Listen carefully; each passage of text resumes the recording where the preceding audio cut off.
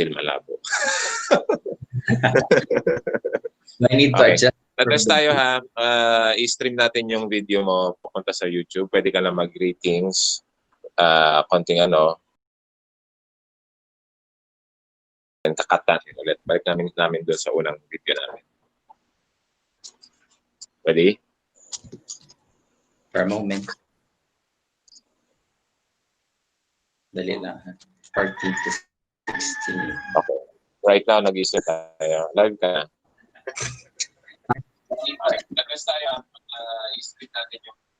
Okay, good morning, ladies and gentlemen. I'm Sunny Cortez, and this week, for the whole week, we are conducting our in-service training for teachers for the year 2020. So, mabuhay, magandang umaga. Hindi pa tayo nag-uumpisa, but I'd like to greet everybody as we prepare for the preliminaries.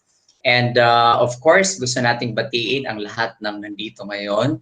Of course, we would like to greet our division education leaders who will be joining us, and many of them will serve as speakers, who will also serve as facilitators. And then, of course, to our public schools district supervisors, to our school heads, and to all the teachers in our 33 schools in the division of Marikina. I understand we are live using our account in SDO Marikina. We are live on YouTube.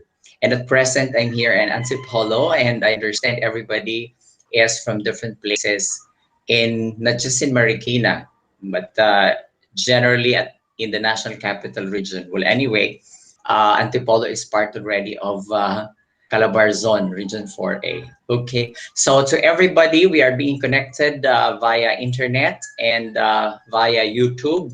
Hopefully, we will learn many things in our in-service training today. Thank you and see you later.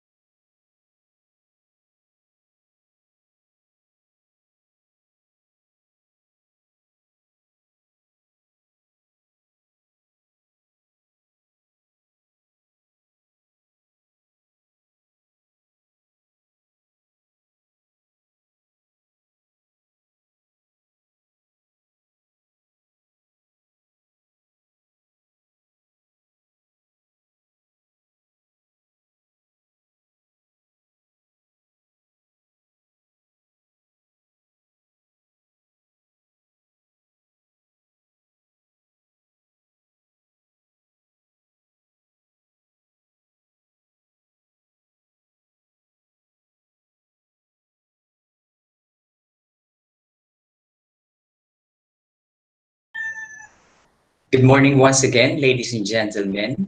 And while waiting for the preliminaries, as we have the in-service training for 2020 of our teachers in SD Marikina, while waiting for them, we're going to use this time so that we could have our pre-test.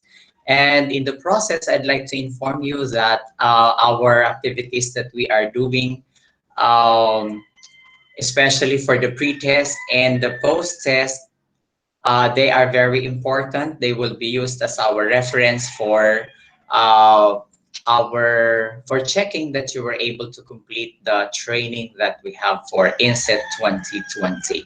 So you will be given 15 minutes for you to answer the questions in the pre-test, and you will find the link at the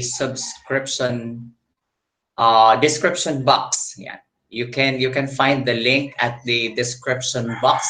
That's for day one. You have to link the you have to click the link for day one for you to answer the pre-test, and you will be given 15 minutes for you to answer the pre-test.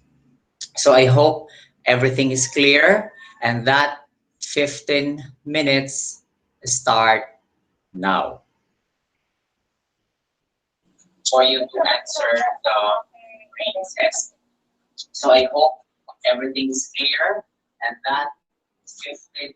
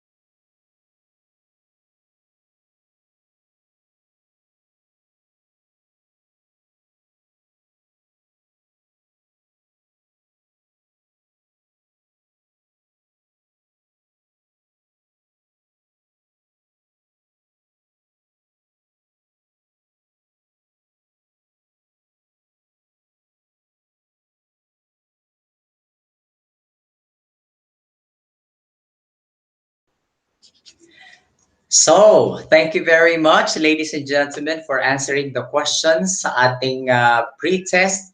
And we were able to use our time. Actually, if you were able to notice, we've extended the time to more than 15 minutes so that we could accommodate those who came in and who were looking for the link. So we've extended the time. But of course, we would like to inform you that later on, especially that we will be having some questions to be answered every after topic of our speaker.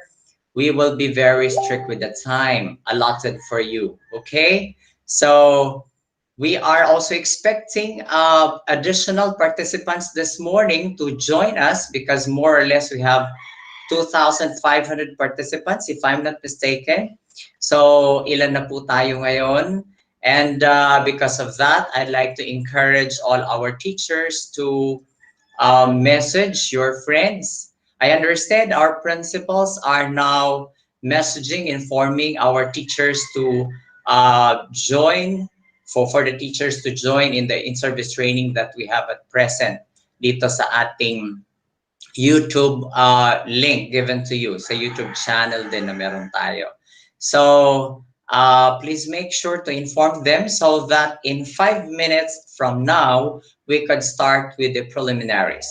Once again, please inform your teachers to our dear school heads and to our teachers, yung mga kaibigan ninyo na hindi pa po nasa YouTube.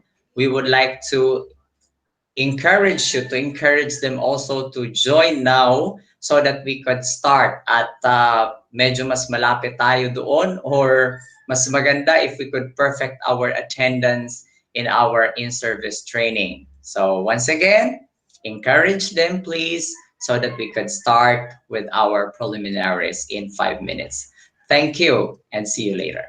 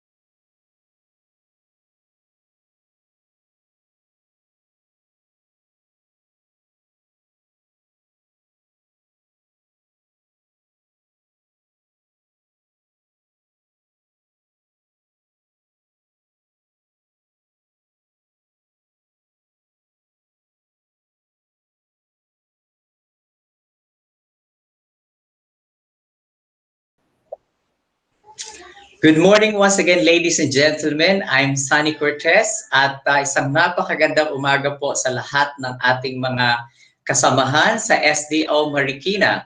Today, December 14, 2020 hanggang December 18, 2020, we are conducting the in-service training for teachers on distance learning delivery modalities.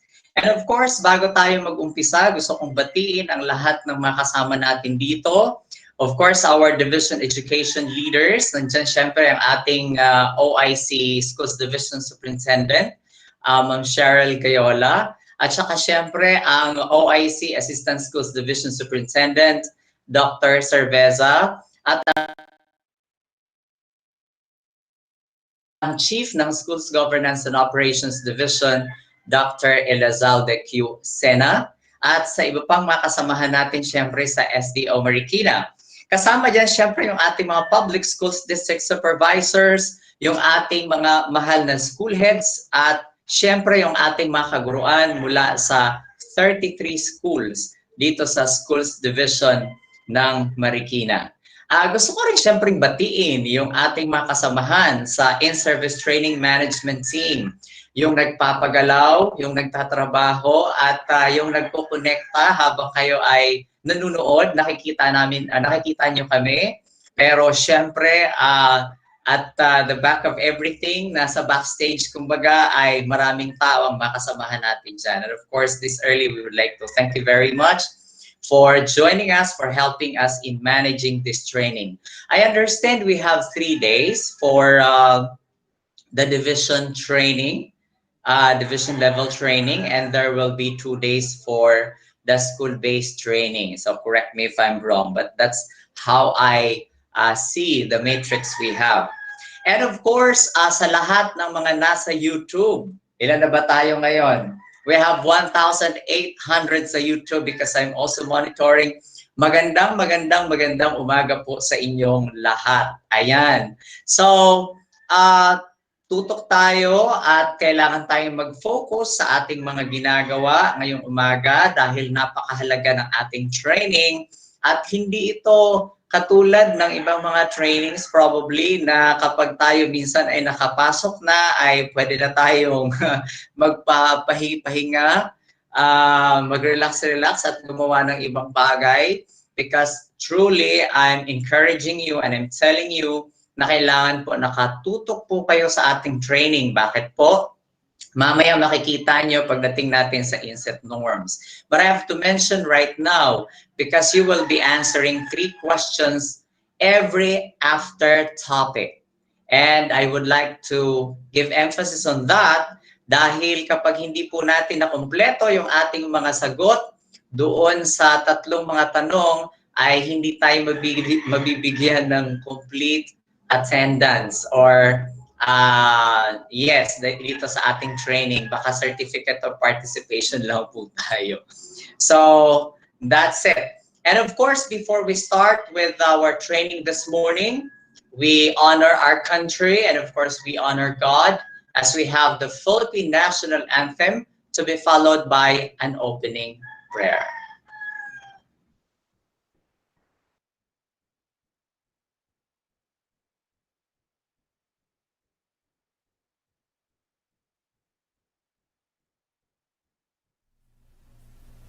Bayang magiliw, prelas masilanganan, alab ng puso, sa dibdib mo'y buhay. Lupang hinirang, tuyang ka na magiting, sa manlulupi, di ka pasisiid. Sa dagat at bundok, sa simoy at sa langit mong ugaw, may dilagang tula at awit sa paglayang minamahal. Ang kisap ng watawat mo'y tagumpay na nagniningin. Ang bituin at araw niya kailan pang may di magdidilim. Lupa ng araw ng buwan ating pagsinta, buhay langit sa piling mo. Aming ligaya na pag may mga api, ang mamatay ng dahil sa'yo.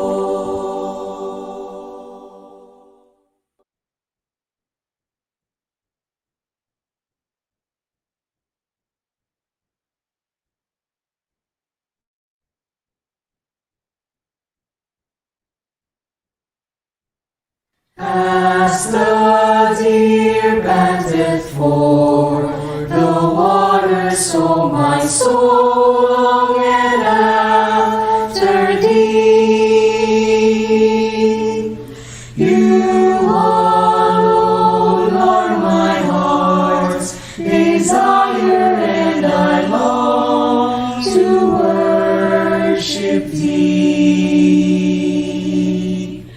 You alone are my strength and shield. To you alone may my spirit yield. You alone are my heart's desire, and I long to worship thee. You're my friend and you are my brother, even though you are Sunny, standby camera.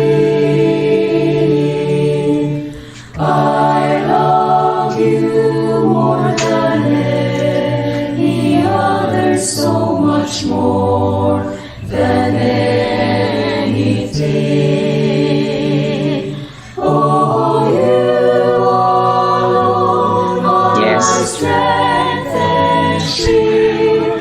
To you alone may my spirit yield. You alone are my heart's desire, and I long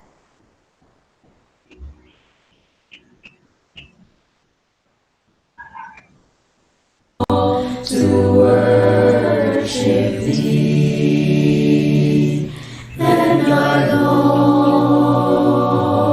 to worship thee.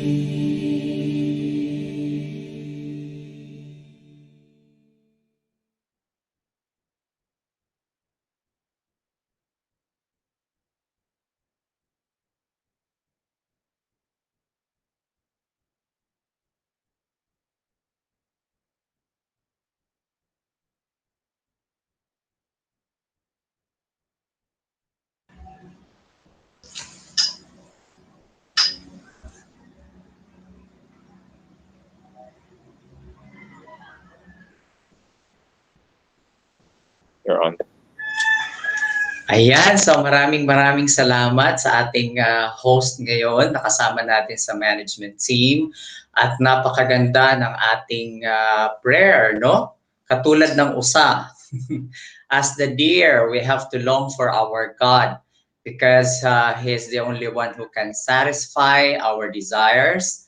At sa gitna ng lahat ng ating kinakaharap, huwag nating kakalimutan na lagi tayong lumapit sa Panginoon, humingi ng proteksyon, ng gabay. Siyempre sa umagang ito, hilingin na rin natin sa Kanya yung Kanyang gift of knowledge and wisdom and the gift of understanding so that we could better understand yung mga ituturo sa atin, yung mga isi-share sa atin ng ating mga speakers.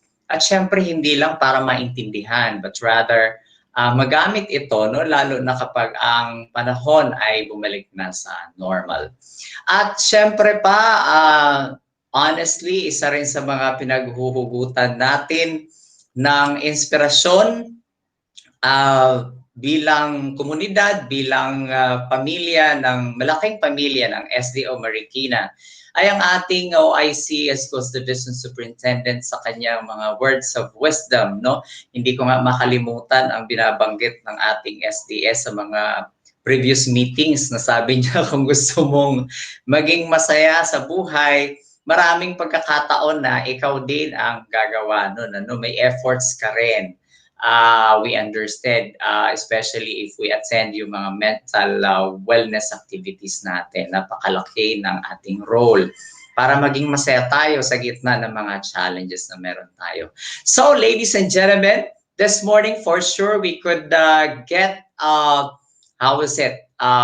messages and learnings from our Officer in Charge, Office of the Schools Division Superintendent. Ladies and gentlemen, Ma'am Cheryl T. Gayola for an inspirational message.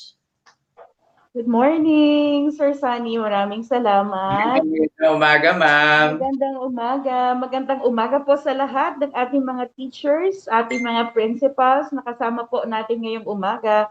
Magandang umaga sa ating mga education program supervisors at PSDSS. Ganon din po ang ating mga kasamahan sa SGOD at sa IT unit na talaga pong busy ngayon para po sa pagtiyak na magiging maayos ang ating pong in-service training, our first ever online in-service training para po sa Schools Division Office ng Marikina. Magandang umaga po sa lahat. 11 days na lang po at Pasko na. So, lahat tayo, alam ko, no, mayroong certain spirit talaga yung Christmas na nagtutulak sa atin para mas maging hopeful at mas maging masaya. So, Merry Christmas in advance to all of you dahil baka hindi na po ako magkaroon ulit ng pagkakataon na kayo po ay mabati ng maligayang Pasko. So, it's inset time again. I hope na mas excitement ang nararamdaman natin ngayon that we will learn again something new. So, learning is a lifelong process indeed. Sabi nga ni Peter Drucker that this is our way to keep us abreast of change. But let us accept the fact that not all people are capable and are willing to learn.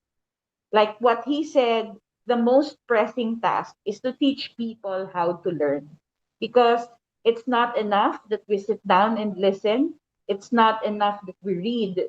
There are certain processes that we have to go through, no, to ensure that we really know how to learn and we indeed are learning. So I am hoping that all our participants in this training are more than willing to learn first and foremost. And of course, the process that we will be implementing for this inset, katulad ng sinishare kanina ni Sir Sunny, will teach us the hows of learning. So the objectives of this training were informed by the community visits that we did a week or two after the opening of classes. After a series of meetings and consultations, we were able to come up with relevant areas of focus for teacher-led development. We, through the Curriculum and Implementation Division, headed by, of course, our OIC, ASDS, Ma'am Elisa Cerveza, and the support of the SGOD through the leadership of Sir Sena, were able to actually design a teacher's handbook for distance learning. And this will be soon distributed for all our teachers. This will serve as a handy guide in conducting classes through distance learning modality. Distance learning is something new, okay? All of us were not prepared for this. So we really need guidance, no? Necessary and close guidance so that the transition will be a bit easier. So rest assured that the intention of the SDO is to help you in this new and challenging journey. We will readily and proactively respond to felt needs because that is our commitment. We are all learning, we are learning together, and we will not stop. This is all for quality education that our learners truly deserve. Good morning to everyone, and thank you very much.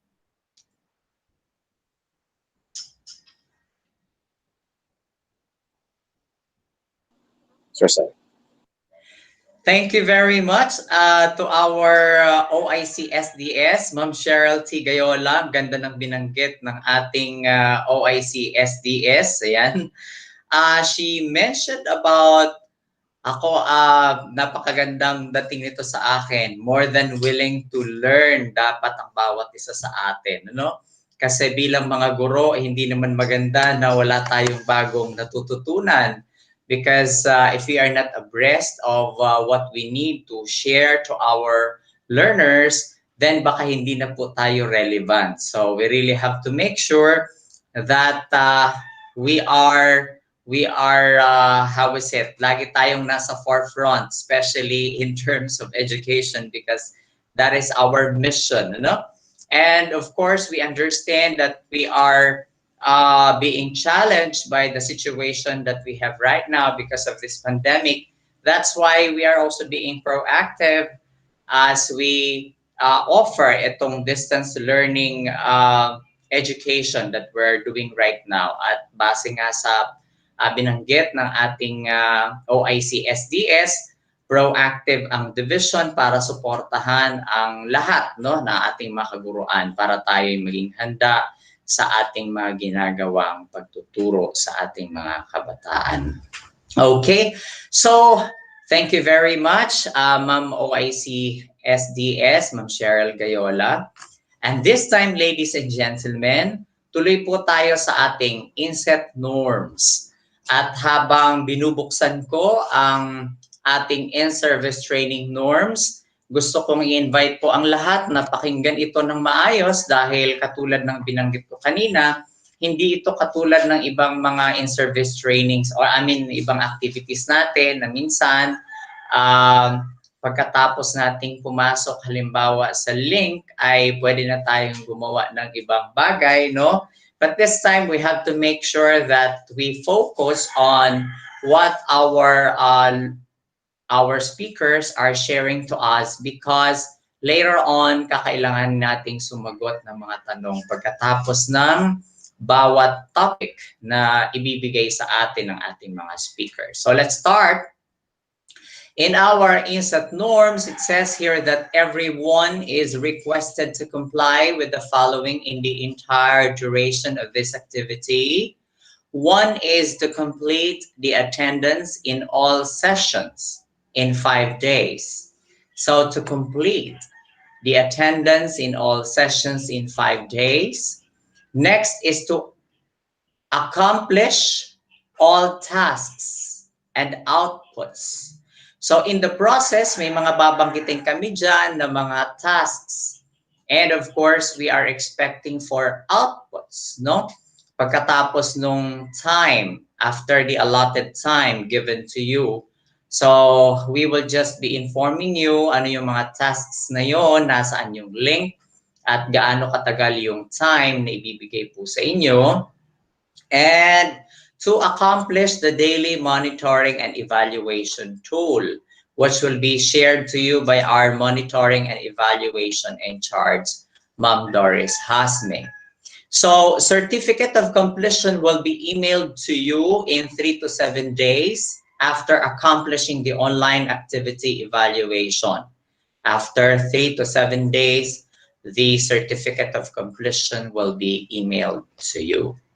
Next, for the Zoom guidelines, it's for easy identification, you are requested to put your school before your full name on Zoom. Ayan. So if you're going to have your answers and then your tasks that you're going to accomplish, please make sure to put your school first, no? Before your full name on Zoom. Number 1, click the participants icon. Click the participants icon. See the lower middle portion of your screen. Ayan. So makikita niyo yan sa inyong screen. And then number 2, move the arrow to your name and click the word more. Move the arrow to your name and click the word more. Then number 3, click the drop-down menu, rename. That's rename. So sa drop-down menu, rename and encode your school and your real name. So I don't know if you're seeing the example given to you there. Example, kung Fortune High School yan, we have FHS-Mark Castro as our school head from Fortune High School. Good morning, Sir Mark. Nabati ko rin pala si Sir Larry. Okay, so sa lahat syempre. Next, for Zoom guidelines, mute your mic by default and turn it on only when speaking. The organizer may put the participants on mute. So, napakahalaga po na nakamute yung ating microphone Dahil kapag ito ay naka-turn on, isa lang ang mag-turn on, maingay na po tayo. So please make sure na isa lang po ang naka-turn on at a time. So yung speaker ba o kaya yung MC o kaya yung magtatanong, pero once you are recognized. Next, turn on your camera when speaking during a discussion. So that's the time that you could turn on your camera during the time that you are asking or during discussion if you are allowed. Next, raise your hand to be recognized before switching on the mic to speak.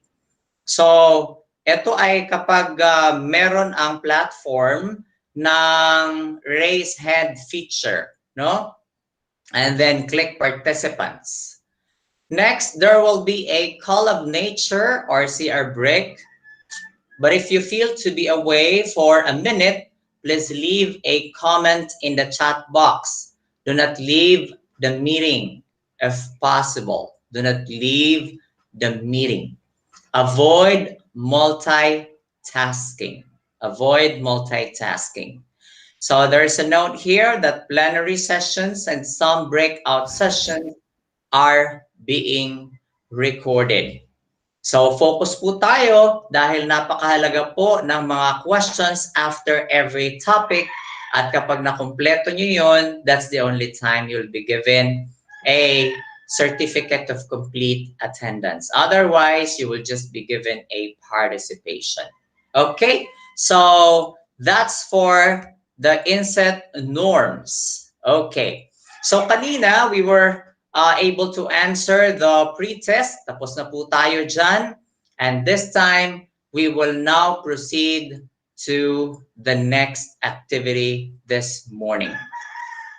To give us the first topic on distance learning overview, we have our concurrent chief of the Curriculum Implementation Division, and of course, our officer in charge, Office of the Assistant Schools Division Superintendent.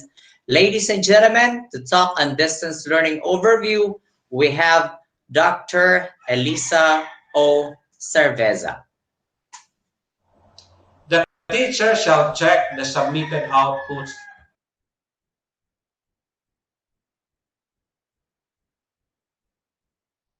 Superintendent, Ma'am Sharon P. Gayola, our SGO Chief, Sir Salvi Elizalde Sena, to our supervisors, our principals, and to all our teachers, good morning.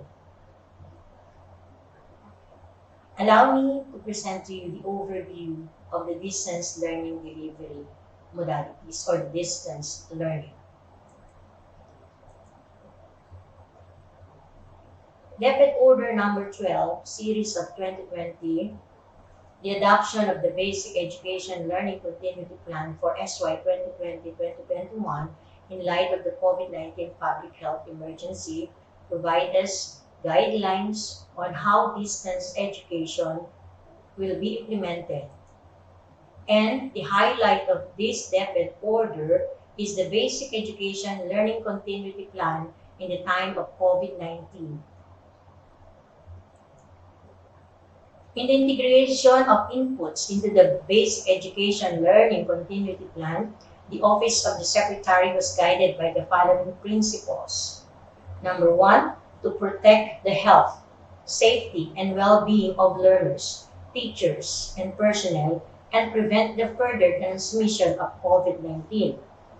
Number 2, to ensure learning continuity through K-12 curriculum adjustments, alignment of learning materials, deployment of multiple learning delivery modalities, provision of corresponding training for teachers and school leaders, and proper orientation of parents or guardians of learners. Number 3, facilitate the safe return of teaching and non-teaching personnel and learners to workplaces and schools, taking into consideration the scenarios projected by the Department of Health and the Interagency Task Force for the Management of Emerging Infectious Disease in the Philippines, complemented by other credible sources and balanced with DepEd's own risk assessment. Number 4, be sensitive to equity considerations and concerns and endeavors to address them the best we can. Number 5, link and bridge the basic education learning continuity plan to DepEd's pivot to quality and into the future of education under the framework of Sulong Edukalidad and futures thinking in education. DepEd adheres to the position of closure of schools or use of alternative learning modalities. Example, the online or the distance learning. This is why in our schools division office, we implement distance learning. DepEd's readiness for distance learning. Given the epidemiological picture, the direction of overall government response and the directive of the Secretary to find ways for learning to continue in a safe and healthy environment amid COVID-19, it is clear that distance learning will be a key modality of learning delivery for this school year. Distance learning is not new to DepEd. We have existing alternative delivery modalities or ADMs in the formal schools which are not confined to online or digital platforms. However, although this distance learning was implemented in a smaller scale before, but this time of this pandemic, there is a need for all of us or for the entire DepEd to implement this distance learning in a larger scale. What are the learning delivery modalities that must be employed or that must be used so that distance learning may be implemented? The learning delivery modalities that schools can adopt may be one or combination of the following depending on the COVID-19 restrictions and the particular context of the learners in the school or locality. Face-to-face, although it is not yet allowed because of our situation brought about by this COVID-19, this refers to learning delivery modality where the students and the teacher are both physically present in the classroom and there are opportunities for active engagement, immediate feedback, and social-emotional development of learners. This is our usual modality before the pandemic. But as I have said, because of our situation, face-to-face is not allowed, so the other distance learning modalities will be implemented. Let's talk about the distance learning. Distance learning refers to a learning delivery modality where learning takes place between the teacher and the learners who are geographically remote from each other during instruction. This modality has three types: the modular distance learning, MDL, online distance learning, and television, TV, radio-based instruction. Online distance learning features the teacher as facilitator, engaging learners' active participation through the use of various technologies accessed through the internet while they are geographically remote from each other during instruction. In our division, our online classes for this modality is conducted through our e-learning platforms for the secondary and ALS learners and Learn for our elementary learners. TV or radio-based instruction. It utilizes self-learning modules converted to video lessons for television-based instruction and self-learning modules converted to radio scripts for radio-based instruction. Distance learning modality is most viable for independent learners and learners supported by periodic supervision of parents or guardians. This is used in other divisions and other regions. However, in our division, we're not implementing this. Blended learning.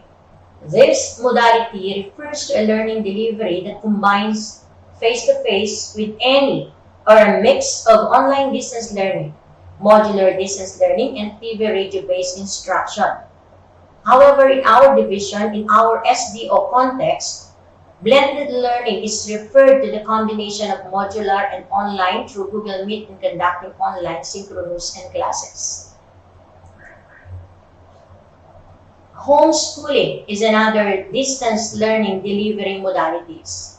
This is an alternative delivery mode that aims to provide learners with quality basic education that is facilitated by qualified parents, guardians, or tutors who have undergone relevant training in a home-based environment. It allows families to educate according to their personal faith, philosophy, and values and adjust learning schedules around family schedules and circumstances. However, this is not implemented in our division. What are the learning resources for distance learning? Our division, with the leadership of our supervisors, master teachers, and selected teachers, we were able to prepare and produce the self-learning modules. And these self-learning modules, which are in print and in digital format, are the primary learning materials for our learners. However, the use of textbooks, activity sheets, video lessons, the use of the materials in depth and commons, and any other relevant materials that may be provided by the teachers may also be used to supplement the self-learning modules.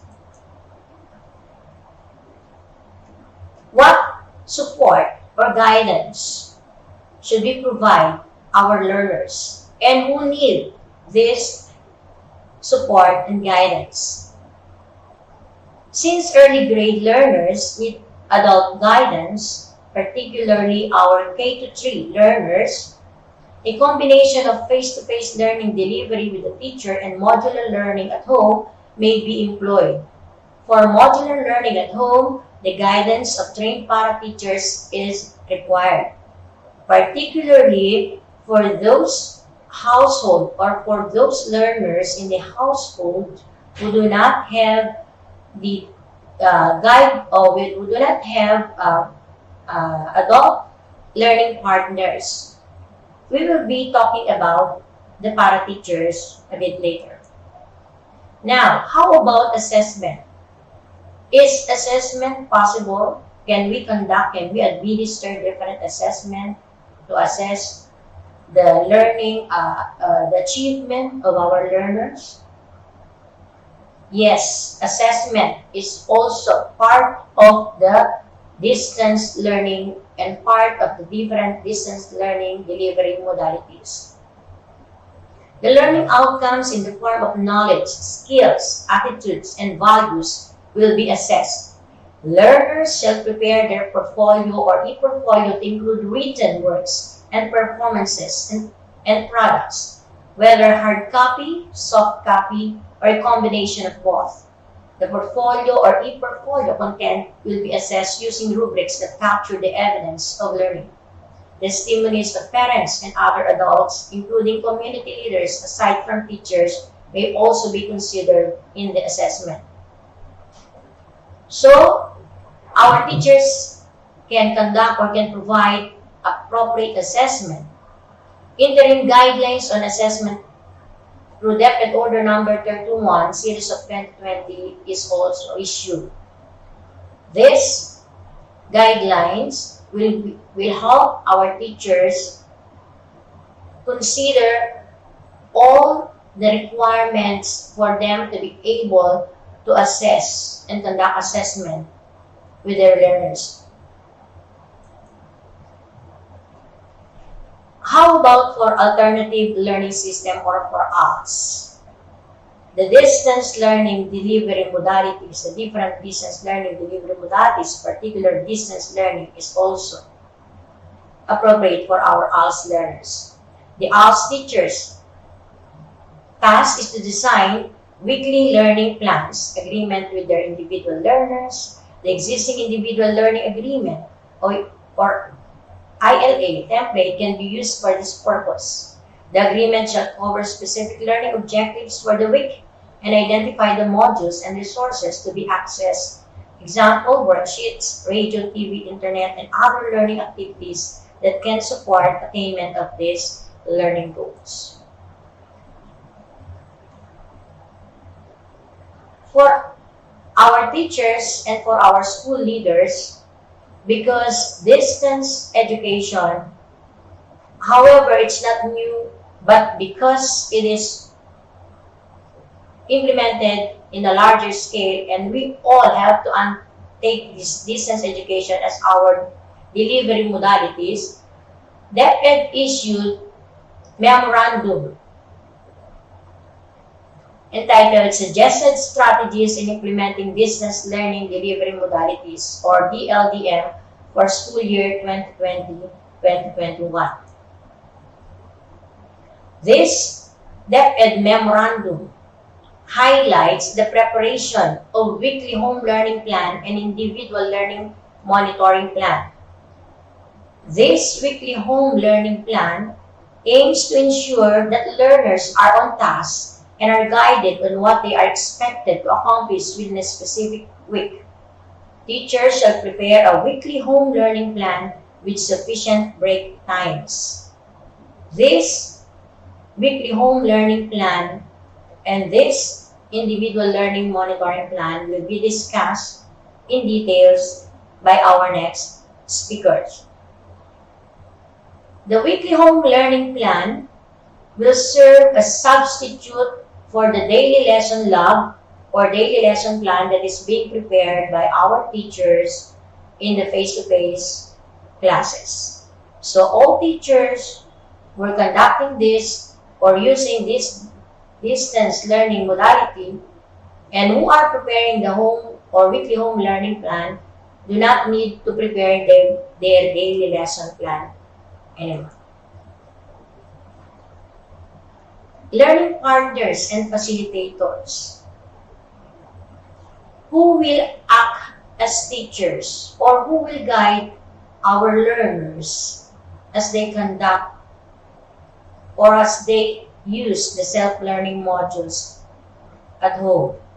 Learning facilitators or a household partner like parent, guardian, sibling, or other community members considered as responsible adult shall guide and support the learning process of the child, provide guidance in accomplishing given home learning tasks, be capacitated on their roles through a capacity building program. Our schools provided orientation to the parents so that they will know or they will be oriented and they have clear idea of how they will learn or how they will help their children learn in this home-based learning or as they use the self-learning modules, as the children or as the learners use the self-learning modules at home. How about for those learners without the available learning facilitators at home? This could be possible because there are some families whose parents are both working, or sometimes there are no other available guide or guardian who can lead them in doing or accomplishing the self-learning modules. Or perhaps the guardians may not have no idea of the subject matter that is being studied by the child at home. What can the teacher do and how can we help our learners? The subject teacher or a cluster learning facilitator may conduct home visits following social distancing protocols, or they may communicate through text messages, phone, live chats, or through other available forms of communication to provide assistance or remediation. Teachers, learning facilitators may be provided with loan allowance and traveling expenses chargeable against local funds. subject to availability of funds and applicable rules and regulations. School, home, and community partnership.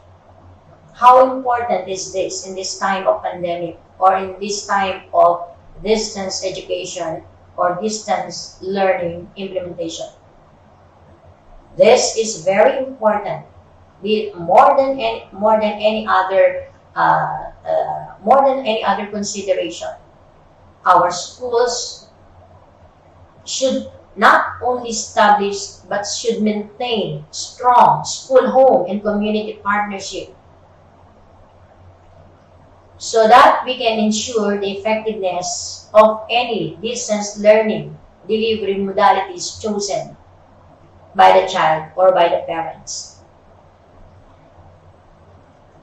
The importance of conducting dialogue with parents and stakeholders for shared accountability and responsibility. We all know that parents and teachers can only work to ensure that the distance learning delivery modalities chosen by the children can be implemented effectively if they have constant communication. This is very critical nowadays. The constant communication between the teachers and the parents. Because it's true that our children's or our learners' education is a shared accountability between home and school or between parents and teachers. Provide adequate and appropriate guidance and support to the learners to ensure that their new experience with these learning modalities shall be properly transitioned both at home and in school. Who will do this? Who will give the appropriate guidance? It's not only the teacher, it's not only the parents, but both. School, home, and community partnership is indeed very important.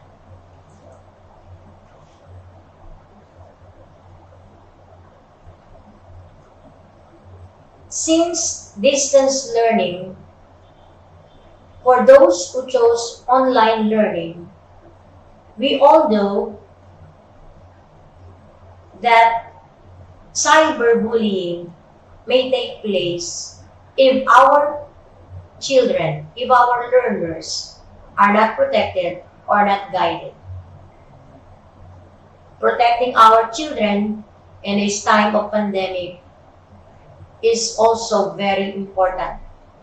So DepEd Order number 40, series of 2012, the policy guidelines on protecting children in school from abuse, violence, exploitation, discrimination, bullying, and other forms of abuse through their duties and responsibilities stipulated in section 7 to 10.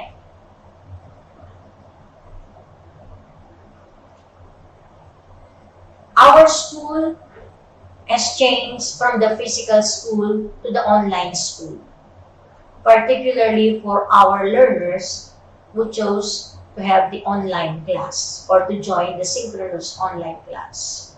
So therefore, protecting them from cyberbullying is also very important. So DepEd requires or mandates us to strengthen the implementation of this DepEd order. Schools also need to review the composition of the Child Protection Committee or CPC, including their roles and functions in accordance with the provisions in the same order. The CPC shall work in coordination with the Barangay Council for the protection of children. Take note, our dear teachers, we have also to educate or we have also to guide our parents so that they can also guide their children at home while using the internet in distance learning. We have to guard or we have to protect our children.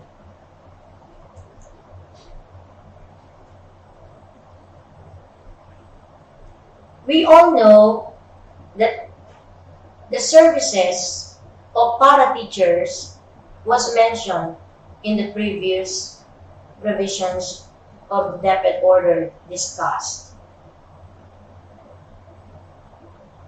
Recently, DepEd issued another order, DepEd Order number 32, Series 2020, the guidelines on the engagement of services of learning support aids to reinforce the implementation of the basic education learning continuity plan in the time of COVID-19 pandemic.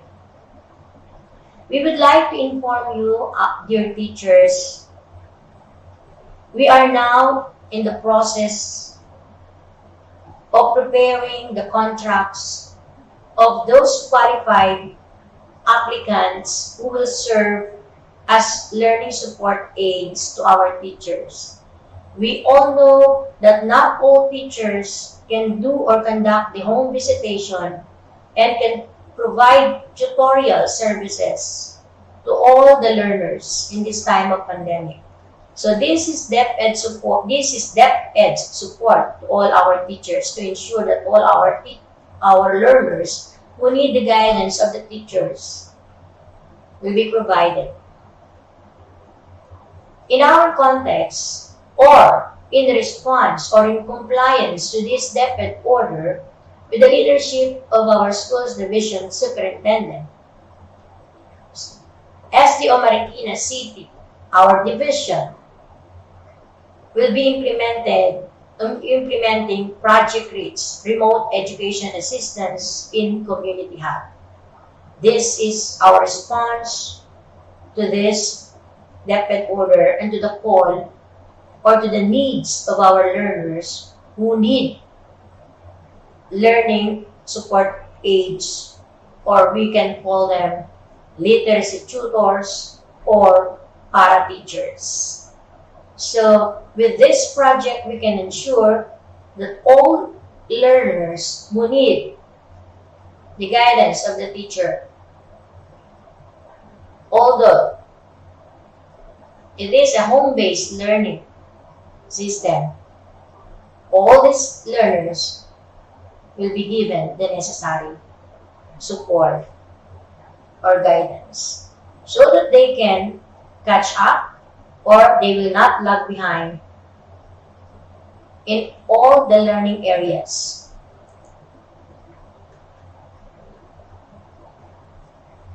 Another support of our SDO to all of you, dear teachers, because this training, this 5-day training may not be sufficient or may not be enough for you to master the strategies, the processes of the distance learning, because we are in the pilot implementation of this kind of modality.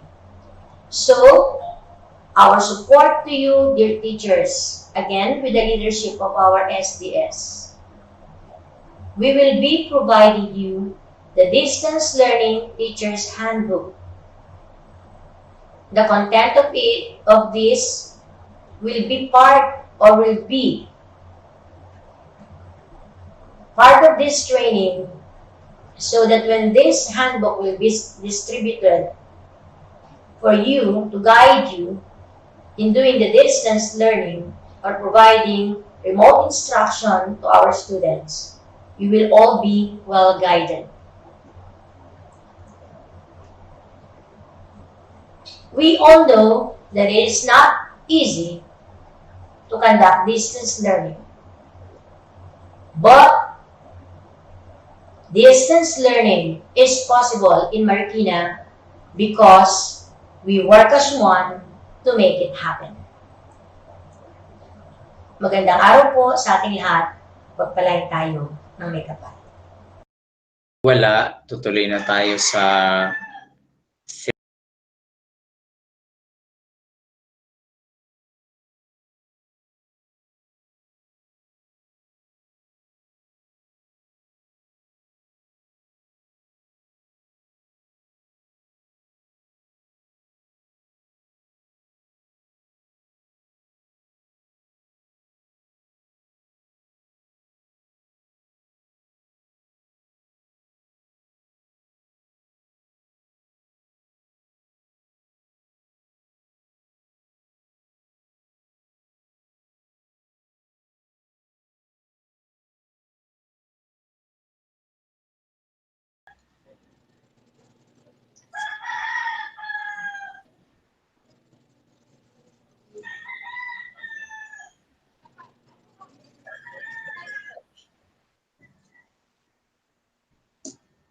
Turn our live.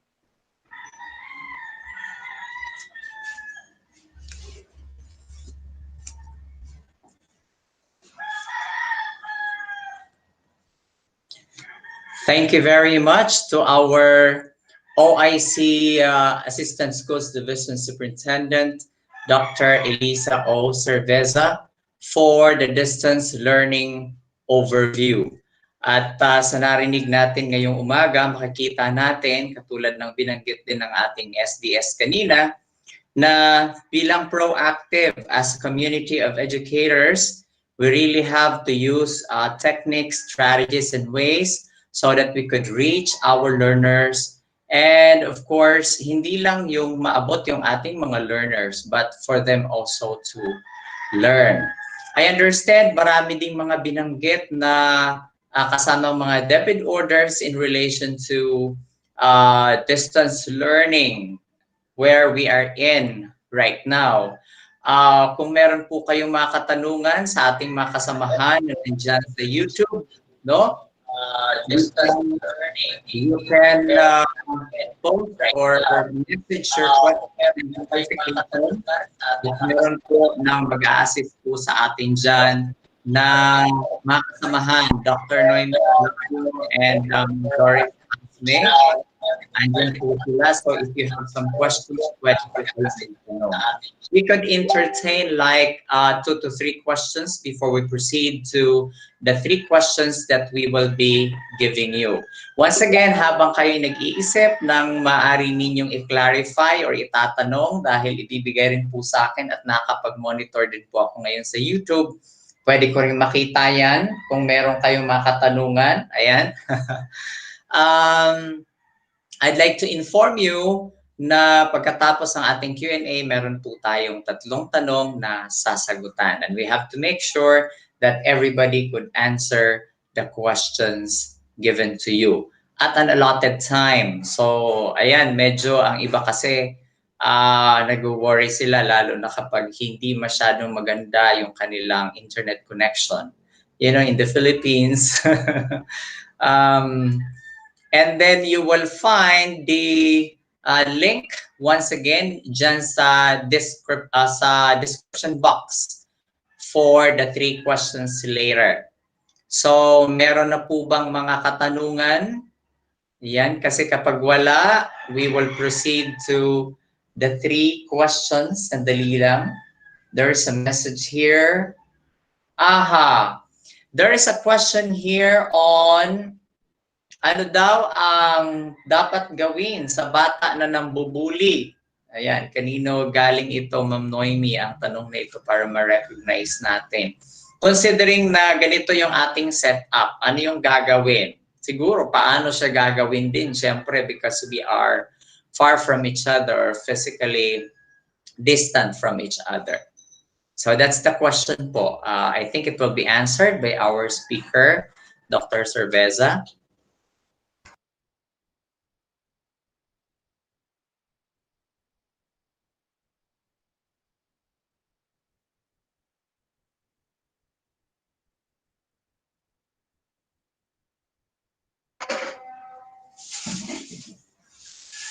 Kasama po natin si Dr. Cerveza, right? For the question.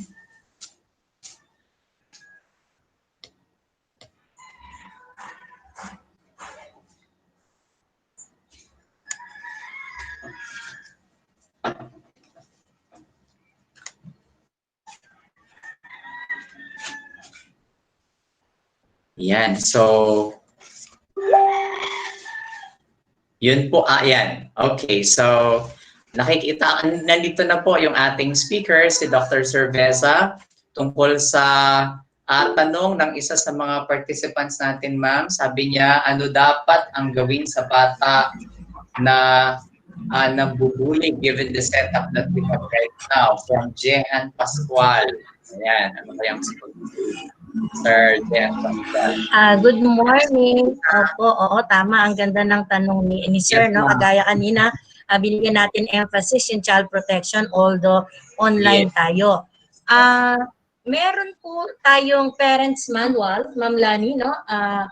na inisyu, di ba, na nandun yung mga simple, yun yung mga simple steps natin, di ba, na nakalagay kung ano ang dapat gawin. Although, sabi ko nga, the same pa rin kung ano yung process natin dun sa pag-report ng bullying at pag-address ng bullying. However, sabi nga natin, napaka-importante siguro dahil nga tayo, remote tayo from our students, no? I guess, halimbawa, we need documentary evidences siguro no dun sa nabubuli, tama ba? Kasi lalo na let us say for example, baka kaya nga iiwasan natin kung minsan na yung mga estudyante nag-o-online na mag-isa, no? A reminder din natin sa ating mga teachers lalo na sa high school kasi medyo na itong ating mga students, no, medyo independent learners, no, di ba? Kasi dati sa face to face we allow them to make their group work. Tama? So baka kasi may mga teachers na inallow sila na gumawa ng mga group work and then dun siya nangyari. So napakahalaga, although we allow them to do their group work, see to it, dear teachers, na yung mga teacher ay kasama. Hingin nyo yung inyong mga meeting link. No? Halimbawa, yung group na to, gagawa sila, di ba, magko-collaborate sila online, di ba, mga kapatid. No? Napakahalaga, nakasama rin si teacher to monitor. And kung sakasakali, no, tuturuan din natin ang ating mga anak o mga estudyante na yung mga sa child protection, no, papaalala natin sa kanila. Pero just in case, no, mahalagang marunong silang mag-capture ng mga evidences, no? Lalo na kung dun sa group chat, di ba? Siguro sa tingin ko yun ay isang napakagandang So, dapat nating gawin. Meron tayong proseso, wala tayong lalaktawan sa proseso, the same pa rin. Pero ang initial step nga is for us to capture kung ano yung mga documents or yung mga proof that there was a bullying that is taking place. Okay? However, sabi ko nga sa inyo, napaka-importante na nandyan pa rin dapat ang teacher. Para dun pa lang, di ba Sir Sunny and the rest, nakikita na kung may nagaganap sa cyberbullying. Pero just in case, kung mga personal messages ang pambubuli, napakahalaga that they have to keep all these evidences. Para sa ganon, makapag-proceed tayo dun sa tamang steps on how to address this kind of bullying. Okay? So I hope nabigyan ko ng linaw. Meron pa bang follow-up question? May I request also, baka andito si yung ating mga supervisors who would like to give additional input. Ma'am Lani, would you like to say something on this issue na tinatanong sa atin ng ating teacher? Okay, so may I know, Sir Sunny, if the teacher was satisfied with the Again, meron din po nasa parents manual natin, no? Dear teachers, kindly review. You were given soft copy ng parents manual. Andun yung mga basic steps on how to protect our children, no? Nandun din naka-mention siya. However, ulitin ko, the same process ng pagpuproseso kung may bullying, pero may konti lang tayong dapat i-consider, kagaya na sinabi ko. Thank you. Maraming salamat, Dr. Cerveza. Yung unang tanong, Dr. Cerveza, ay tungkol doon sa bullying. This time, meron isang tanong pa on, we understand na at present yung ating internet connection is really a concern for our teachers and even for our learners and parents. Ang tanong dito, how can the division assist the teachers in the internet connection? So ito po ay concern ng guro on the internet connection, ma'am. Okay, so ito ang tanong, no? The internet connection is really kung minsan poor, nagpa-fluctuate, at ito ay in terms of technicality, beyond ang control natin siya, di ba? This is beyond our control because may tamang ahensya na dapat na nag-a-address dun sa issue, no, ng technicality. However, sabi nga natin, please dear teachers, huwag kayong masyado pong maburden kung mahina ang internet. Please take note that our default, no, ang unang default natin is to give our students the self-learning modules. And these self-learning modules, based dun sa salita o sa pangalan pa lang, di ba? ito ay talagang kumbaga may instruction na doon on how our learners can learn with the guidance of our teachers or with our, with parents, okay? Yung ating mga adult learning partners sa bahay. However, nagkakaproblema lang tayo sa kung sakaling nag-i-schedule kayo ng mga synchronous online classes. Ulitin ko po, sa elementary wala naman po tayong problema at saka dun sa mga hindi naka-enroll sa e-learning, so hindi natin dapat masyadong binaburden ang sarili natin, no? The online synchronous classes, kung halimbawa mahina ang internet, you can actually reschedule it kung talagang may ganun na pangyayari. At the same thing, ayokong i-preempt, no, yung mga sasabihin ng ating mga speakers na susunod. But yun ang sabi ko nga, wag pong masyadong may burden ng sarili sa pag-conduct ng online synchronous classes kasi mamaya i-discuss din naman sa inyo yan. Wag po tayong masyadong pa-stress. If the problem is technicality that is beyond our control, yan ay mga strategy i-address natin. Ayoko lang munang i-preempt kasi magpipresent pa yung ating mga speakers, okay? So we will address that a bit later. Thank you. Thank you very much, Dr. Cerveza. Meron pa po dito siguro, isa na lang. Yeah. Once, if we're going to accommodate like 3 questions, ang isang concern dito, paano po kung ang magulang ang nambubuli sa teacher? Is this a common experience that we have right now? Magulang ang nambubuli sa teacher. From Ma'am Liliosa de la Paz, mula sa YouTube natin na viewers. Dr. Cerveza.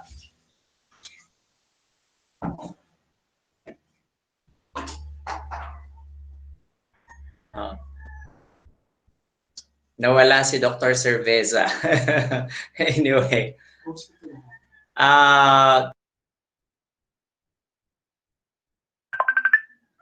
Ayan, pwede nating balikan. Maya-maya lang si Dr. Cerveza. Sandali ha. Dali lang.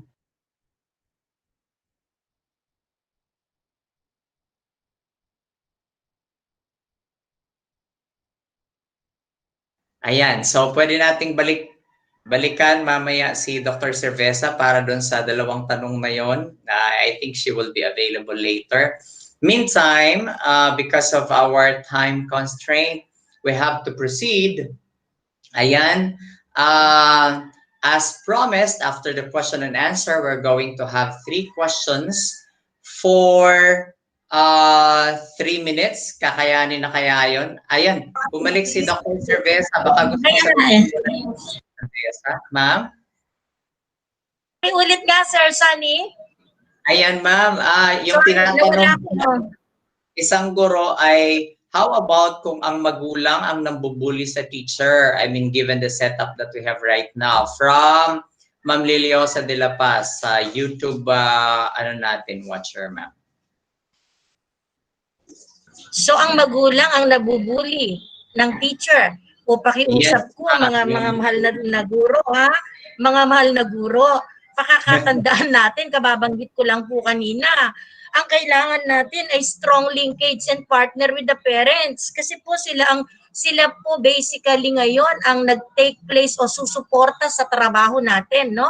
Because sabi ko nga kanina, nagkaroon tayo ng shifting from school-based ang learning, naging home-based ang learning. So, una, number 1, ang sasagot ko, Sir Sunny, huwag dapat nang bubuli ang teacher ng magulang. Okay? Pangalawa, may karapatan din po ang magulang, di ba?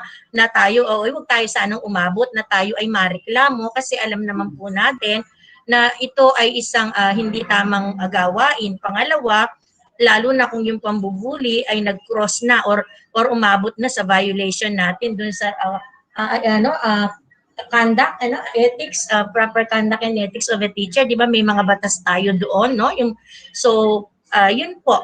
So, hindi dapat binubuli magulang kasi baka umabot sa punto na sila naman ay mag-complain din against us. Please do not do that because may proper step din po. So, wag po sanang mangyari. Okay? Ulitin ko, binanggit ko kanina how important napaka-importante ngayon ng partnership natin with the parents. Kung medyo napipikon tayo, makulit, kung minsan di natin maiwasan, habaan po natin ng pasensya kasi napakahirap din talaga ng sitwasyon ng magulang na magturo ng kanilang mga anak. Kung tutuusin talaga, hindi naman talaga sila ready for this kind of situation. So, konting tiyaga, okay? So, ulitin ko, Sir Zani, ang sagot, diretso. Pagka ng bully at medyo may nalabag tayo, lalo na sa mga words na yung mga nagamit natin, baka tayo po naman ay mabigyan ng no? Ayaw naman natin umabot sa gano'n na ma-complain tayo. Thank you, Sir Sunny. Pero ma'am, ito parang baliktad ang point nila kung ang guro na ang binubuli ng magulang. Sorry. O sige. Opo. Ganito po, posible rin naman no ang guro ay mabuli ng magulang kasi minsan siguro out of nawawalan na ng pasensya no yung mga magulang, tapos minsan lalo na kung marami tayong pinagagawa. Kaya nga po hintayin natin ang kaparaw din natin, may karapatan din naman po tayo, lalo na kung cyberbullying. May batas din naman na pwedeng tayo naman po ang mag-complain. Okay? Di po ba kasi ang cyberbullying naman ay para naman din sa lahat. So I guess we can also gamitin natin din yung karapatan na yun kung sakaling may lumabag ng batas na to at tayo naman ang tinamaan. The same, may karapatan din tayong mag-allege ng complaint. Okay? At sana wag kayong mamaya, medyo siguro tingnan natin yung ibang tanong. Baka napipreempt yung other no? Sige lang, babasahin natin kung kailangan natin sagutin, sasagutin natin. But sa tingin ko, if there are some questions na tumatawid na dun sa ating processes na ibibigay ng ating next speaker, baka natin, no? I-hold natin yung question. Yes. Baka during the presentation, masagot yung iba, ha? Thank you very much, mga teachers. Question lang daw po. Ito ay mula kay Ma'am Yolanda Perez. Regarding po sa portfolio ng mga bata, paano po ang mga bata na hindi makapagpasa ng portfolio dahil nagkanyang modules? Dahil ang kanyang modules at output po ay nadala o nabasa ng baha. Salamat po. Okay. Magandang tanong yan kasi po ang ating division po ay nasa proseso ngayon ng procurement po ng pagre-replace po ng mga nabahang modules ng ating mga bata. Default po natin, most of the schools na nandun sa mga community na talaga na-identified na nabaha, i-replace po lahat, alos lahat ng module from module 4 and then also the other modules na ipagbigay alam lang po. Halimbawa, yung bata talagang hindi natin na-identify no, na nabaha pala yung kanyang module. We can, siguro titingnan natin, no, andito naman ang ating mga principals, i-address po natin yon. They can have a soft copy of the module kung meron naman silang internet capacity, or if not, siguro isa ito sa mga dapat i-address din ng ating mga schools. If we have still available na modules, kasi minsan may mga buffer naman tayo no, sa printing. So, let us know. If not, at talagang yung bata ay kailangan dahil purely modular, ang importante po mga dear teachers, ma-account ninyo yun. And then, i-address po natin yon from the school level hanggang the division level. Okay? So, hindi pwede kasing ma-short change ang bata. Napaka-importante sa kanya yung module kasi yan na nga lang ang nagsisilbing parang teacher at gabay niya sa kanyang pag-aaral. Thank you, Sir Sunny. Maraming salamat, Dr. Cerveza. At ayan, bibigyan lang natin ng tatlong questions at the maximum every after topic, no? Because we are also computing our time. And this time we're going to have 3 questions to be answered in 3 minutes, no? At yung link po ay pag nagbigay na po ako ng go signal na pwede na po kayong sumagot, ay mag-o-open po yan. Pwede na kayong sumagot at isubmit ang inyong mga kasagutan within 3 minutes. Makikita po yan sa inyong subscription box dyan sa ating YouTube. YouTube link sa ating YouTube screen. Sa channel natin, sa baba po, subscription box for 3 minutes. So there are 3 questions there. And the 3 minutes start now.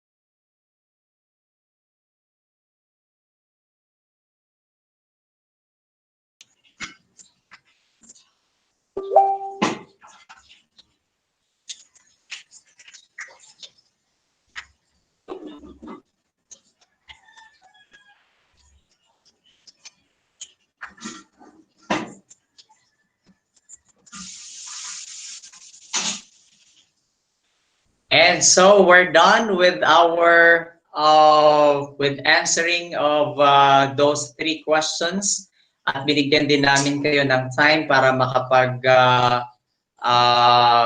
call of nature break, no, or CR break. So as I know, medyo meron pa yata tayong mga 300 to 400 na hindi nakapagsagot. And in total, we have 10 minutes for our quiz this first session, first topic. Okay? At halos ganun po ang ating gagawin sa mga susunod na topics. So let's now proceed. We now continue with the next topic on modular learning delivery modalities. And our speaker here is one of our public schools district supervisors. And actually, dalawa po silang magko-collaborate dito. But of course, we have, or this one is to be spearheaded by Dr. Albert B. Mutia, and in collaboration with Mr. Freddy B. Viernes, one also of our PSPSS. Ladies and gentlemen, on modular learning delivery modalities, we have Dr. Albert B. Mutia.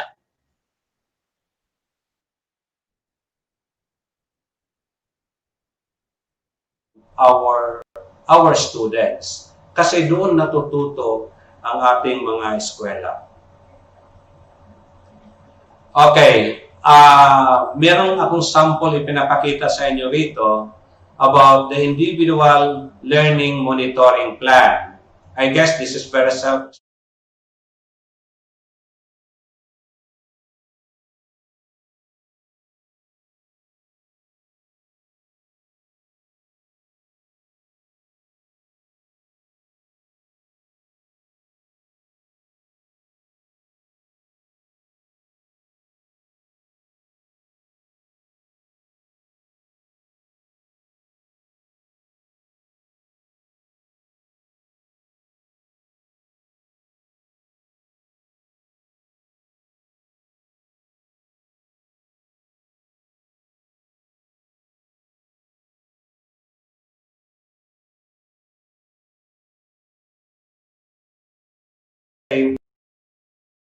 Pwede nating basahin.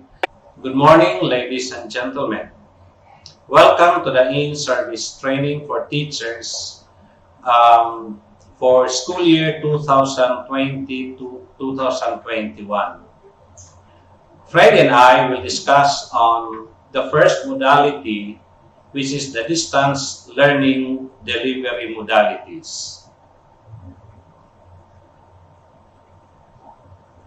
The school's division office learning continuity plan requires the use of different distance learning modalities, including modular distance learning, MDL.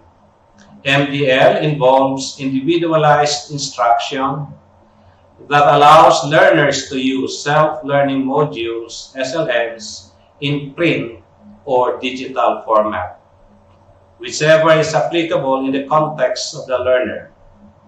Another learning resources like learners' materials, textbooks, activity sheets, study guides, and other study materials. This is based on the ed order. I would like to highlight here that in modular approach, this does not only mean that we will use the hard copy. We can also use the digitized format, which is uploaded or downloaded to our computer or laptops. Don't worry, because the soft copy is given by the division office for free. The teachers are also expected to guide their learners under this learning modality. Household partners like parents, guardian, or sibling considered as responsible adult, yung medyo matanda na po, should guide and support the learning process of the learner at home and provide guidance in accomplishing given home learning tasks. To properly implement this distance learning modality, this process is provided to guide the teachers, parents, and learners.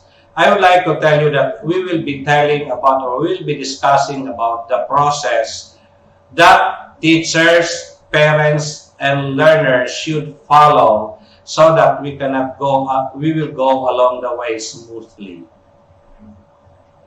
The first step, if you notice here, there are 3 columns. The first one is for the teacher. The first step is teachers shall prepare the weekly home learning plan. This is based on DepEd memorandum. So we shall make it because this will guide for the 3 groups, the teachers, the parents, and the students or learners. Now, I will discuss one by one the procedures on weekly home learning preparation. Kasi dito talaga ang dapat natin pagtutuunan ng pansin. Kasi dito nag-uumpisa po ang lahat. First, refer to the most essential learning competencies in different subject areas. Meaning to say that our weekly home learning plan should be based from the MELCs also. Hindi natin ito kinukuha sa ibang mga competencies na pinanggagalingan. Letter B, gather the self-learning modules, SLMs, and other learning materials needed for the self-paced learning mode. Ang ibig sabihin po rito, kukunin natin ang lahat ng mga SLMs because doon natin gagawin ang ating weekly home learning plan because this is self-paced. Remember that we don't have any close contact with the students. Kaya kung anong pace ng mga bata, siyang dapat masusunod. Letter C. Using the SLMs as reference, accomplish the weekly learning plan by taking into consideration the learning competencies, key concepts, essential undertakings, and the learning tasks or formative assessments needed to track learners' progress in relation to the attainment of content standards.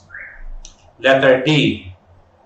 Subject area teachers must collaborate to come up with a set of weekly home learning plans. Lumabas po ito sa test. It is not done by the supervisors, but by subject area teachers themselves for one entire quarter or grading period by integrating all subjects in one learning plan. Ang ibig sabihin dito, it's very, very clear na pinagsama-sama na po ang lahat ng mga subjects. When preparing the weekly home learning plan, teachers should be guided with a long-term vision of what they want the learners to master and achieve in terms of content and competencies at the end of the school year. Hence, they may start with an end in mind using the backward design. Hindi na po tayo dito lalayo para ito sa college na outcome-based. Ano ba talaga ang gusto nating ipapadevelop sa ating mga eskwela? Kumbaga, always look at parang meron tayong vision kung ano ipapagawa natin sa ating mga bata. Letter F.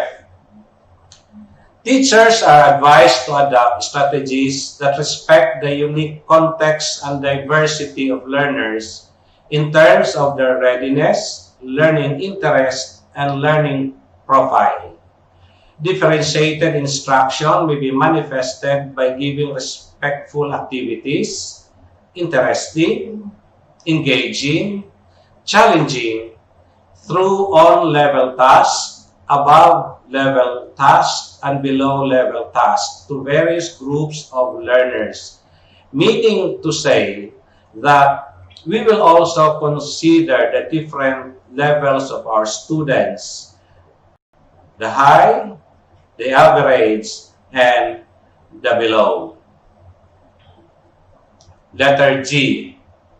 In plotting the learning tasks, teachers should strike a balance between academic rigor and socio-emotional aspect of learning.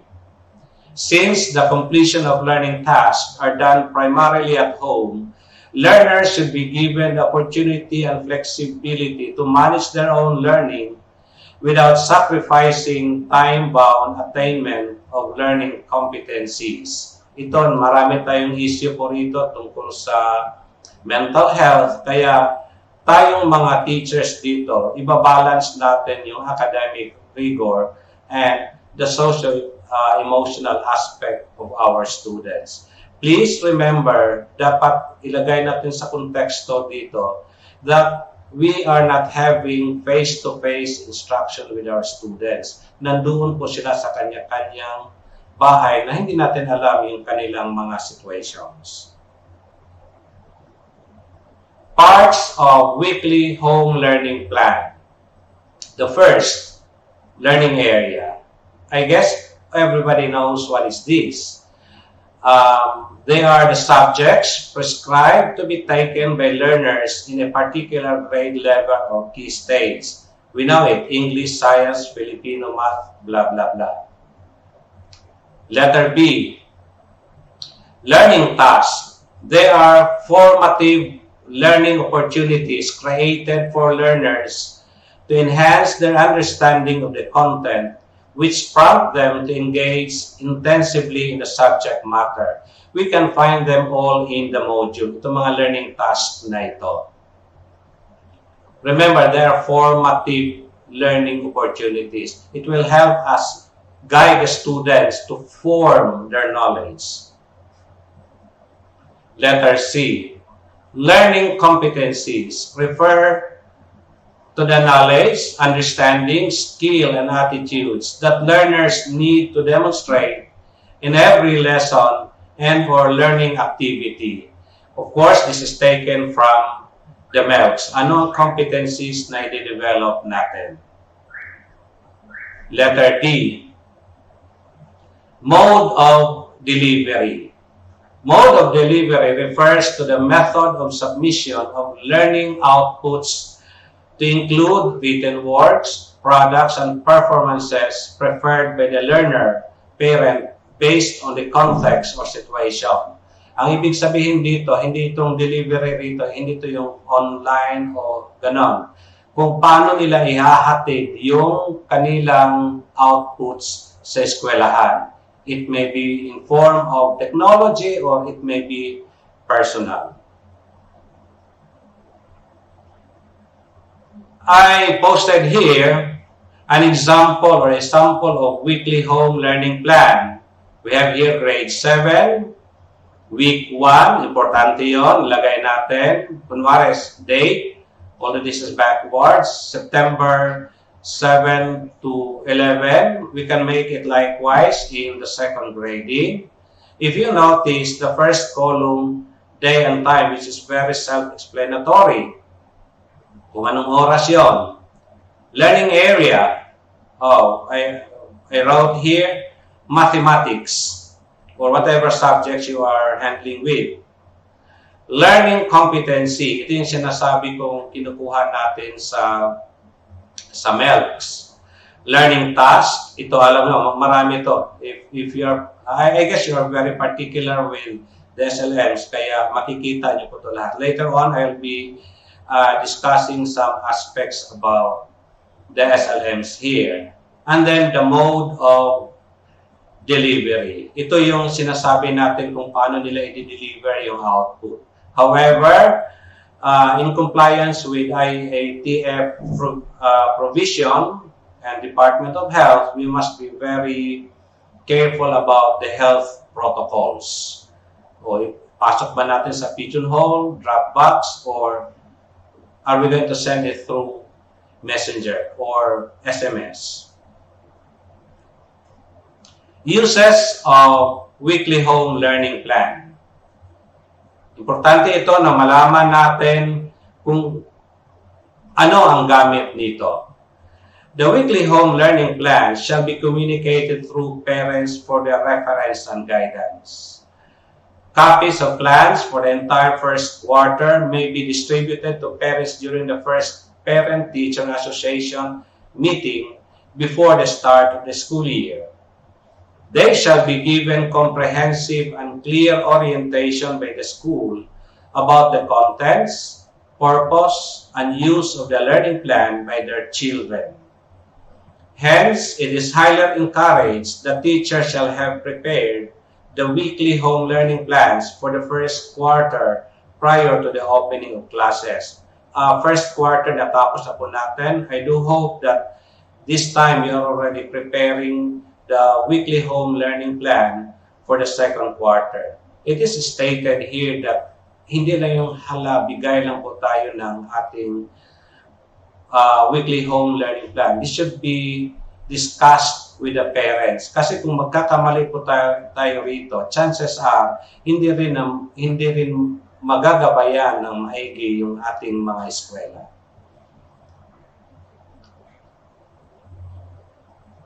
Letter B. The weekly home learning plan shall aid teachers, parents in keeping track the day-to-day in-school and off-school general learning processes as they implement the most suitable and feasible alternative learning modality based on the context of their school. Well, as I mentioned this before, this will be the guide of teachers and parents para masubaybayan po natin yung ating mga anak. Kasi baka naman kung may hawak lang ng module yung mga eskwela, first week pa lang, tatapusin na po. No, we are guided by this weekly home learning plan. Kaya nga po ay ginawa po ito ng DepEd, gumawa ng DepEd order dito para pong susundin po natin. Letter C. For learners who are given intervention activities, their weekly home learning plan shall be adjusted to suit their comprehension level. Ang ibig sabihin dito, yung ating weekly home learning plan for those students na sabihin lang natin below average, pwede rin nating i-adjust ang weekly home learning plan. Hindi na, sinabi ko nga po kanina, pwede i-adjust natin yun para sa above average, para sa average, and para din sa below average.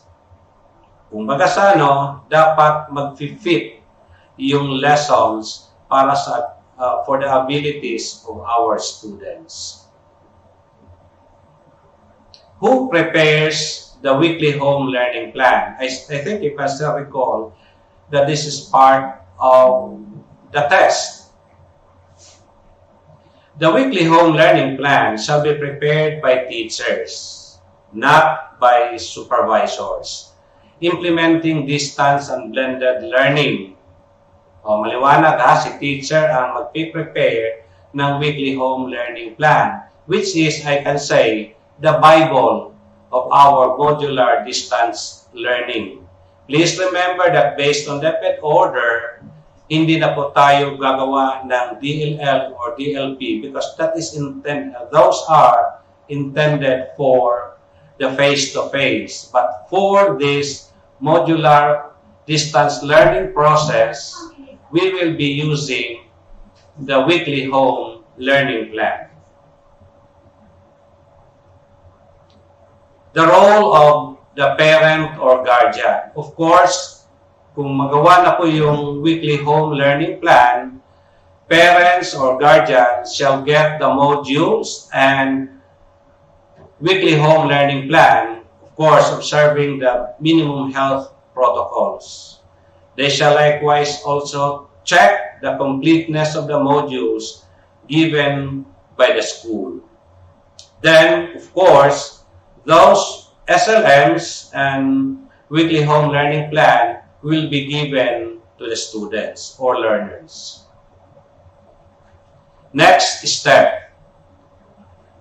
For the teacher, monitor the learners through their parents in accomplishing the SLMs and provide special instructions if necessary through messenger or technology or any possible means. Remember na merong pwedeng face-to-face dito, but it is solely with the parents.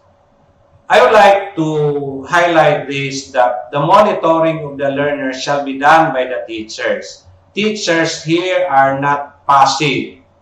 We must be active in monitoring our learners. Baka ang idea natin dito, kasi ito naman po ay modular, by the time na maibigay na natin yung module, okay na. No, we must continue our works in monitoring our learners.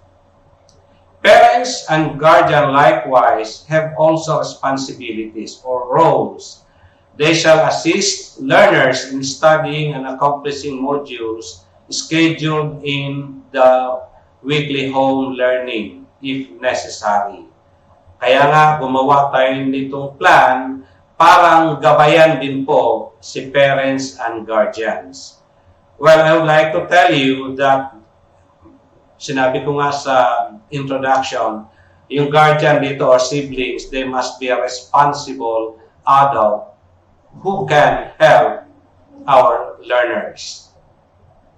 On the part of the students, once they have the module, SLMs, they will study and accomplish the module per learning area as scheduled and as specified on the weekly home learning plan.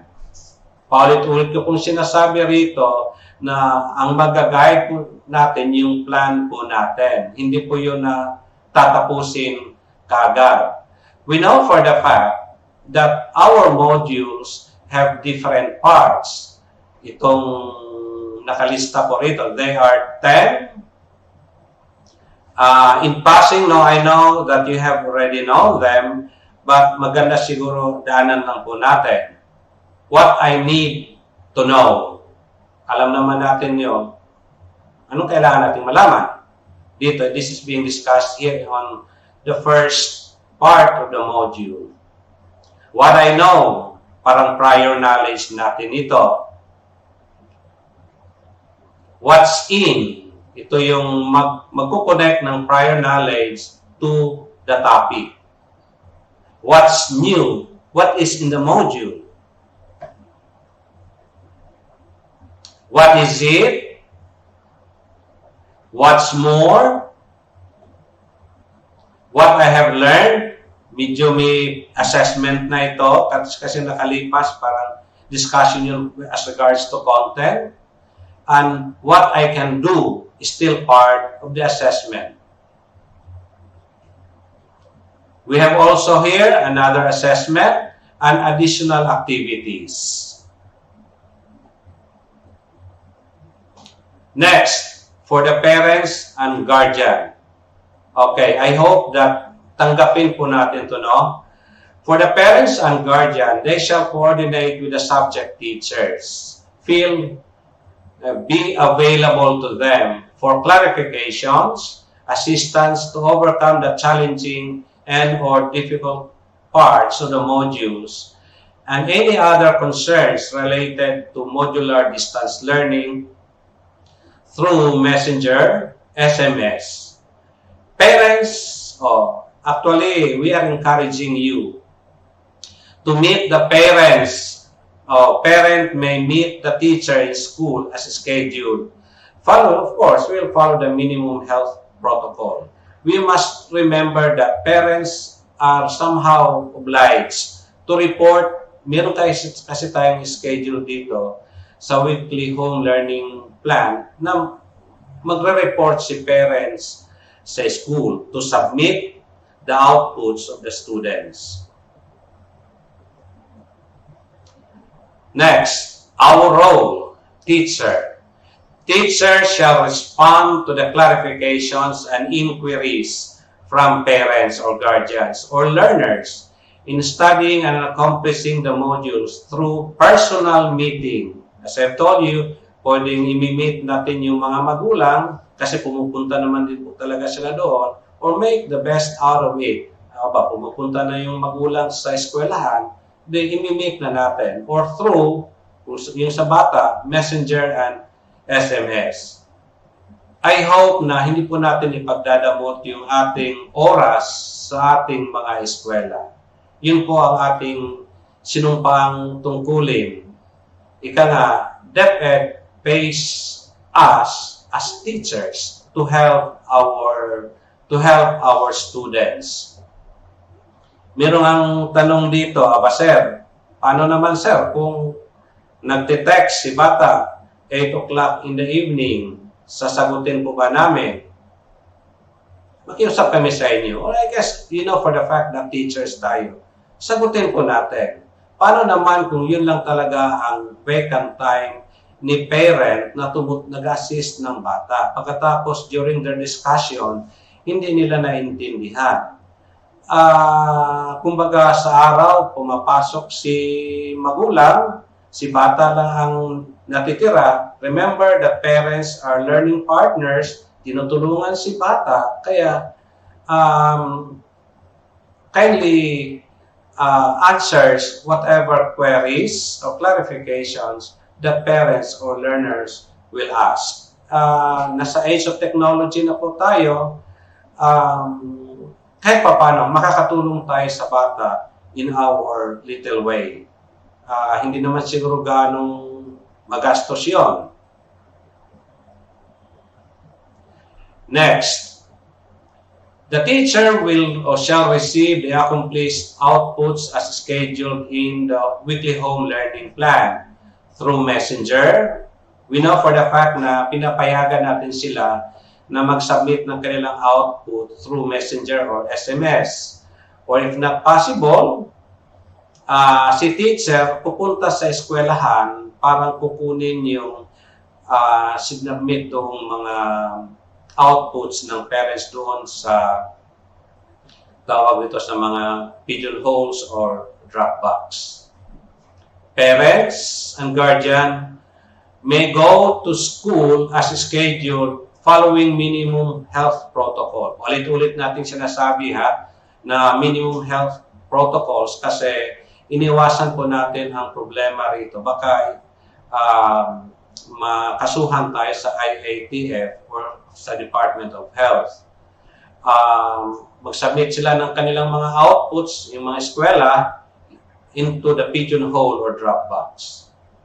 Or submit the accomplished output as scheduled in the weekly home learning plan through Messenger and SMS. Inulit ko lang po ito. Ang ibig nga sabihin dito, marami namang paraan.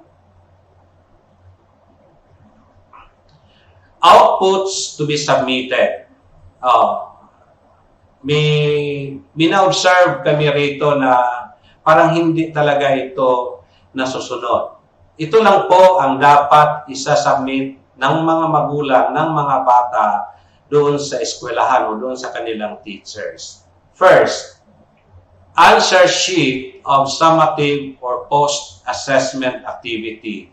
You will be provided with summative or post-assessment activity for this second quarter. Second, accomplish parents, learners feedback form na yun ang, you can see this at the end of the module. Ito yung communication ng parents, formal communication of the parents, between the parents and the subject teacher. Number 3, performance output or output taken from the module assigned by the teacher. Kung nalilito kayo, ito yung isagawa, or what I can do, or karagdagang gawain, or additional activities. If you notice, it uses slash. Ang ibig sabihin doon, or. Ask only for one. No, it is very clear here, by virtue of the DepEd memorandum about academic ease, only 4 4, maximum of minimum of 4 performance output shall be required to learners per quarter. Minimum pala of 4. Hindi ho lahat ang ipapasubmit. Alam po natin na maraming parts ng module, isa lang po doon ang isasubmit per week. Meron pa nga pong discussion dito later on about the integrative aspects of the outputs, and it will be discussed by some EPS here.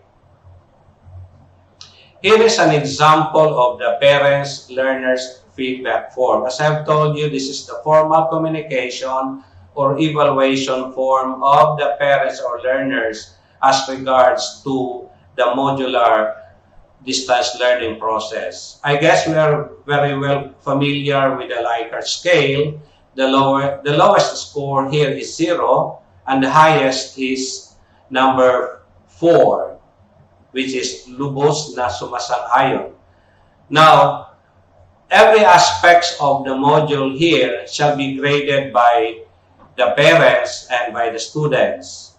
For more information, there are also descriptive questions here, yung saan sila nahihirapan, pwedeng isulat ng mga bata o ano pa ba ang kanilang mga suggestion. They are all presented here. And I guess you know them already na itong parents-learners feedback form ay makikita natin sa bandang hulihan sa dulo ng ating SLMs. Gagawa din po kayo ng summary of parents-learners feedback form. Here is the form. Itatabulate niyo po ito. Next process. The teacher shall check the submitted outputs and record results.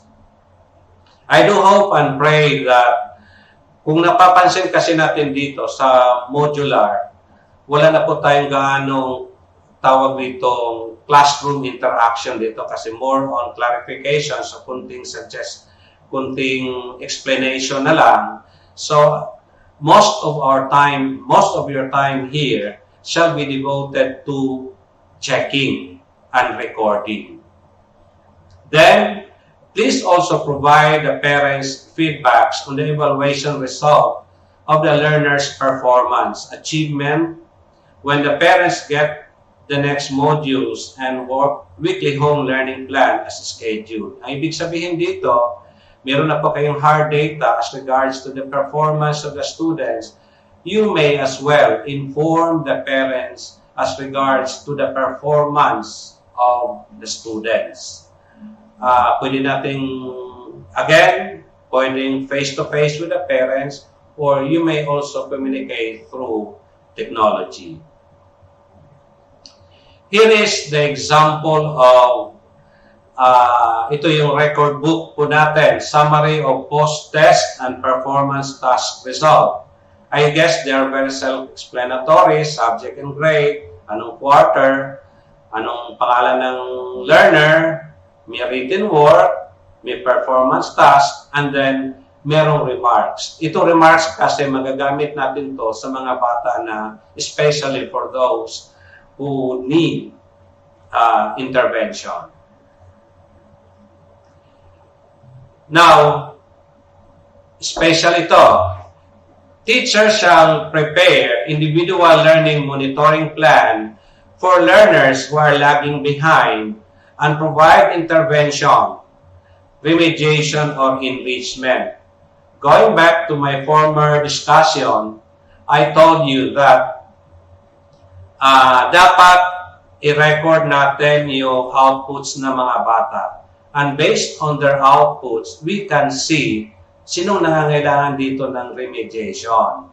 Sino ang dapat natin bigyan ng enrichment dito. Katulad din dati, if you can still recall, when last 2 school years, there was an order for us that if the students need intervention, remediation, gawin na natin kagad. Hindi na yung mag-antay pa tayo ng katapusan ng school year bago tayo magbigay ng intervention. Ika nga, it's too late, a hero. Nakita na natin ang performance ng bata ay ganito. Nakita na natin si bata na hindi nakapag-submit ng mga outputs niya. Tawagan natin, text natin, ipakikiusap natin sa kanyang mga kaibigan na kukontakin para at least mamomonitor. As I have told you during the first part of my presentation, kasama yon, hindi yung pagbigay na lang natin sa module, okay na. No. The teaching learning process here does not end in giving out the modules. We must continue monitoring our students kasi doon natututo ang ating mga eskwela. Okay, meron akong sample ipinapakita sa inyo rito about the individual learning monitoring plan. I guess this is very self-explanatory, but just the same, pwede nating basahin, learner's name, isulat nyo rito, grade level, o anong learning area ang hawak nyo po. Now, for those who are handling K to 3, medyo marami ito, but for those who are handling one or two subjects, perhaps, maging dalawa rin ito. Then, learning areas, yon ang subject pala. Then, learning needs. What do the students need? Makikita natin yung mga competencies doon na siya mababa. We can write them here. Then, you can also write the intervention or the strategies na naibigay nyo. Sulat nyo rin dito. I guess this is very important for us because remember that we are handling so many students. Isa lang masasabi ko sa inyo rito, do not rely on memory. We are handling at the average of 200 students, and I guess we cannot remember everything or everyone or everybody here. We may also write here the monitoring day. Now, learner's status. Meron bang progress? Significant ba? Insignificant? Or master na ba nila? Now, if learners is not making significant progress, magbibigay ng panibagong intervention. Kumbaga sa find ways to help the students or the learners. Next, parents or teachers shall conduct parents meeting, conference, if necessary, or conduct home visitation. I would like to tell you also that in modular distance learning process, home visitation is not taken away. Kung kailangan nating bisitahin yung ating mga eskwela, katulad sa ginagawa din po natin noon, ay mangyari po lamang na puntahan din po natin. Ngayon, mas dapat nating paigtingin ang ating home visitation. Of course, with health protocols, hindi naman po pwede punta lang po tayo roon. Dahil sa dito, alam naman natin kung anong hirap na nararanasan ng mga bata rito. Please remember that the students here are independent. Sila mismo ang nag-aaral using the module. Kaya alam ko po na marami talagang adjustments ang ginagawa ng mga parents and students insofar as this modality is concerned. Next, parents and guardian also shall attend conference, again with the observance of the health protocols. Then the students, for those who need intervention, dapat ay mag-undergo din po sila ng intervention as early as possible. As I have told you just like before, we will do the intervention as early as possible. Fourth grading is too late for us to give such. Thank you very much, and for in behalf of my partner, Mr. Freddy Biernes, PSDS, kami po ay nagpaparating ng taos-pusong pasasalamat. Silbihan po natin ang ating mga eskwela sa division ng Marikina. Magandang umaga po sa ating lahat.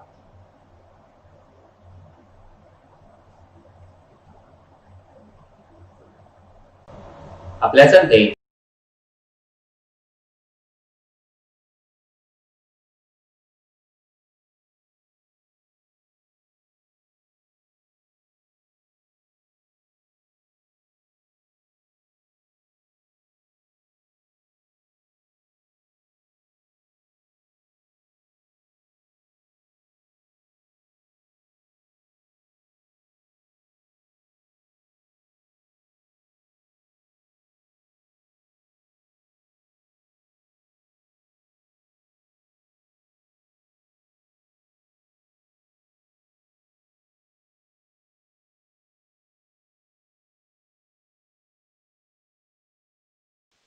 Thank you very much, Dr. Albert Mucha, on the modular learning delivery modalities.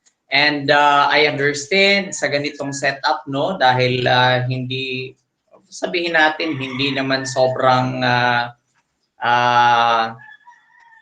sobrang luma, no? Bago pa rin ito na setup na meron tayo ngayon, ano?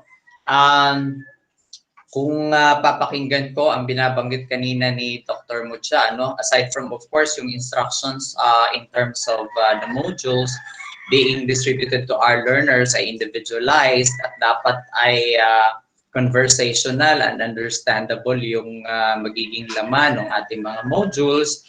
Dito makikita din natin yung roles ng ating mga magulang, no? At saka mga teachers. Napakahalaga. I understand ito'y unang itinanong kanina sa ating OIC ASDS, yung mga nambubuli ng mga magulang sa mga guro, and vice versa siguro, hindi natin masabi, no? Meron bang ganon? Wala naman siguro, no?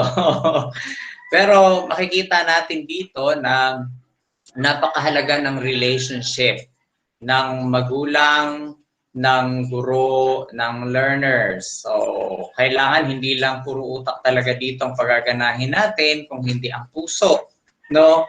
We also need to understand kasi nga lahat tayo ay nag-a-adjust, no? And medyo nag-iba ang role ng mga guro din, ano? More on, of course, aside from checking, aside from follow-up, no? Mahalaga yung binanggit ni Dr. Mucha kanina on follow-up para matuto ang ating mga learners kasi magbibigay yan ng feedbacking dyan sa part na yan, ano? Baka pagkabigay nga ay wala nang follow-up, so mahalaga po ang follow-up, and we believe ang ating mga kaguruan ay may extra effort talagang ginagawa din dito. At yung follow-up na hindi nakakadagdag masyado ng stress, andyan pa rin yung puso, peralin ang puso sa ganitong mga pagkakataon aside from our brain. So, relationship, napakahalaga. Ngayon, proceed tayo, tuloy tayo sa mga katanungan ng ating mga kaguruan. I understand, tutulong sa pagkakataong ito, aside from Dr. Mucha, ay si Sir Viernes, no? Tutulungan din tayo sa mga kasagutan na ibibigay sa ating mga guro. Ang unang tanong dito, Dr. Mucha at saka Sir Viernes,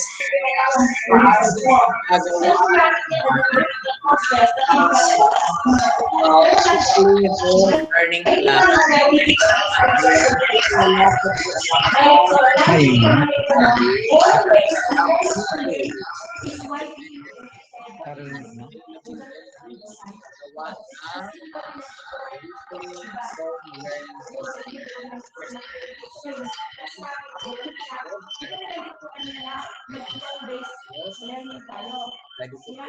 Pwedeng pakiulit, Sir Sunny. Opo. Choppy po. Magandang umaga sa napakabait na idol.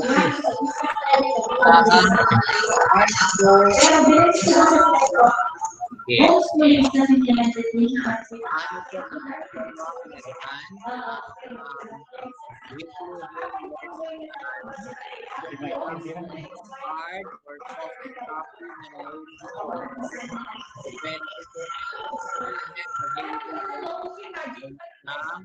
weekly home learning plan.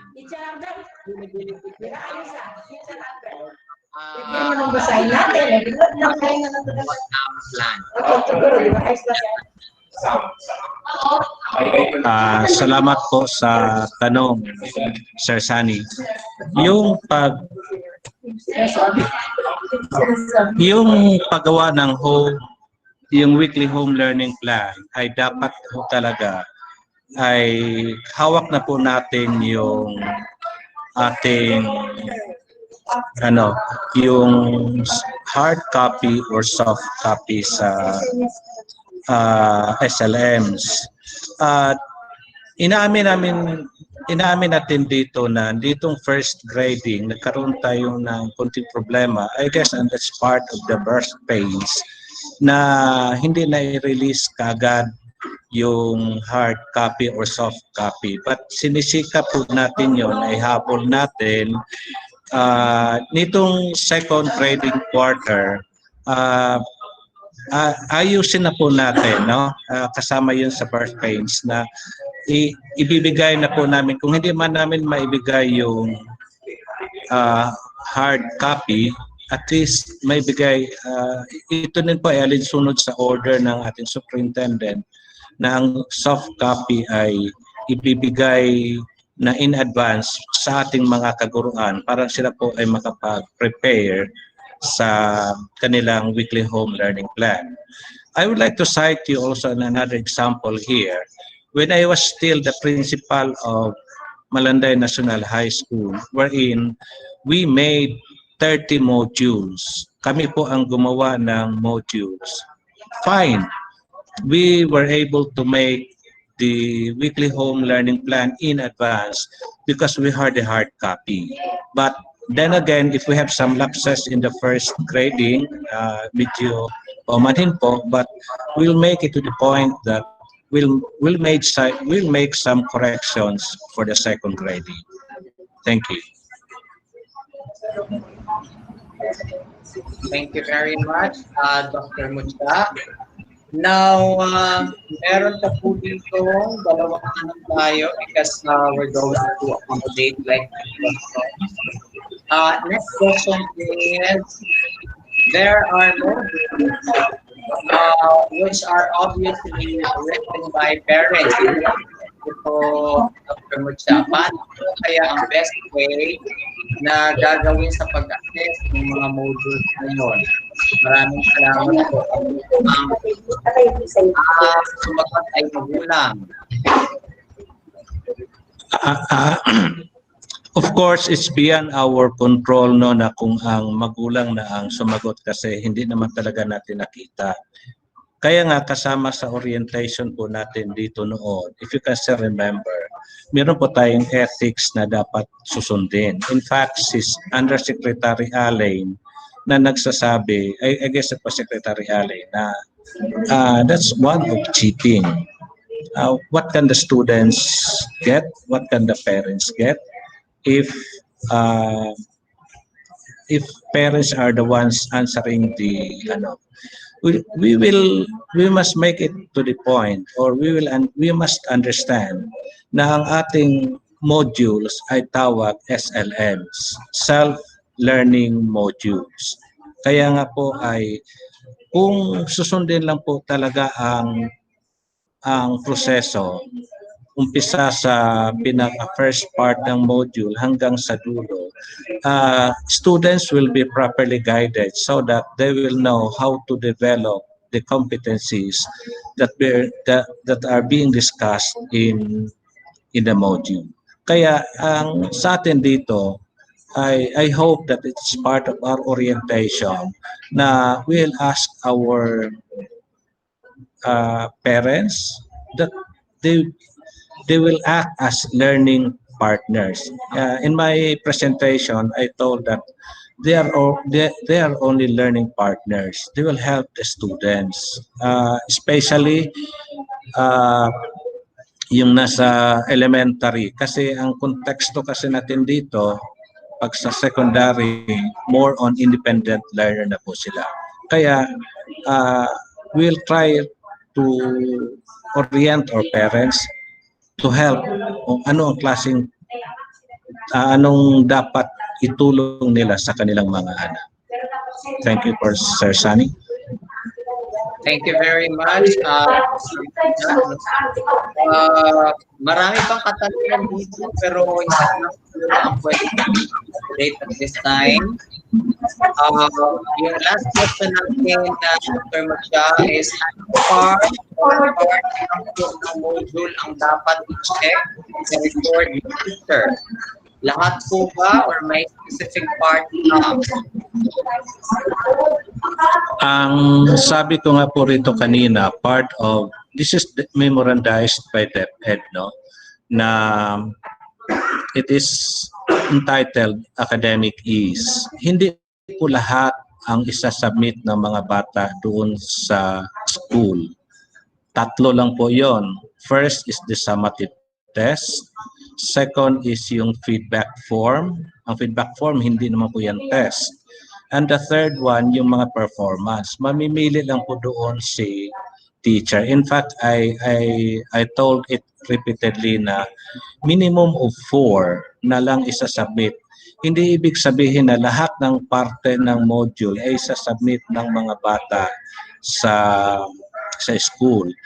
Those exercises are meant for the students to learn by themselves yung mga competencies doon. Although students will answer all the exercises as recommended, parang malalaman nila kaagad, parang malalaman nila ang tamang sagot.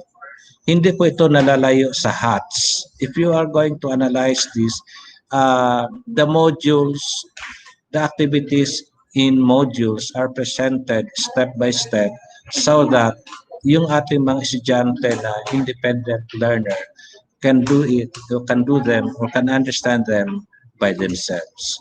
Thank you po, Sir Sunny. Maraming salamat po, Dr. Albert Mucha, for clarifying those questions this morning. At this time, we're not question and answer part. Thank you so much. So we will now proceed to the na yung link ating description box. I hope tama ay description box ang aking nabanggit.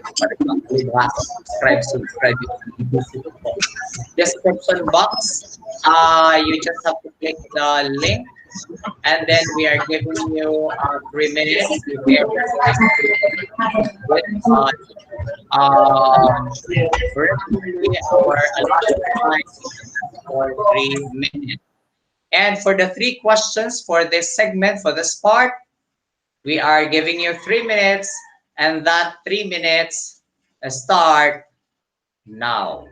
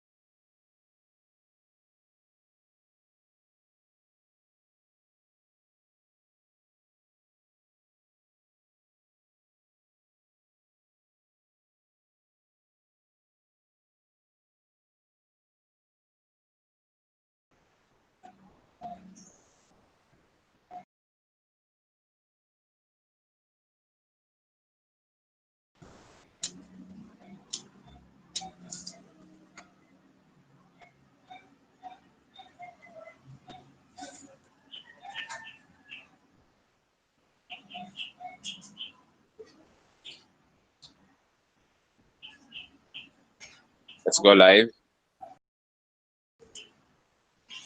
So we're done with the allotted time for answering the 3 questions. Thank you very much to all our teachers. Medyo kapag nagkakasabay-sabay kasi, medyo akala natin mahirap ma-open, pero baka at that time nang nag-open yung ating mga kasamahan ay baka hindi pa na-turn on yung ating link. Kasi po, once I mentioned that it starts already, that's the only time that the link will be open.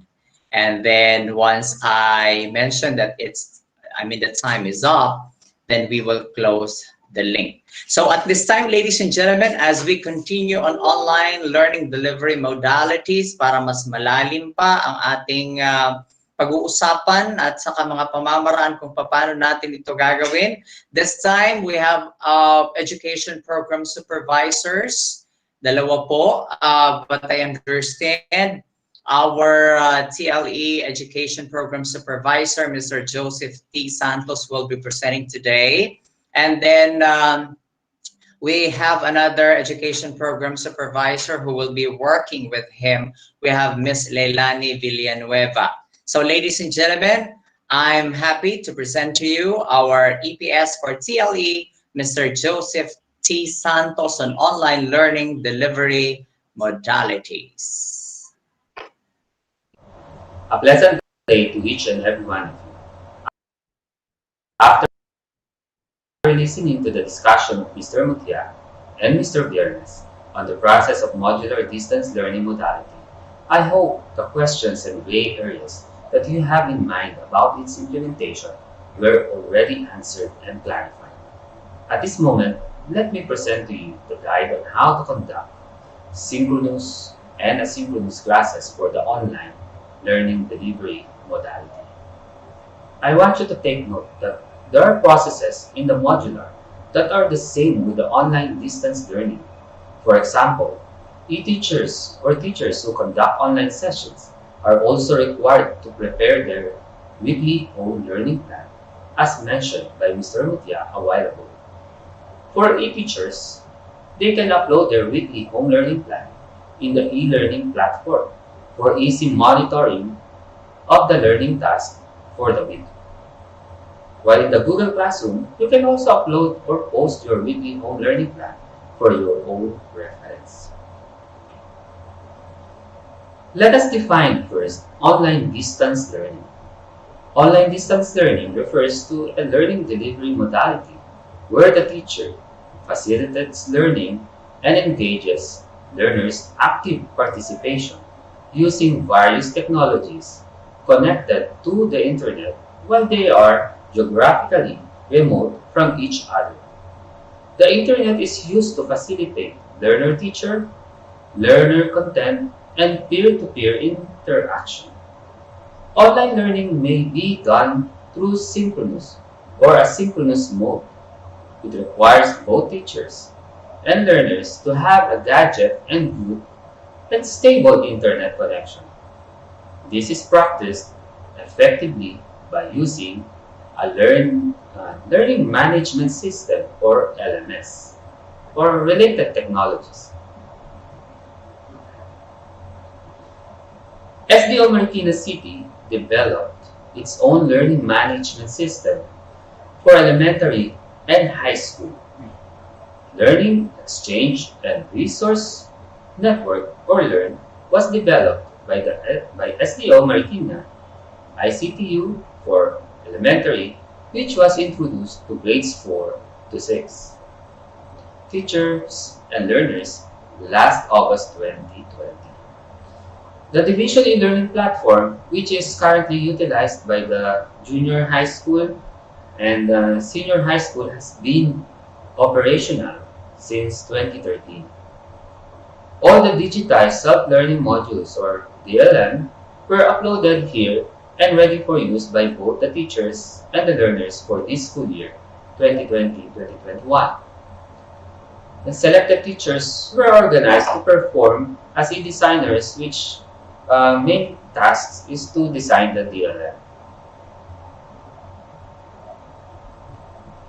Now, how synchronous learning differs from asynchronous learning. Take note that though it was specified in the adjusted school calendar for this school year, that Saturday classes are included, SDO Marikina recommends to conduct online classes from Monday to Friday only. Let us allot Saturday for the assessment activities and completion of learners' requirements. Now, synchronous is a kind of learning that happens in real time.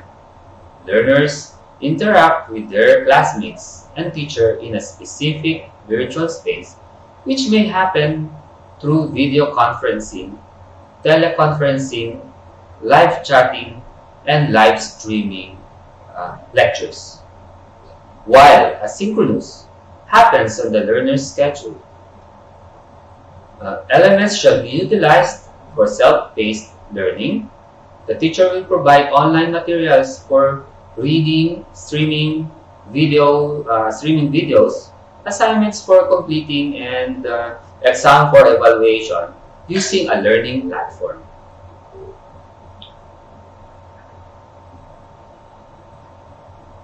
Please do note that there is a recommended learner screen time as recommended by the American Academy of Pediatrics and the World Health Organization, which is as follows. For the kindergarten, maximum of 1 hour daily, while grade 1 to grade 5, a maximum of 1.5 hour daily, and grade 6 to grade 8, maximum of 2 hours per day, and for grades 9 to 12, a maximum of 4 hours daily. But you can divide it into 2 hours in the morning and another 2 hours in the afternoon. That is recommended. But in our division, SDO Marikina recommends the following learner screen time due to consideration to poor internet connectivity in the Philippines, and of course to give ample time to the learners in answering the activities during asynchronous sessions. Now, schools may adopt a combination of synchronous and asynchronous online teaching in consideration of the following SDO recommended learner screen time for synchronous sessions. So these are as follows. For kindergarten, 30 minutes per day. For grade 1 to grade 5, 40 minutes. And grade 6 to grade 8, 1 hour. And for grades 9 to 12, maximum of 2 hours per day. But of course, you can divide this, for example, 1 hour in the morning and the other hour is in the afternoon. Guidance from parents and learning facilitators during viewing or listening time shall be required, especially for kinder to grade 3 learners. Please do remember it. Despite the fact that a lot of free online platforms or e-learning platforms are offered, like Canva, Edmodo, Schoology, and others, SDO Marikina City highly recommends the use of the following online platforms. For grades 4 to grade 6, Google Classroom will be used for organizing lessons, plus other Google apps such as Google Forms for online assessment, Google Slides for sharing presentations with learners, and Google Docs for written compositions. And we have also the Google Meet for video conferencing. These applications are part of the Google Suite, or what we call now Google Workplace. And in addition, we have also the Quizalize for taking interactive online assessments. We'll have here the module pre-test and post-test and lesson assessments. For grade 7 to 12, e-learning platform will be used as a DLM repository or digitized learning module repository for discussion forums and online learning assessment. We will also use Google Meet for video teleconferencing, no? And soon we'll be using Quizalize. Learners and the teachers are not restricted to use other references or supplemental learning materials like DepEd Commons, which could be helpful in enhancing the most essential learning competencies or MELC. No? Now, there are three schemes of synchronous and asynchronous online teaching and learning. So the first one is synchronous and asynchronous, or S-A. This scheme shall be used if there are hard concepts and terms that need to be clarified first by the teacher before letting the learners do the activities on their own. For the time or duration of the synchronous classes, it is best to adopt the SDO recommended learners screen time. In this scheme, during the synchronous session,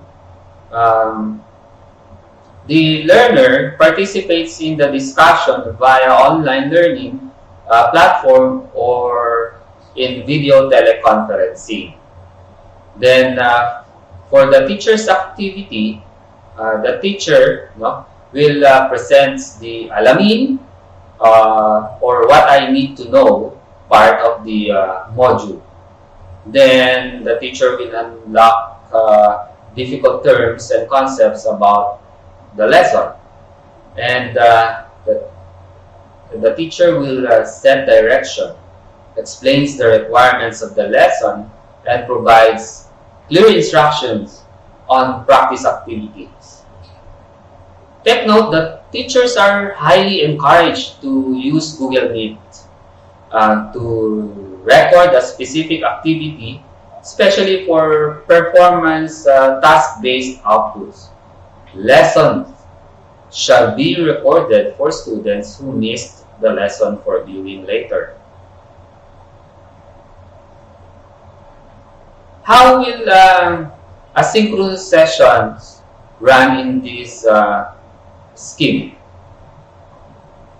So the learner will complete the assigned activities via the learning platforms,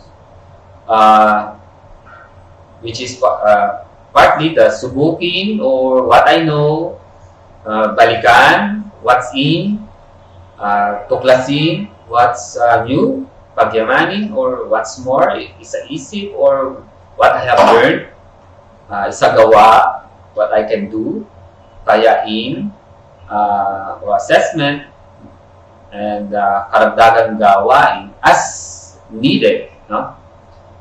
Then, as the learner will submit performance-based outputs in the Google Drive created by the teacher for this purpose on or before Friday. While the teacher will monitor the learner's compliance to the activities or tasks assigned for the week. Records and answer inquiries or queries posted by the learners in the group chat or discussion forum. Then the teacher will generate assessment reports from the online assessment platforms. Then reports the results of written works and or quizzes, post-assessment in the e-class record.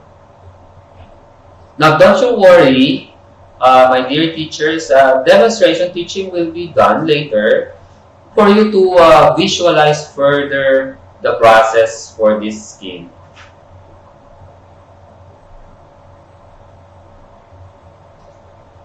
Now, Second scheme is synchronous, asynchronous, synchronous, or SAS. This scheme is like scheme 1, except that it has another synchronous session for learners who need assistance from the teacher to catch up with the lesson. The least mastered competencies must be taken into consideration by the teacher in preparing appropriate remedial activities for these learners. For the time and duration of the synchronous classes, it is best again to adopt the SDO recommended learners screen time. In this scheme, during the first synchronous session, please take note that the learner's activity is to participate in the discussion via online learning platforms and or video conferencing application, while the teacher needs to present the alamin what I need to know part, then unlocks difficult terms and concepts about the lesson, set directions, explains the requirements of the lesson, and provides clear instructions on practice activities. Again, take note, teachers are highly encouraged to use Google Meet to record a specific activity, especially for performance task-based outputs. Lessons shall be recorded for students who missed the lesson for viewing later. Now, how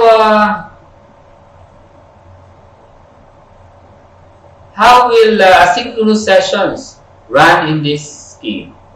Same as scheme 1, the learner completes the assigned activities via the learning platforms.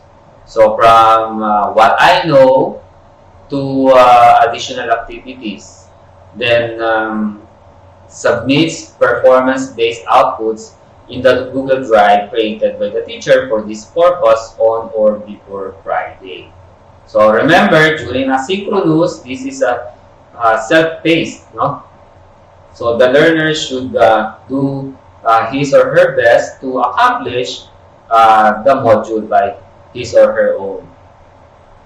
Now, the teacher, during this time, monitors the learner's compliance to the activities or tasks assigned for the week.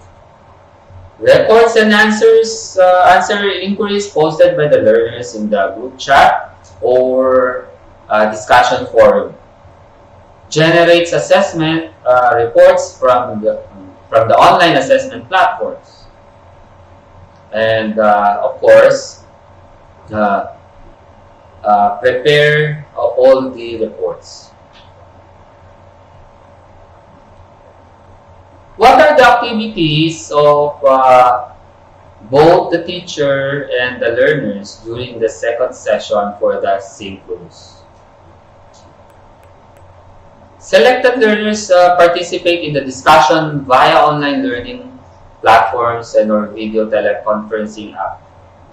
And while the teacher clarifies concepts, explains the least mastered competency, gives appropriate enhancement activity for the target learners. Now, don't you worry again, demonstration for this scheme will be done later. Now, for the third scheme, asynchronous and synchronous. So, in this scheme, appropriate lessons that requires minimum supervision from an adult or teacher or parent. Instructions in every activity are clearly defined and easy to follow. Synchronous session is done for the purpose of providing feedback to learners on the results of the activities taken. For the time and duration of the synchronous classes, it is best again to adopt the SDO recommended learner screen time. Now, do remember in the asynchronous, this is a self-paced, no? The students, of course, no, will accomplish all the tasks, no? All the tasks given in the module. So, and then of course later he'll submit all of this to the prescribed Google Drive created by the teacher.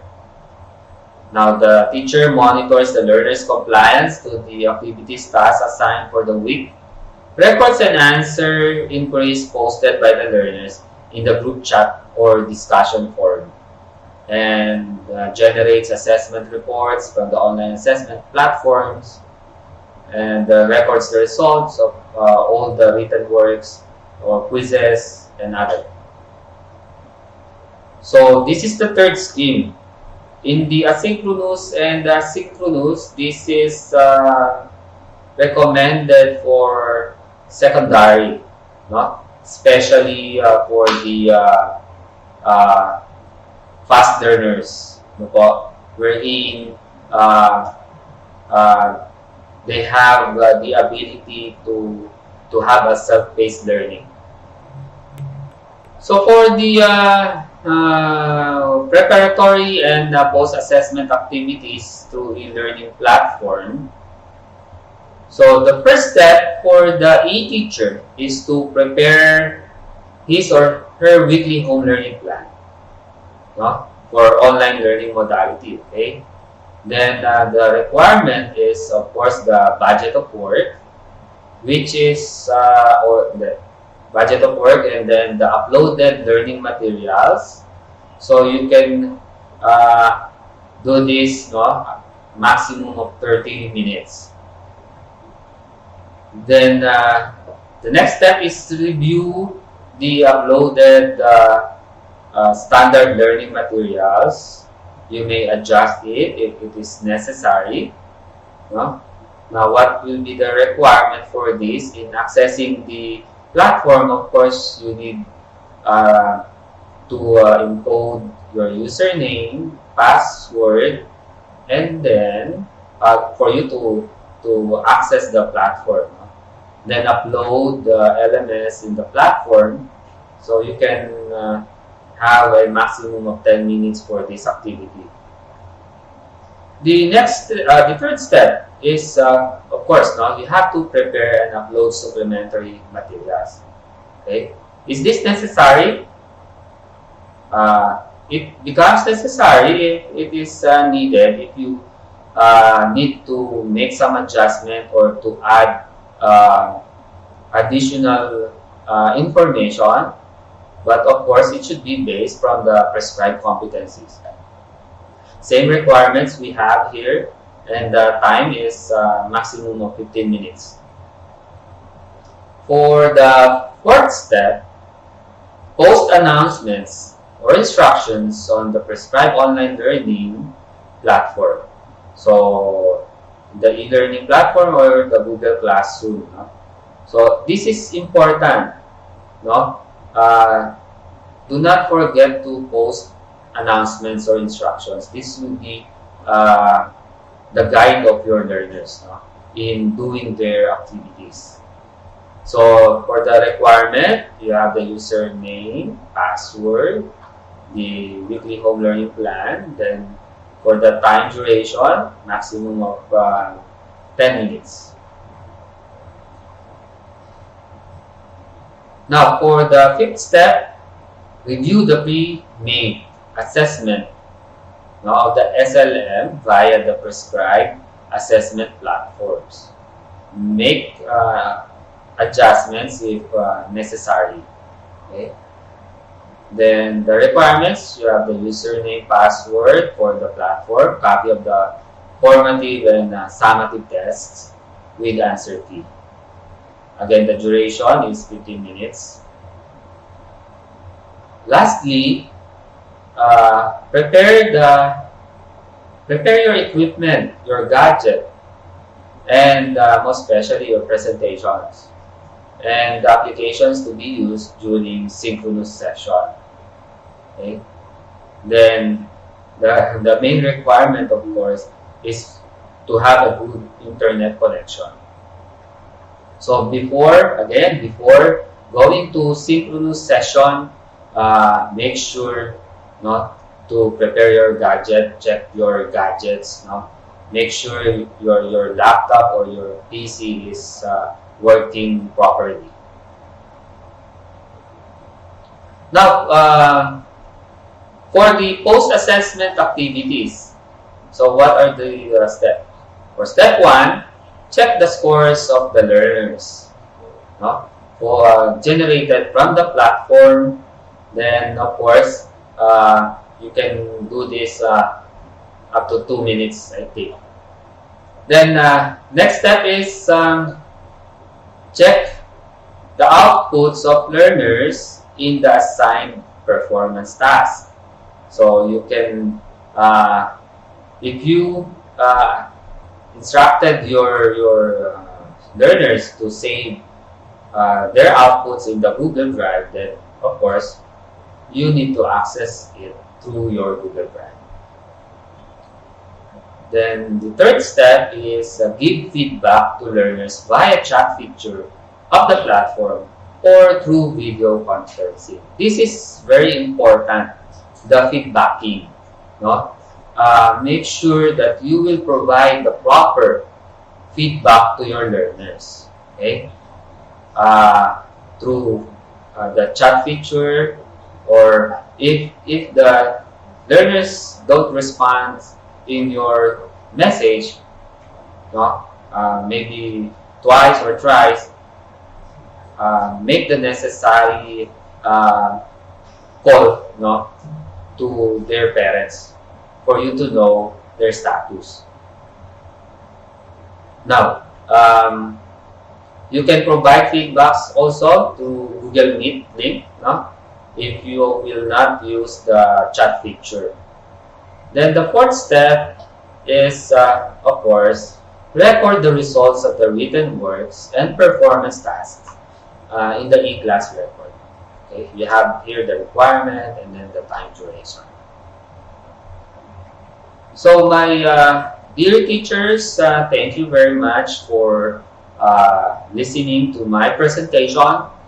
Online assessment details will be presented to you by Miss Lay Villanueva tomorrow, as well as monitoring learners' progress online.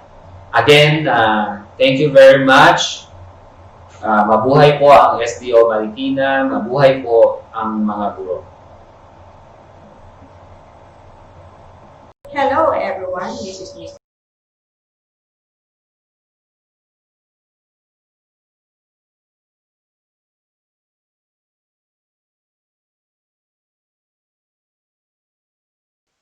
So thank you very much once again to our another speaker on online learning delivery modalities, Mr. Joseph T. Santos, our education program supervisor for TLE. And at this time, like the usual, we're going to proceed to answering your 3 questions. We are now in the question and answer part. And if you have some questions, Ma'am Doris Hasme and Dr. Villario are reading your questions, no?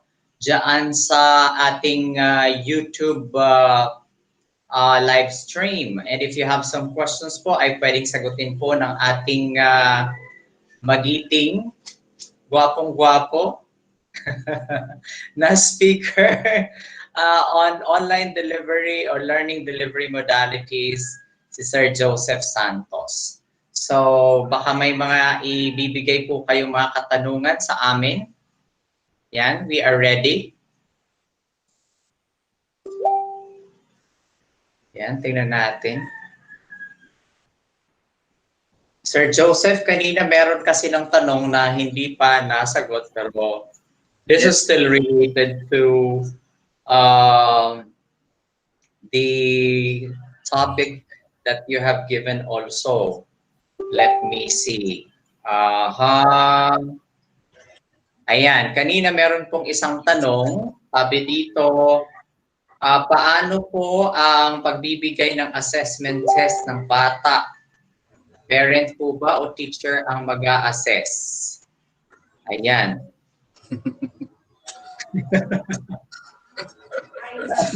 Hirap ng tanong na to, Sir ha? Sunny.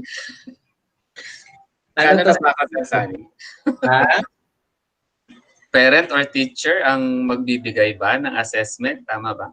Sabi ni, Sir, paano pong pagbibigay ng assessment test ng bata? Parent po ba o teacher ang mag-a-assess? Siguro mag-a-administer ang kanyang tinatanong. Correct. Malamang. Kasi di naman tayo pwedeng pumunta sa bahay, ano? Correct. My topic is all about online delivery mode. So definitely, yung mga bata natin ay nasa online sila or e-learning, di ba?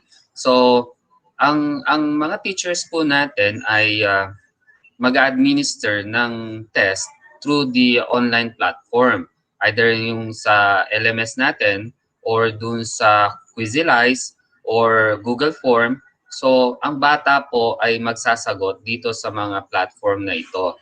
Now, yung parents po nila hindi po kasama dun sa pag-take ng assessment ng mga bata, syempre, di ba?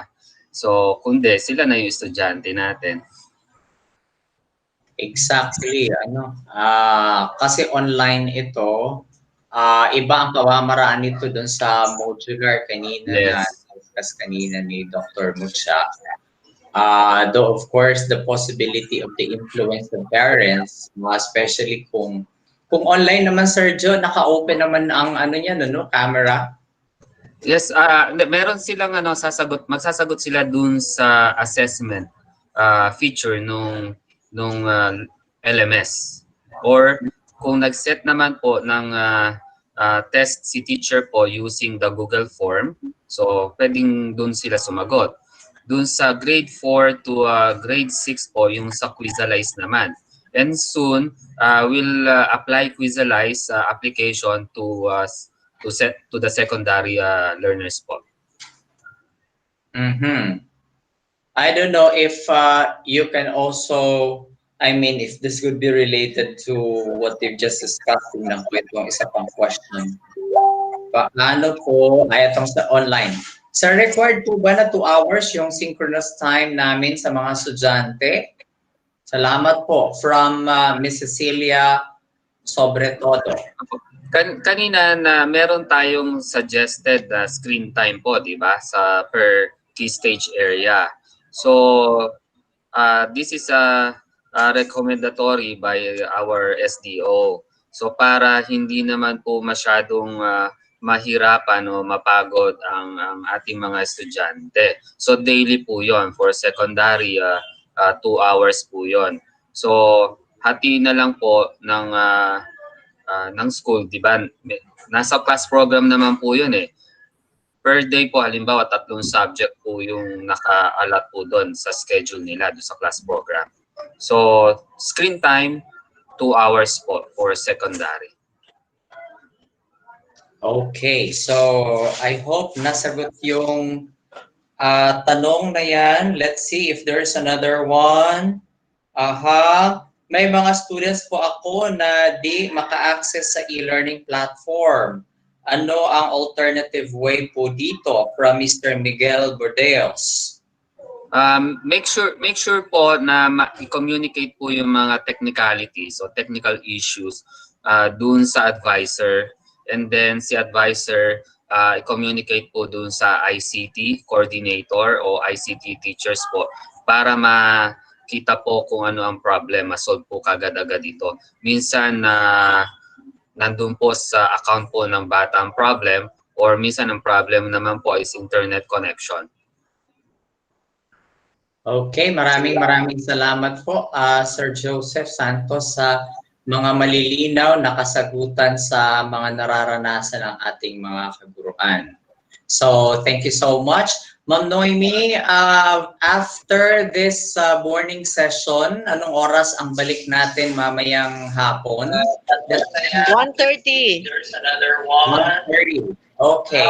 So, ladies and gentlemen, bago namin ibigay sa inyo ang tatlong mga katanungan that you are going to answer online, there are those who are messaging me na sana mag-extend ng time. Actually, the 3 minutes allotted for you to answer the questions are being extended. Meron yung counting extension. Pero if possible, we have to work within 3 minutes. Pero in reality, in-extend po namin yan minsan ng 5 to 10 minutes in reality.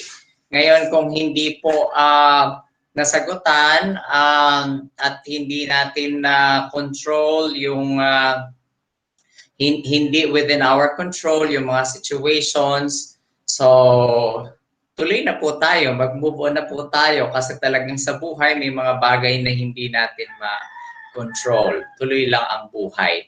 Okay, so let's now proceed to the 3 questions, and once again, we will be back by 1:30. No, mamaya, we're giving you the 3 questions for 3 minutes na pwedeng mag-extend ng kaunti, like 5 minutes, and that 3 to 5 minutes start now.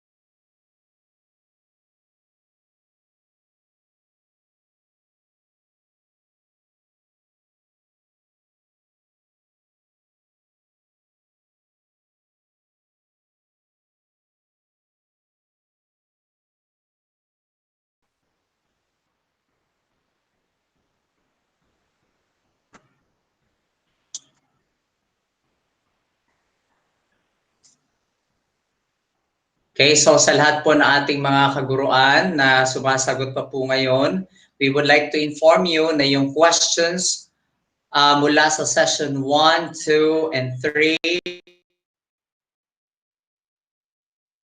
ay open po siya ngayon. Kung sakali pa ay hindi nyo natapos o hindi nyo nasagutan, once again, we would like to inform our teachers that the questions in 3 sessions, session 1, 2, and 3, ay open po siya within 10 minutes from now. No? So, open po yan, session 1, 2, and 3. Kung gusto nyo pong balikan, 10 minutes, open po yung 3 sets of questions given to you earlier, just to accommodate those who were not able to answer. Thank you very much.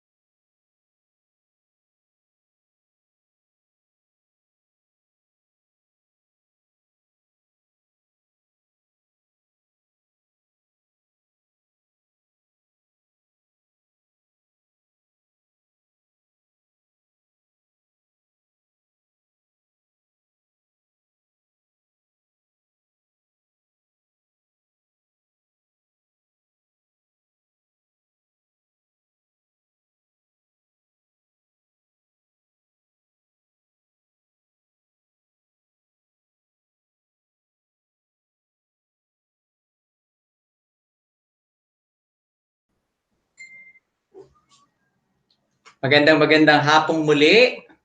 Ayan, we are now in our second half of our first day of our in-service training, starting today until Friday. Magandang hapon sa lahat ng ating mga kaguruan sa iba't ibang dako ng Marikina. At syempre marami tayong nakita rin dito mga kaguruan coming from the different parts of the Philippines and even abroad. Maraming nanonood, mga kasamahan, hindi nating kasamahan siguro from DepEd, but they're also watching. So to all of you who are watching right now, and for some of your friends who are not yet here, ayan, you may you may encourage your friends to join now in our live stream as we continue with our afternoon session. So to continue, we have how many parts this afternoon? Basically, we have 3. For the first part, we're going to have the blended learning delivery modalities, and this will be followed by demo teaching. And in the afternoon, we're going to have a post test. So as we continue this afternoon, let's have one of our public schools district supervisors, Miss Emily G. Santos. At syempre, sasamahan later on sa question and answer portion ng ating education program supervisor, Miss Jessica S. Mateo. On blended learning delivery modalities, let's welcome Miss Emily G. Santos, one of our public schools district supervisors. To our schools division superintendent, Ma'am Sharon P. Gayola, our SGO chiefs. Good morning. Hello everyone, this is Miss Emily G. Santos, public school district supervisors, that will discuss to you the blended distance learning delivery modalities of the DepEd Marikina City. SDO Marikina City implements blended distance learning delivery modalities. The learning delivery modalities based on DepEd Order Number 12 Series of 2020 has 4 components: face-to-face, distance learning, blended learning, and homeschooling. It was discussed by Dr. Elisa O. Cerveza which of them will be used in DepEd Marikina. It is also based on the DepEd Memorandum Number CI-2020-00162, wherein there are also 4 components: the modular distance learning delivery, the online distance learning, the blended distance learning, and the TV, video, radio-based instructions. In the modular distance learning, there are 2 parts. One is the printed modular distance learning and the digital distance learning. DepEd Marikina will implement blended distance learning modalities. It is a combination of the modular and online synchronous. Learners are provided hard copy of self-learning modules and have the capacity to join the online synchronous classes conducted by the teacher using Google Meet. Learners who prepare these combinations must meet the requirements of each type of distance learning. They should have self-learning modules and gadgets and internet connectivity. DepEd Marikina will use the modular learning and online learning as basis for the blended learning modalities. The modular learning will be our default. Here, the teacher, will prepare the weekly home learning plan as annexed in the DepEd Memorandum CI-2020-00162. The parent, on the other hand, will get the modules based on the schedule provided by the schools, of course, with the minimum health protocols. And the student will receive the modules and the work of the teacher or the weekly home learning plan of the teacher. The weekly home learning plan is inserted on the DepEd Memorandum CI-2020-00162, wherein the example is provided to you. On Monday, 9:30 to 11:30, for example, has the mathematics as the learning area, and the learning competencies that illustrate well-defined sets, subsets, universal set, null set, cardinality of sets, a union and intersection of set, and the difference of 2 sets which can be found on the MELCs, or the most essential learning competencies. The learning task will be what should the teacher or the student will do. And the mode of delivery. Mode of delivery is considered as this one, as an example. Send output to Google Classroom account provided by the teacher or any other platform recommended by the school. And have the parent hand in the output in the teacher and have the parent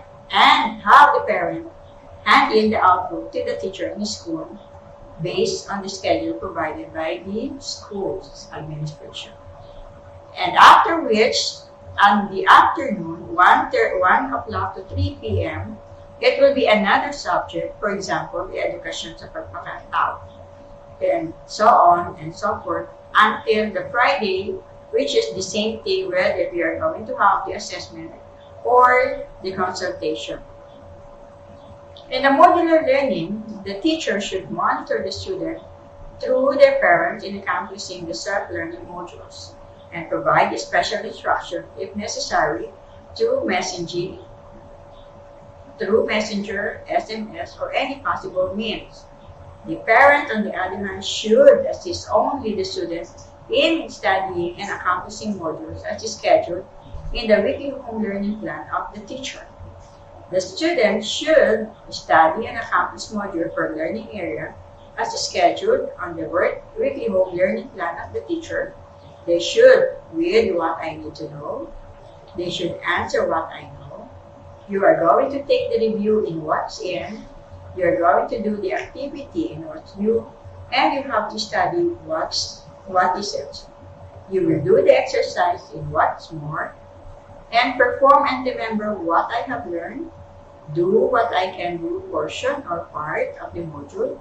Answer the assessment portion. And do the activity in the additional activities provided to you by the teacher. In the online synchronous, this one is different from the e-learning platforms of the DEP and Marikina. In the online, teacher will conduct online synchronous class as scheduled. You can use Google Classroom or Google Meet for special instructions only. 1. Topics that are not easy to grasp or understand by the student. You are going to discuss the common difficulties encountered by a student, or you are going to provide a simple lesson requiring demonstration from teachers. The parent, you are going to assist and monitor the learners, not the teachers. The student, on the other hand, will log into the online platform and participate in the online synchronous class. When we speak of the login in the online platform, we are not referring to the e-learning platform, but on the platform provided by the teacher or the scheduled classes by the teacher, Google Classroom or Google Meet. And then you are going to perform tasks assigned by the teachers.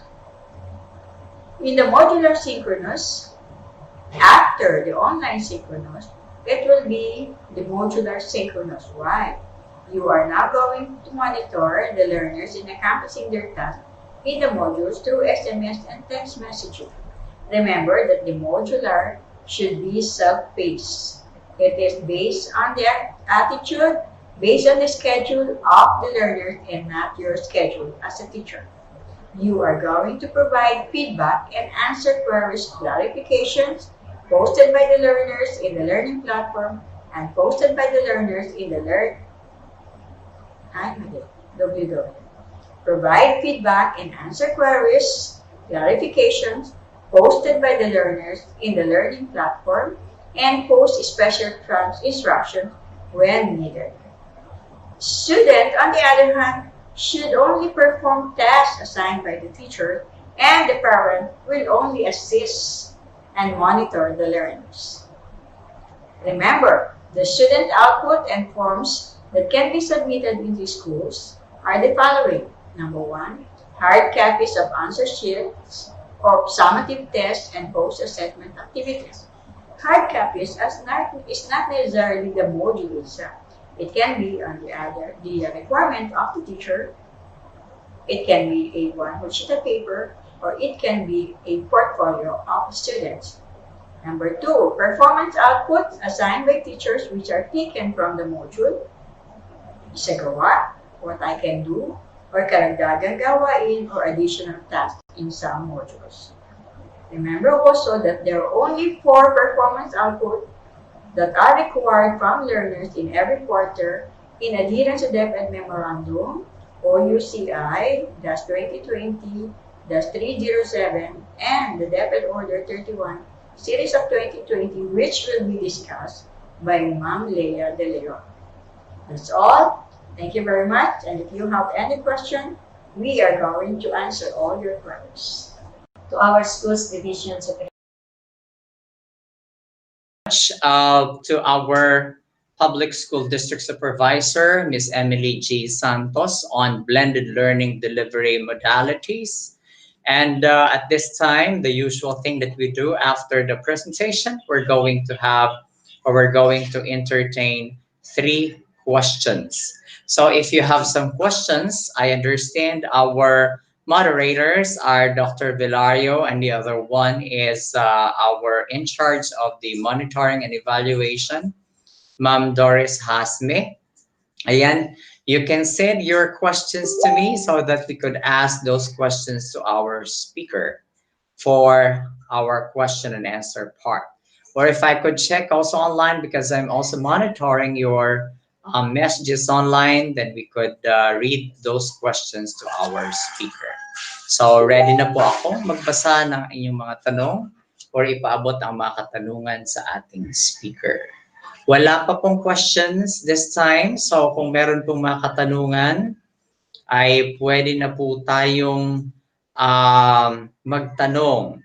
So, kanina habang ating pinapanood at pinapakinggan ang blended learning, ay historically we're talking about face-to-face, no, and online combined. So, ayon sa inyong mga narinig at natutunan as we go deeper and expand to maximize the use of blended learning, may iba pa bang mga features na bago aside from those 2 things mentioned earlier? So sasamahan tayo ngayon ni sino kasama natin ngayon to answer questions? Ma'am Emily G. Santos and Ma'am Jessica Mateo. So nasa original pa ba tayong pakahulugan ng mga salitang blended learning delivery modalities, Ma'am Emily, as we talk about this modality? Or may mga bagong dagdag na ng mga features sa ngayon na pwedeng kasama sa blended learning delivery modalities?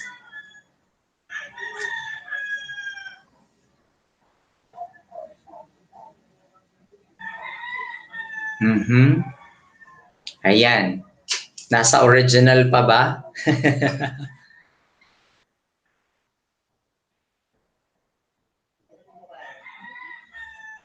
Ayan. So, mamaya lilinawin nyo sa atin ni Ma'am Emily. Kasama nyo po ba, Ma'am Emily, si Ma'am Jessica mamaya dito sa ating question and answer part? Meron pa kasing tanong dito, baka gusto nyong isagutin na rin mamaya as you answer yung una nating tanong. Do you think blended learning is the most effective among all modalities given COVID-19 and after effects of Typhoon Ulysses? Why and what extent will the modular end or online stop? Ayan, so in general, parang sinagot na rin ito yung aking tanong kanina ng Ma'am Emily, yung online at saka modular. Yes, ma'am. Do you think blended learning is the most effective among all modalities? Parang gusto kong sagutin. Thank you for your wonderful question. Sige, Ma'am Emily, would you like me to assist you in answering the question, ma'am? Okay. So, Ma'am Elisa is here. Magandang hapon po sa inyong lahat. I don't No, no. There is, Sabi ko lang, i-assist lang kita if you Yes, want me ma'am. to answer. Oh, sige. Okay, thank you ha. Kasi supposedly si Ma'am Emily to. Kaya lang natuwa ako sa tanong ng teacher. Ang tanong, ulitin ko kung di ako nagkakamali, do you think the most effective modality is blended? Tama, Sir Charlie? Sir Sunny, yun ang tanong ng ma'am? Tama ba? Okay. Yeah. From Ma'am sige. Gilbert Sabaupan. Do you Okay. think blended learning is the most effective among all modalities and why? We cannot identify which one is the most effective. Okay, first and foremost. Number one, it is based on the context of the student. No, may bata kasi who can take note. Do not forget, my dear, that self-learning modules, that our modules are self-learning modules. Okay. There are some students who are already comfortable in answering all the self-learning modules because they are already independent learners. Tama po? There are those naman who need the support of the teachers, no? So, yung iba, they enrolled in the online. So, kasi number one, meron silang capacity. No matter kahit na anong modality siya, ang unang dapat na makaunawa dun sa kanyang pangangailangan ay yung bata. And then isusupplement the teacher. No, we cannot say all types of modalities can become effective depende yon sa context ng teacher. However, no, hindi ko sinasabi mas maganda sana, no, mas maganda sana para sa atin na yung teacher at ang mga bata ay nagkakaroon pa rin ng actual interaction, whether online, kasi nga bawal yung physical. Okay, so siguro yun ang ibig sabihin ni teacher no sa tanong niya. Totoo naman, hindi natin pwedeng isantabi yung pakikipag-ugnayan ng guro sa kanyang estudyante. I think that will contribute a lot para mas maging successful yung distance learning natin, no? That the children can work on their own. However, should they need some clarifications from the teachers and the guidance, yung may capacity sila to communicate with the teachers, and that is through online naman. Okay? So kaya lang, ulitin ko, we cannot declare that this is most important, pero ito yung parang meron siyang talagang leeway o merong mga choices si bata. Work on my own on this module, pero kung hindi ko naintindihan dahil may contact ako online kay teacher, then that will be easy for me to join the synchronous class. Ganun lang siguro ang ano natin, no, ang maibibigay natin na paglilinaw dito. Okay? Okay ba, mga dear? Opo, thank you. Maraming salamat, Dr. Cerveza. So depende sa context talaga, ma'am, ano? Depende rin sa need ng mga learner, no? Kasi di natin masabing effective yun kung hindi naman yun ang kanyang need at that time. So, yeah. Another question, ma'am, here from Sir Bonventura. Ilang activities po dapat ang ibibigay per subject para di naman overwhelmed ang bata? Ma'am M, would you like to answer? Binanggit naman ni Ma'am Emily, and then siguro sisigundahan ko na lang. Ma'am M? Yes, ma'am. Kung activities kasi ang pag-uusapan natin, una po, ma'am, sandali lang. Time out.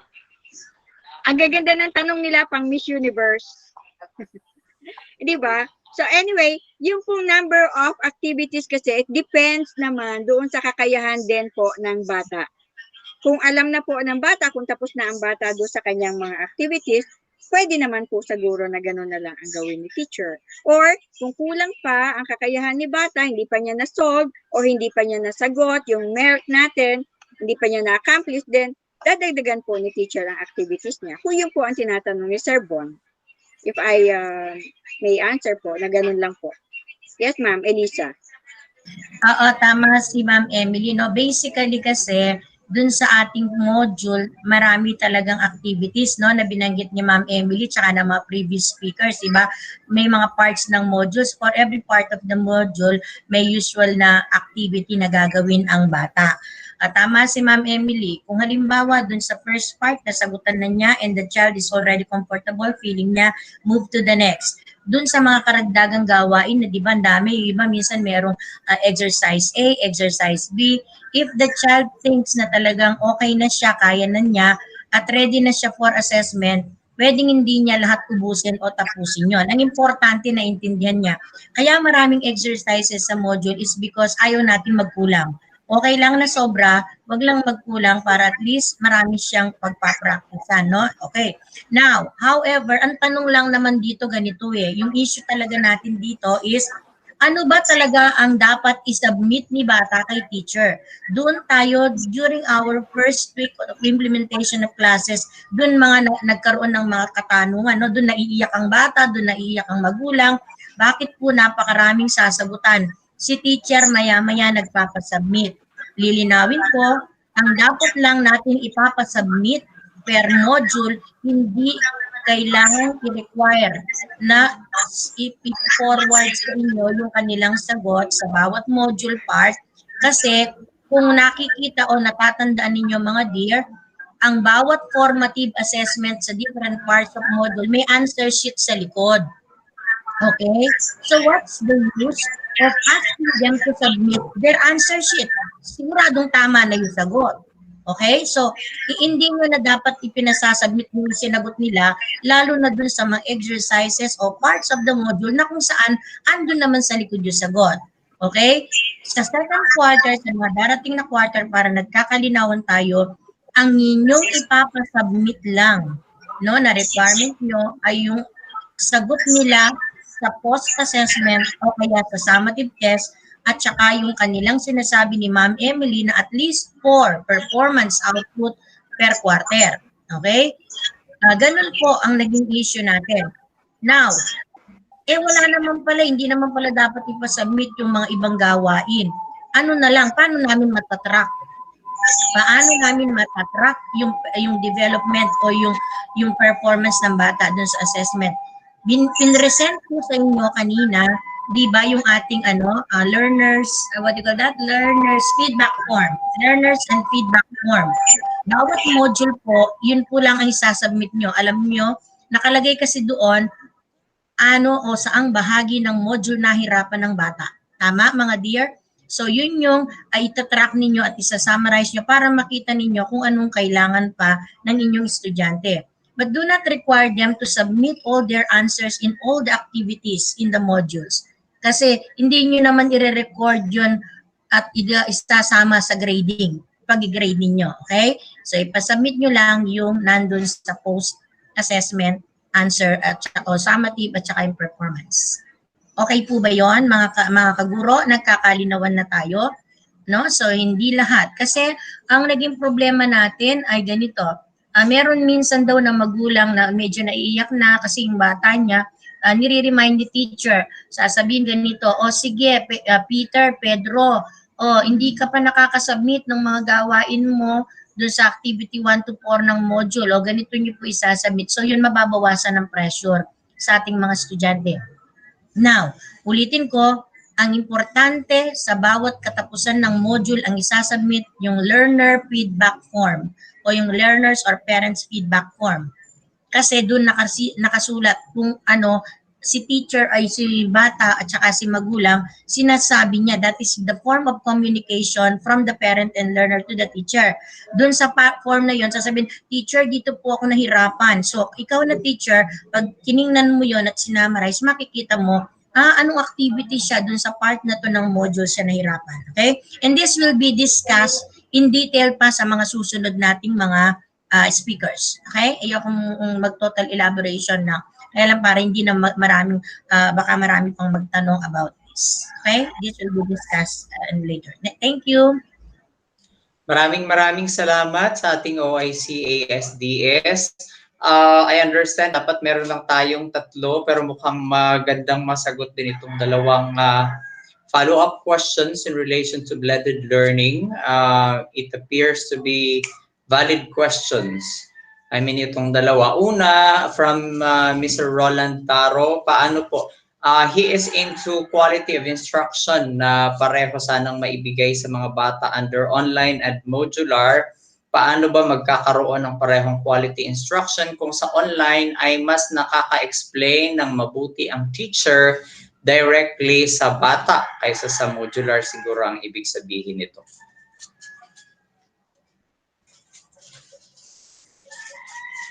Ma'am Emily? So paano daw may bibigay ang parehong quality of instruction kung sa online mas nakaka-explain sa mga bata kaysa sa modular? Quality of instruction, sir? Yes. Actually, lahat naman po yan. Yung remember po na sabi natin na yung modules po natin ay self-learning modules. So, ibig sabihin po, pag binasa ng bata yan, naiintindihan na nila dapat yung pinag-uusapan doon sa modules. Pangalawa po, doon po sa online natin na tinatawag yan sa blended, is not the e-learning platform po. Online lang po, just to answer some queries of the students. To clarify lang those things, so hindi po instructions per se or quality of instructions ang pinag-uusapan natin dito. Kung hindi, doon lang po doon sa how the student will answer or understand the modules. Doon lang po tayo, mga sir, ha? Wala po tayo doon sa tinatawag na quality instructions, ibang bahagi po yung pinag-uusapan doon. So kung ang bata, naiintindihan na po yung modules, for sure, baka mamaya hindi na rin magtanong sa inyo ang mga bata. Kaya lang tayo nagkakaroon lang ng Google Meet or ng online class kung may queries lang po ang bata doon sa self-learning modules. Okay, so I think dagdagan ko, Ma'am Sir Sunny, tama yung sagot ni Ma'am Emily. Eksakto po yun. Kaya lang ganito, wag po nating kalimutan na for those students without the learning partners na halimbawa hindi talaga kaya, no? Maraming bata ang medyo naglalag behind. Totoo yun, meron talagang teacher na talagang ay mga bata talaga na mas komportable sila na explain muna. Tapos kung wala naman silang learning sa bahay, no, yung adult partners, no. So yun po yung ating gagawin ng paraan sa mga darating na araw, kagaya po ng binanggit ko kanina dun sa ating overview, no, na huwag mag-alala para sa mga batang nangangailangan ng teacher na tututok, no. Sila yung puprovidean po natin ng learning or literacy tutors or learning support aids po. Yun po yung mukhang tanong ni Sir, no? Ano natin ma-assure kung wala naman nagtuturo talaga. So yun po ang magiging natin. And they will be having the face-to-face kung kailangan session, no? Dun sa small group, syempre following the protocol at yung may permit din ng magulang. Ganun po natin i-address sa mga Sir and Ma'am, ha? Para yung fear nyo mabigyan ng mawala yung takot na hindi talaga matugunan yung pangangailangan ng bata. Thank you. Maraming salamat sa ating OIC ASDS. Mas nalinawan po siguro yung mga nagtanong ngayong hapon. One last na lang po dito from Mr. Jeremiah Elizalde Sena. Nakita ko po kasi yung sa memo about sa assessment, sabi po ay 4 summative assessment and 4 performance tasks. So, ang magiging use ng module ay formative na lang.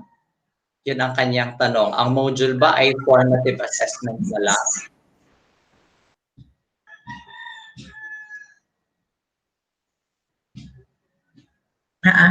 Yung assessment, Sir Sunny, ay ipoprovide ng next speaker sa mga darating na okay? So, para di natin ma-preempt. Although, valid yung mga questions ng ating teachers, okay?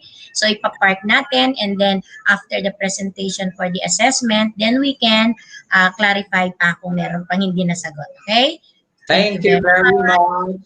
Maraming salamat po sa ating speaker ngayong hapon, Ma'am Emily G. Santos, at saka sa tulong ng ating OIC ASDS Dr. Cerveza. So let's now proceed to the three questions to be answered by our teachers. And once again, we're giving like 3 to 5 minutes for answering those three questions. So, makikita natin yung link doon sa description box. And that will be open for 3 to 5 minutes. And that 3 to 5 minutes start now.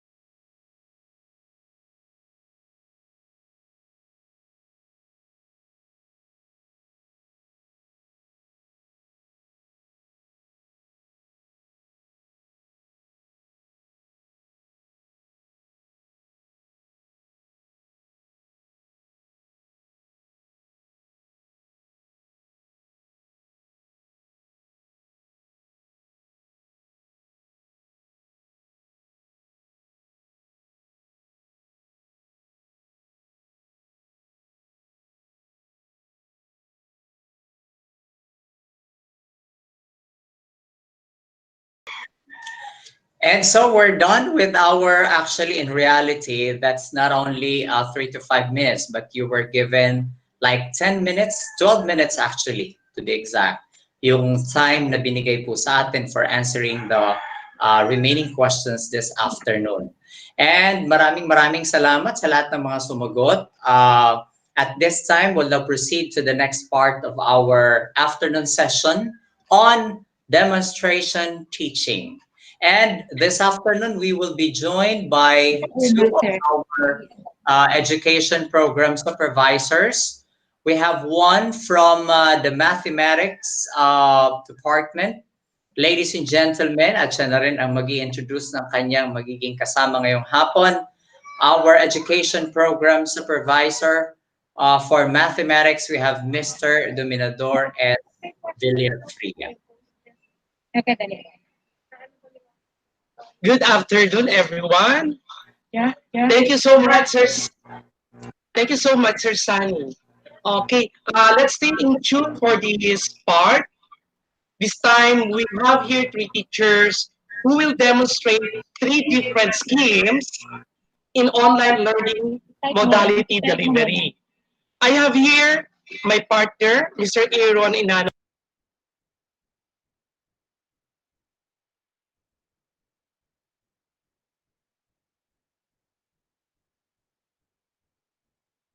Sir Sunny, take over muna. Hello. Yes, good afternoon, Sir Ador, and to our teachers as well as our to SDO personnel. Magandang hapon po sa ating lahat. Welcome to our afternoon session ng ating in-service training. No? Sir Ador, before we proceed to demonstration teaching, just a recap. So a while ago, our CID Chief, ASDS Ma'am Melissa Cerveza, discussed the overview of distance learning delivery modality. No? And also, Sir Mutia, our PSDS, discussed the modular learning delivery modalities. No? Sir Joseph Santos discussed the online learning delivery modalities. So we hope that you to really understand the idea and the processes of distance learning delivery modality. So at this point, we shall now proceed to our demonstration teaching. So like what you've said a while ago, sir, we have three teachers from different schools, who will demonstrate the processes of online learning delivery modality. Yes, Sir Aaron. So for scheme 1, we have Ma'am Glenda Katubigan. Sir Aaron, mukhang na-mute po yata si Sir Ador using the account of Ma'am Jessica. Mukhang na-mute po yata ang iyong partner. Yan, Sir Ryan. Sir. Thank you.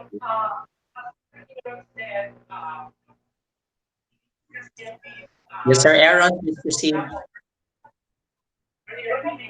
Okay, sir. So again, ulitin po natin. So we have the three teachers po from different schools who will demonstrate the processes of online learning delivery modality na na-discuss po ng ating EPS, Sir Joseph Santos. No? So again, for scheme 1, we have Ma'am Glenda Katubigan from Kalumpang Elementary School. No? She will present to us the scheme 1 synchronous and asynchronous process. Okay, so again, when we talk about synchronous asynchronous process, this scheme shall be used if there are hard concepts and terms that need to be clarified first by the teacher before letting the learners do the activities on their own. And after Ma'am Glenda Katubigan, Ma'am Bernadette Andres, Master Teacher 1 from Barangka Elementary School, will present to us the synchronous, asynchronous, and synchronous scheme. Ito po yung ating scheme 2. So this scheme is like scheme 1 except that it has another synchronous session for learners who need assistance from the teacher to come up with the lesson. At ang pangatlo po nating magde-demonstrate ay si Sir Maru Pangaliban from Jesus de la Peña National High School. Okay, so ang kanyang i-demonstrate po ay yung asynchronous synchronous scheme, yung ating scheme 3. So ito po ay appropriate for lesson that require minimum supervision, Sir Ador. I think Sir Yvonne, I think it's used by our teachers. What's demonstration. Yes, sir. Yes, sir.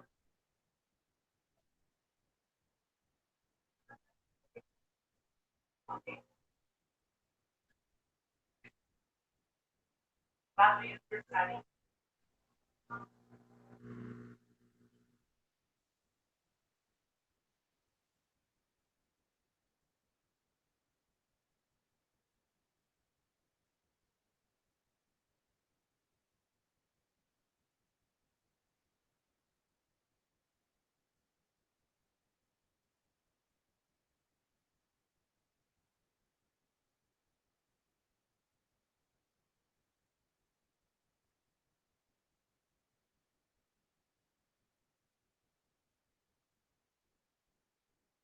Ang naririnig sa kanila. Nakalimutan natin yung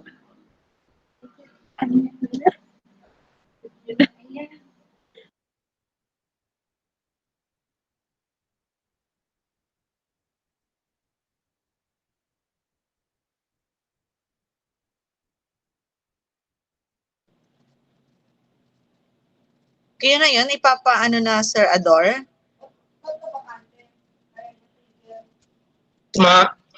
Yes, yung ma'am. Yung video, Yes, we will play now the video, the 3 videos of our teachers who will demonstrate the 3 different schemes of learning modality.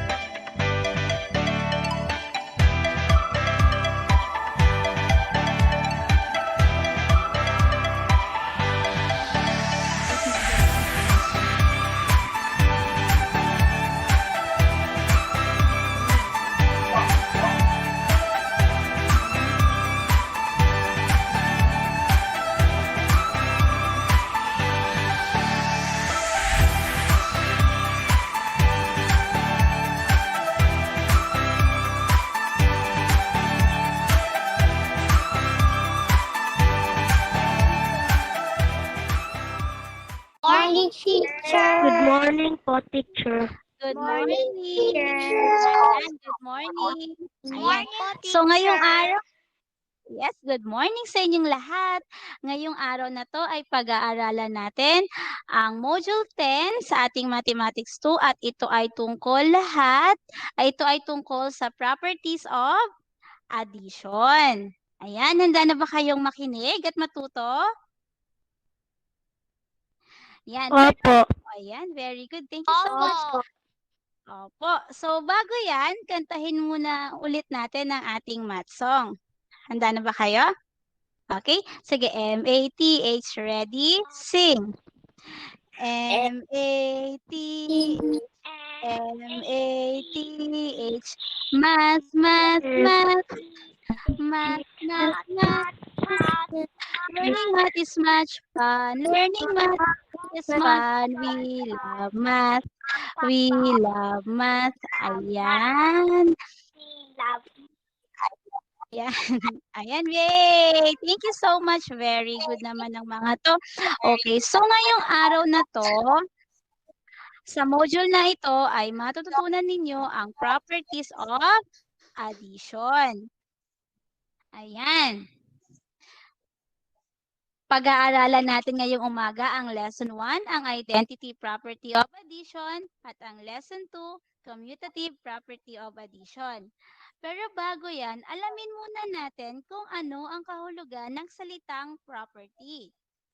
Ang sabi, ang property ay mga bagay na pag-aari ng tao o katangian ng isang bagay.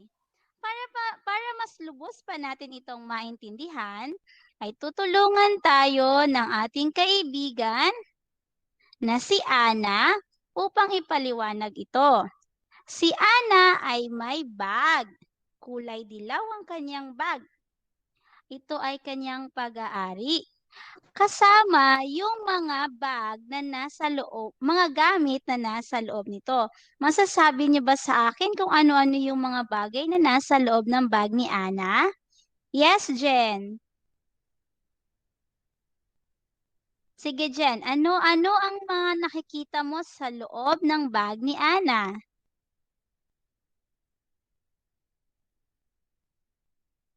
Okay, naghanga ta si Jen. Andy, ikaw, tulungan mo muna si Jen. Balikan natin si Jen mamaya. May pencil, may notebook, may mansanas at may ruler. Ayan, meron siyang, tama, may ruler, may lapis, may notebook, at saka may mansanas. Nasabi lahat ni Andy. Mahusay, Andy. Ano nga ulit ang kulay ng bag ni Ana? Rafael, ano ang kulay ng bag ni Ana?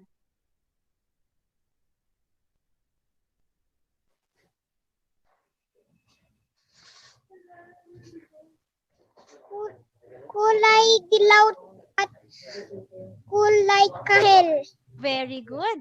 Ayan, so ang bag ni Ana ay may kulay dilaw at may kulay puti din. Awan, sabi niya lahat ng tatlong kulay. May kulay kahel, may kulay dilaw, at may kulay puti. Mahusay, Rafael. So, ang bag na ito ay pag-aari ni Ana. Ito ay sa kanya.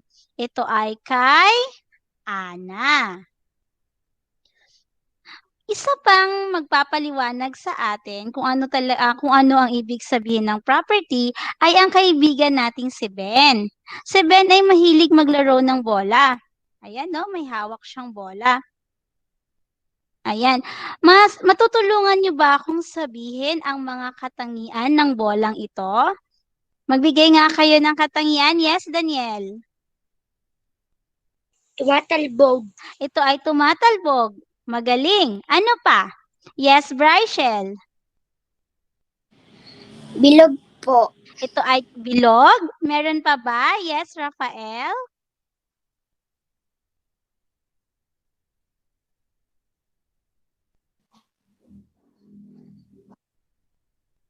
Tumatalbog po. Tumatalbog at may linya.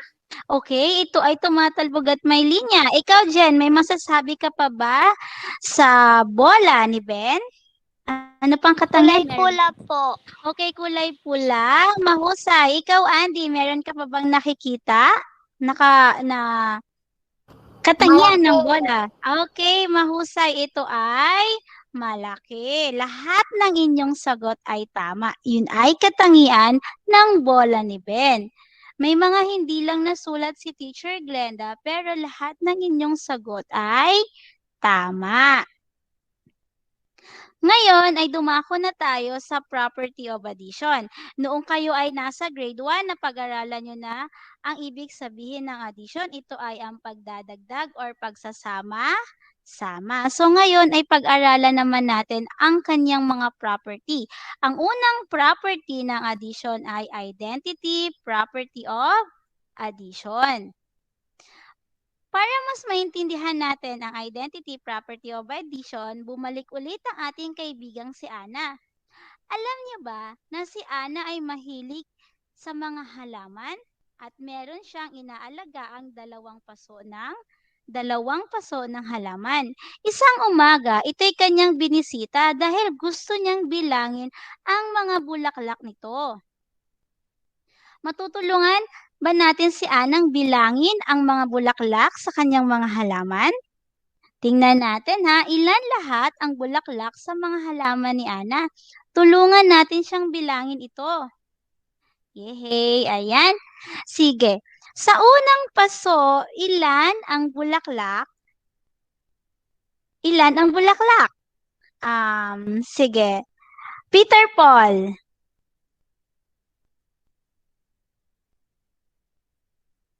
Nawala si Peter Paul. Sige. Jen, ikaw, ilan ang bulaklak sa unang paso? 6 po. Okay, mahusay, 6. Dahil ilan lahat ang tinatanong sa atin, gagamit tayo ng plus sign. Ayan. Ilan naman ang bulaklak sa pangalawang paso? Daniel?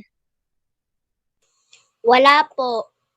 Wala po or 0. Ibig sabihin ng wala, ang bilang na nire-representa nito ay 0. Ayan. So, kung pagsasamahin natin lahat ng bulaklak, ilan kaya lahat ang bulaklak sa 2 paso ni Ana? Sino ang gustong magsagot? Yes, Andy. Ilan lahat yan? 6. 6. So, ibig sabihin, 6 plus 0 equals 6 or 6 dagdagan ng 0 ay 6. Yan ang tinatawag nating identity property of addition. Kapag ang bilang ay dinagdagan ng 0, ang kabuuan nito ay ang bilang pa rin. Ito ay tinatawag na identity property of addition. Para mas maintindihan pa natin, gawin pa natin yung ibang halimbawa. Ayan, sabihin ang mga nawawalang bilang. Sige, pakibilang muna kung ilan lahat ang puso sa unang kahon. Daniel, ilan lahat yan? Nabilang mo na ba? 10. Okay, mahusay. 10 lahat ng puso sa unang kahon. Plus, ilan naman ang puso sa ikalawang kahon, Jen? Wala po. Wala. Kapag wala, anong bilang ang nire-representa nito? 0 po. 0. So, ilalagay natin 0. 10 plus 0, ano ang sagot natin? Yes. Yes, very good. Mahusay dyan. Ang sagot natin ay 10. Yun yung sinasabi na kapag ang bilang ay dinagdagan ng 0, ang sagot pa rin ay ang bilang. Ito naman, sino ang may gustong sumagot nito? Si Rafael. Gustong gawin ni Rafael?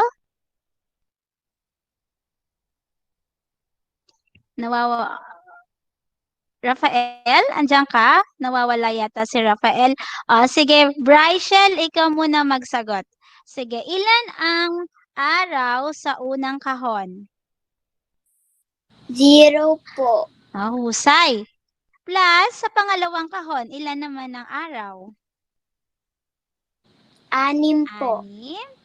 At pag pinagsama natin, ilan lahat?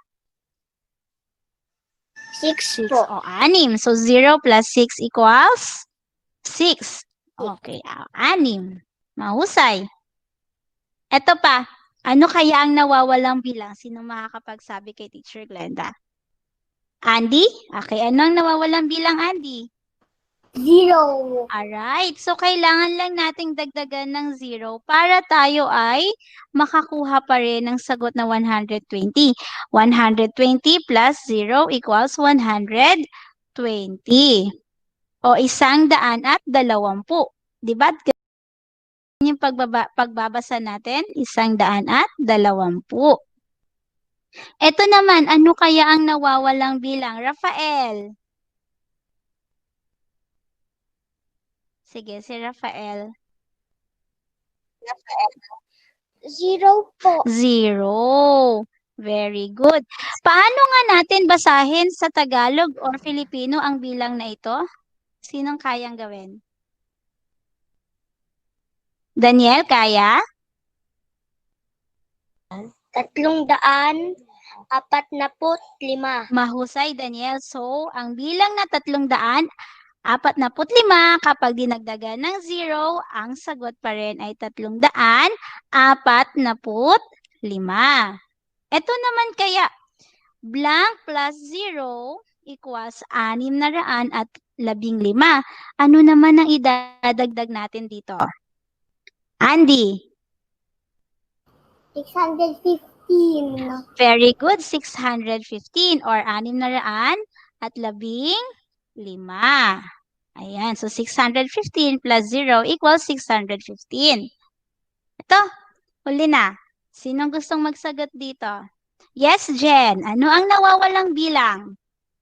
250. Okay, 215 or 215. Mahusay, may tanong kayo? Naintindihan ang ating identity property of addition? Very good. Ayan. Dahil dyan, gawin na natin ang sumunod na lesson, ang commutative property of addition. Ang ito yung pangalawang property ng addition, commutative property of addition. Para naman ipaliwanag sa atin ito, narito ang ating kaibigan na si Ben. Ayan. Alam niyo bang mahilig siyang maglaro or mag-collect? May collection siya ng mga bola. Ayan, may dalawa siyang kahon na pinaglalagyan niya ng mga koleksyon niya ng bola. So, tulungan niyo kung bilangin ang mga koleksyon niya na bola. 1, 2, 3, 4. Meron siyang 4 na koleksyon ng bola ng basketball. At 1, 2, 3, at 3 koleksyon ng bola ng volleyball. Kung pagsasamahin natin ang lahat ng koleksyon ng bola ni Ben, ilan kaya to? May tanong dito, ilan lahat ang koleksyon na bola ni Ben? Matutulungan ba natin siya? Ayan, sige, tulungan natin siya. So, sabi dito, 4 plus 3 or 4, dagdagan ng 3 ay ilan kaya lahat ang bola ni Ben pag pinagsama natin? Yes, Peter Paul? 7 po. 7. Very good. 7 bola. Paano kung gusto kong unahing bilangin yung bola ng volleyball? Inuna ko yung bola ng volleyball. Tapos, tsaka ko nilagay yung mga bola ng basketball. Maiiba kaya ang bilang ng koleksyon ng bola ni Ben? Tama? Hindi. So, ilan pa rin ang bola ni Ben? Yes, Daniel? 7 po. 7 pa rin. Mahusay. Ayan. Yes. Hindi nababago ang sum or yung total ng sa addition kapag kahit ito ay ating pinagpalit. Yan ang tinatawag natin na commutative property of addition. Ito ay nagsasabi na kahit na pagpalitin ang ayos ng addends, ay hindi ito makakaapekto sa kabuuan o sagot. 'Di ba? Nung kayo ay nasa grade 1, napag-aralan nyo na ang tawag sa dalawang bilang na pag pinagsasama ay addends. So, kahit daw pagpalitin natin yung addends, hindi nababago ang sum o ang total o ang sagot nito. Ayan, gawin natin to. Sabihin ang nawawalang addends upang maipakita ang commutative property of addition. Yan. Nakalagay dito, 20 plus 15 equals blank plus 20. Ano kaya ang nawawalang bilang? Yes, Rafael. Sige, si Rafael. 15 po. Very good, 15. Ayan, sa pangalawa, meron tayo ditong blank plus 8 equals 8 plus 32. Ano ang nawawalang bilang? Brychel. 32 po. Tingnan natin kung tama ang sagot ni Brychel. Mahusay. Ang tamang sagot ay 32. Ito naman, 22 plus blank equals 14 plus 22. Ano ang nawawalang bilang? Peter Paul. 14 po. 14. Tingnan natin kung tama ang sabi na sagot ni Peter Paul. Ayan, magaling. Ang tamang sagot ay 14. Meron pa akong ginawa dito na pwede nating gawin para mas maging mahasa pa kayo sa pagsagot. 5 plus 8. Ano ang sagot? Yes, Peter Paul. 13 po. 13. Mahusay. Paano naman kung 8 plus 5? Anong sagot? 13 po. 13 pa din. Hindi nababago kahit pinagpalit natin yung dalawang addends. O, ito. 9 plus 6. Yes, Andy. 15. Very good. Paano naman, Andy, kung ginawa ni Teacher Glenda ay 6 plus 9? Ano ang sagot? 15 pa rin po. Mahusay, di ba? Ayan, naiintindihan nyo na. Ito, huli. 7 plus 10. Ano ang sagot? Yes, Daniel. 17. 17. Tapos, pag pinagpalit ang dalawang addends, ano naman ang sagot kung 10 plus 7? 17. 17. Nabago ba? Hindi po. So, yan ang commutative property of addition na kahit pagpalitin natin ang addends, hindi nababago ang sagot. Sige, gawin natin ngayon ang tandaan. Ang identity property of addition ay nagsasabi na kapag ang bilang ay dinagdagan ng blank, ang kabuuan nito ay ang bilang pa din. Ano ang nawawalang salita? Jen? 0 po. Mahusay. Kapag ang bilang ay dinagdagan ng 0, ang kabuuan nito ay ang bilang pa din. Ayan. Sino gustong magbasa? Meron ba sa inyong gustong magbasa? Si Rafael yata gustong magbasa. Sige, Rafael, nagtaas ka ng kamay. Go ahead, Rafael. Ang blank of addition ay nagsasabi na kahit magkalapit ang ayos ng Magkapalit? addends ay hindi ito aapekto sa kabuuan ng sagot. Mahusay. Ano kaya ang nawawalang salita? Alam mo ba, Rafael? Yes, ano yon? Sige. Commutative property.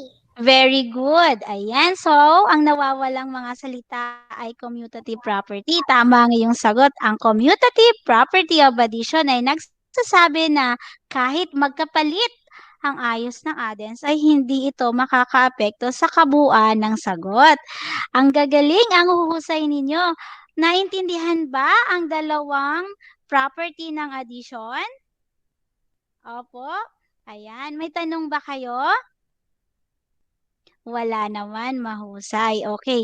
So, para sa inyong mga sasagutan mamaya, gusto kong makausap ang inyong mga magulang para sa kanila ko sasabihin kung ano ang inyong sasagutan at saan kayo magsasagot.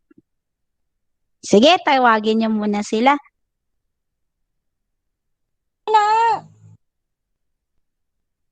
Ayan, good morning po. Good morning, Teach. Good morning po sa inyo. Ayan po. Good morning po. Sa pinag-aralan po namin ngayong umaga, sasagutan po ng mga bata. Makikita niyo po yun sa FB group.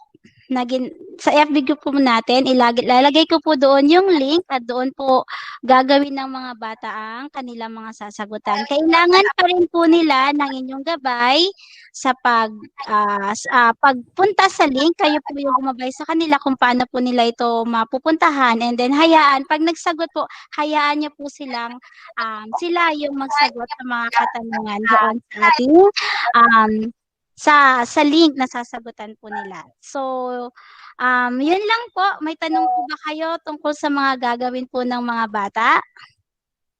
Wala naman po, Teach. Ayan po, sige po. Doon, kung may tanong po kayo, doon lang po kayo sa FB group natin magtanong at doon ko po sasagutin ang inyong mga katanungan. Okay? Kung wala na po, magandang umaga po sa inyong lahat and dito po nagtatapos ang ating synchronous class. Sige po, Thank you po. Bye Thank you po, teacher. Good morning.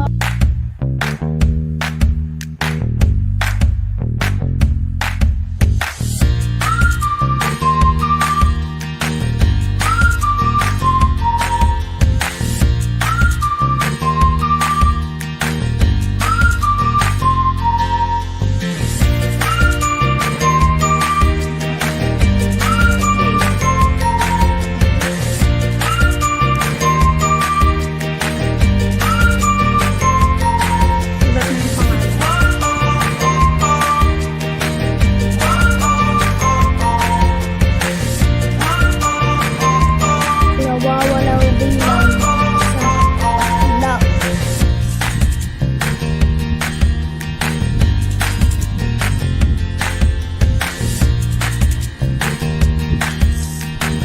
Magbabago ba ang kabuuan kung pagpapaligid ang ayos ng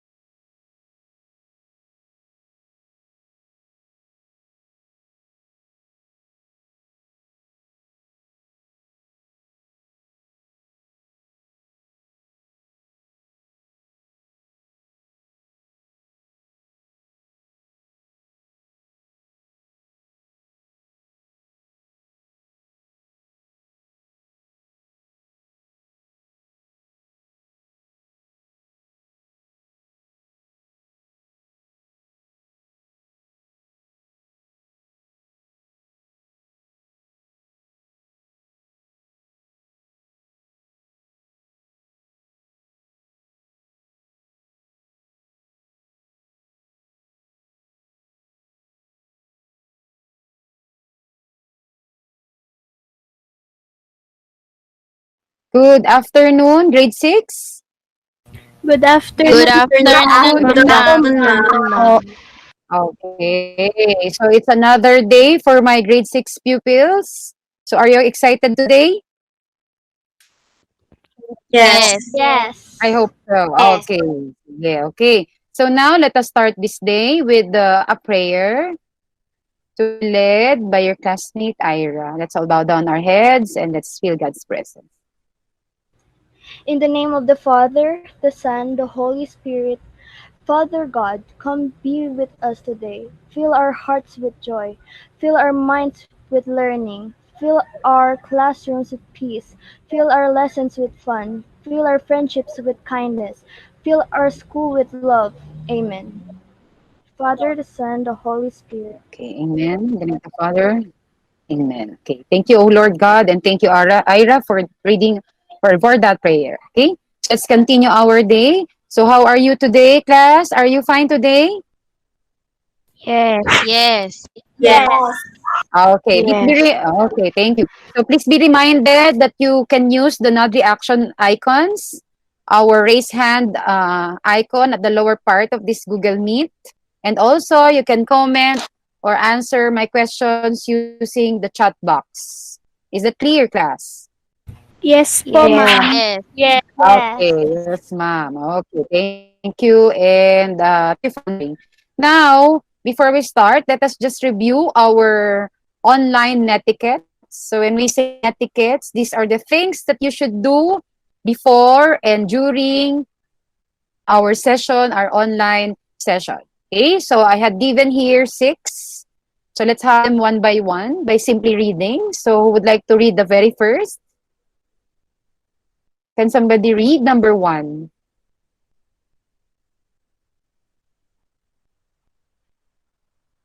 Yes, Iya? Number 1, always turn on your camera.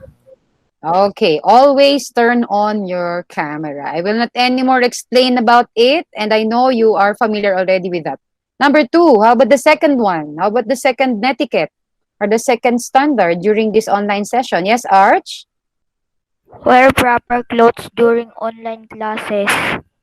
Okay, you have to wear your proper clothes during online classes. The third, anybody? Ira?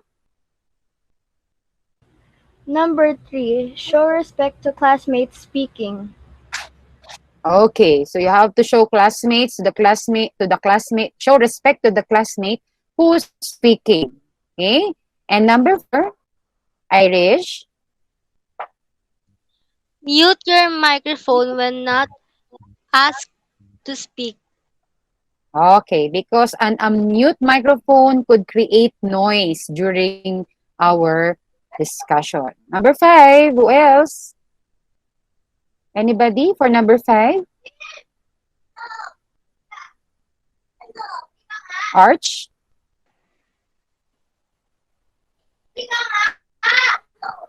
Arch, read number 5, please. Use chat box, nod reaction icons and others when participating. Okay, so you can maximize using the chat box, null reaction icon, or even the raise hand icon at the lower part of this meet. And number 6, of course, one of the best thing that you can do for this session is, last one, please read, Clarice. Number 6, participate actively. Okay, and number 6 is that you have to participate actively. Participating actively simply means answering. You have to answer whenever a question is raised. Okay, is everything in the netiquette clear? Yes, Yes. ma'am. Okay, yes po, ma'am. And I hope that we can now start. Okay, so for today class, you're expected to learn the following: enumerate and describe techniques in separating mixtures approximate of 5 separation techniques. And we all know that these techniques are not only 5. Actually, we have more than 5. Am I right, Shello? Am I Yes right, po. Shello? Okay, if the rest agree with me, can you show me your raised hand reaction for me to know that it's really true, Ma'am Bernadette, that there are more than 5 techniques to separate mixtures? Okay, thank you, Arch, JC, and Althea, and Clarice, and Iya. Okay, so let's continue. Can mixtures really be separated? Can mixtures really be separated? Yes, Yes. Irish? Okay, yes, because they are Yes. just physically combined. So if I am going to ask you sand and water, Arch, can we separate sand from water? No? Arch? Sand and water, can we separate sand and water? Yes po. Okay, it is yes, Arch. We can separate water from sand. Okay? So, as we continue discussing this lesson, please be reminded of the following parts. Aside from what I need to know, you will also encounter what I know, what's in. So, what are the 2 parts again of our lesson? Shelo? What I know and what's in. Okay, what I know and what's in will not be discussed in this session today because you will see these parts at the Google Classroom. What I know is the pretest, a question or set of questions that will measure your knowledge about the previous lesson. And the what's in is about the review of the past lesson. Okay, please be reminded of the two. Other parts that you will see in the Google Classroom or in our Science or Discover Science Classroom is, can you read that for me? Anybody? Can you read other? Yes, Clarice? What's new and what is it? Okay, thank you, Clarice. So what's new is all about the introduction to a lesson. So in our classroom, you will see an activity about what's new. And the next to that is what is it? What is it is the lesson proper. Lesson proper is where you will see discussions of the lesson, and which at this part will give you answers to some of the questions in the lesson. Okay, let's have the next part. Can somebody read the other parts? JC? What's more, what I have learned. Okay, you will also encounter what's more and what I have heard. I hope that you are being familiar with this part. So when we say what's more in our lesson is more on the activity part, experiments. Since we are studying about matter, so you will encounter or be doing some experiments which requires your parents' participation. Okay, and some of the activities there does not require parents, but you have to do it on your own. What I have learned simply means the generalization. So generalization means questions that are related to lessons being learned from the past, from the previous parts of our lesson. And the last, okay, it seems that you are waiting for the question. Okay, can somebody read the next? Arch, yes, please read Arch. What I can do and assessment. Okay, what I can do, what part is that, ma'am? So what I can do means it is the part wherein you will be applying the knowledge you gained in the previous part or lesson to real life situations. For example, filtration, or how are you doing or applying filtration in your daily lives? Yes or no? Yes. Okay, yes. And the last part is assessment. So when we say assessment, just like in the classroom setup, these are 5-item tests or a question leading to the mastery or evaluation of what you have learned from those lessons. So again, there are 8. I hope that you remember these parts as I had explained in our science discovery Google Classroom, and you will not be answering them today. Okay? So now, since we are starting a new lesson, let us unlock difficult words. There are many words involved in discussing techniques. No? So from the word itself, unlocking. Unlocking difficult words, meaning knowing more details of difficult words. Did you encounter difficult words as you explore more about mixtures or unfamiliar words? Did you encounter? Yes, of course. So, Yes. sometimes you ask your mind, ano kaya ito? So, what is this?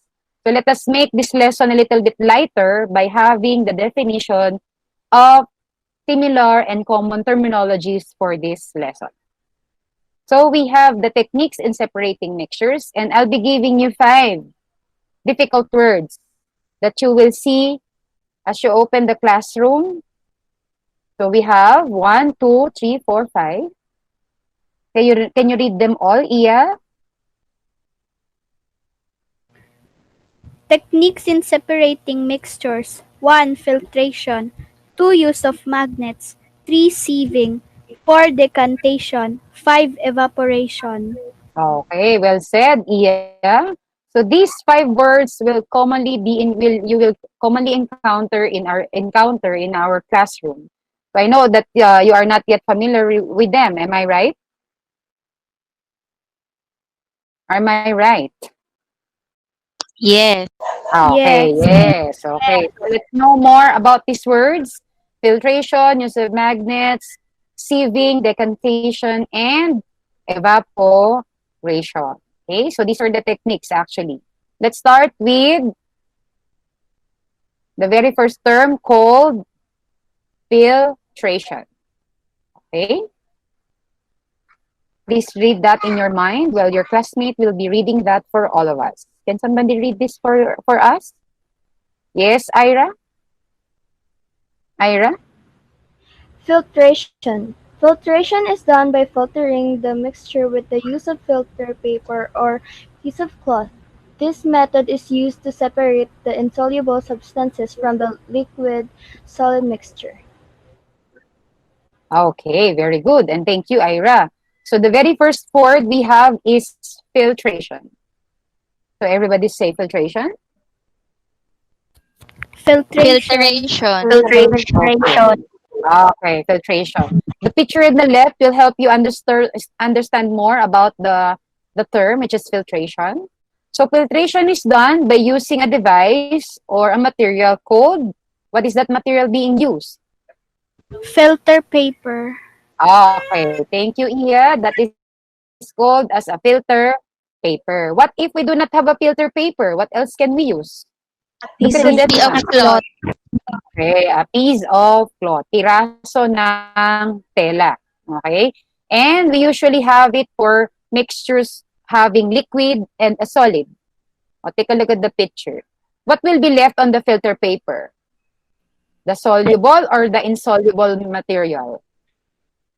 The insoluble material. Okay, thank you. Okay, well said. So, the one that will be left on the filter paper is the insoluble. Insoluble simply means in Tagalog is yung hindi ano,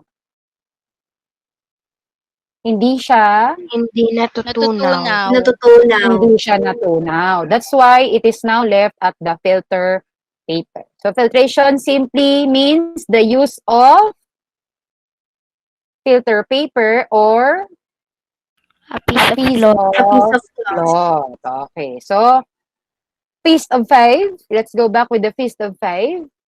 Just simply type in your score on how far and how well you learned today.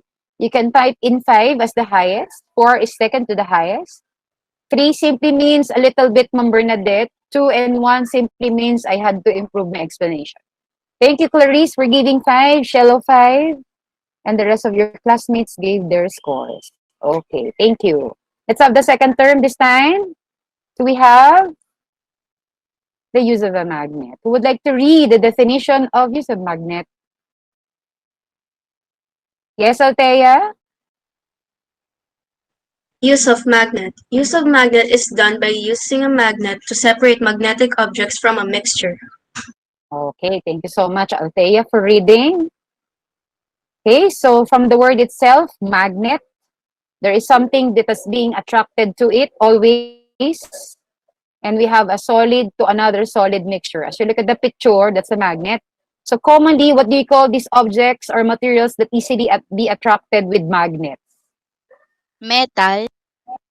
Metals. Thank you. That's metal. So metal is what kind of a material? Conductors.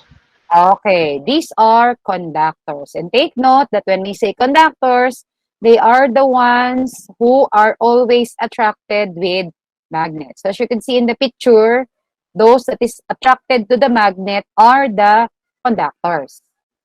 A good example of that is a metal. Therefore, Feast of 5 once again, how well you learn about magnets and the use of magnets in the separation of mixtures, the components of mixtures. Okay, thank you for giving 5. And for those who give 4, that will be fine to me. Okay, sige. Thank you. Let's have the third term this time. Decantation. From the word itself, decantation. Can somebody read the definition of decantation? Yes, Iya? Decantation. Decantation is done when sediments settle at the bottom of the container and then the liquid is carefully poured off. Okay. Thank you, Iya, for reading. So as you could see in the picture on the left, what do we do with the container, with the mixture?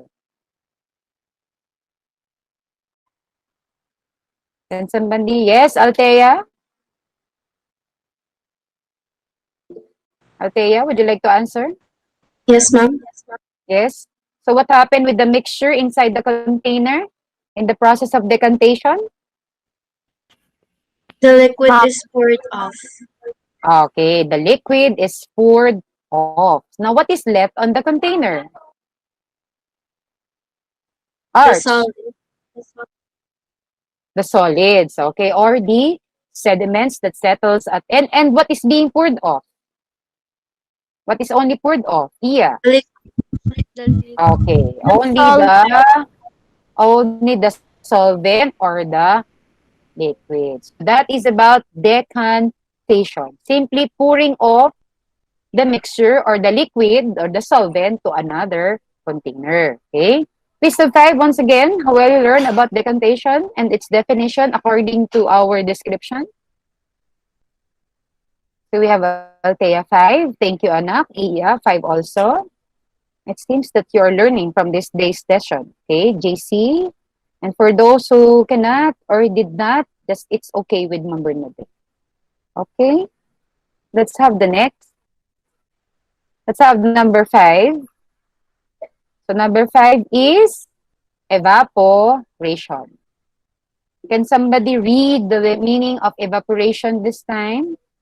Yes, Arch. Evaporation. Evaporation is done by separating components of mixtures by exposing it to heat or sunlight. Okay, so from the word itself, again, evaporation, vaporize, being vapor.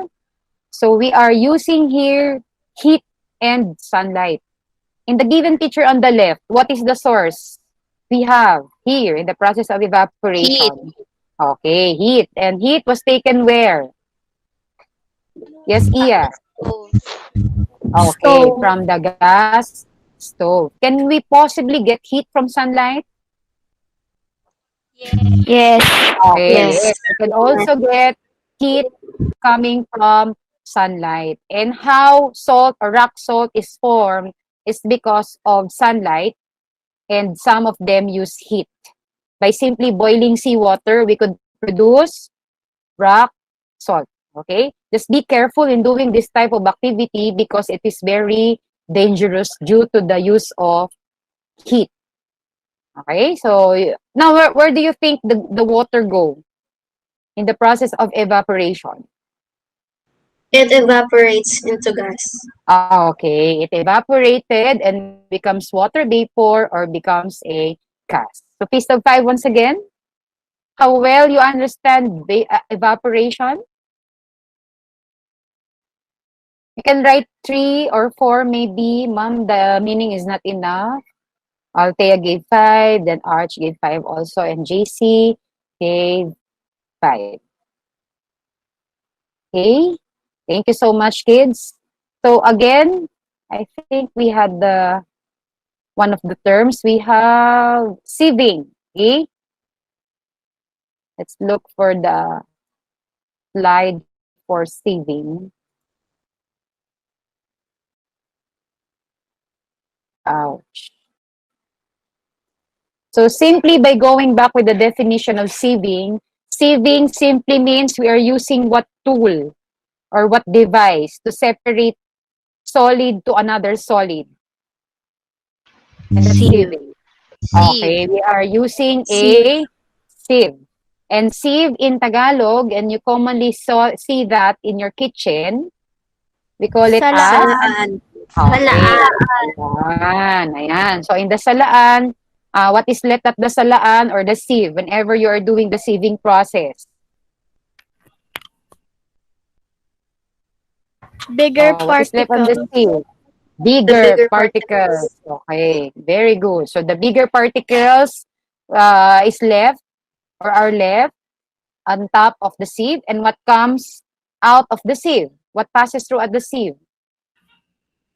The smaller particles. Okay, smaller particles. If it is in the case of gravel and sand, we expect that the gravel will stay on top of the sieve, while sand will pass through on the Active. Okay. So once again, what are the 5 techniques being defined and unlocked? Can you give me all the 5? Who would like to give me all the 5 techniques? Yes, Arch?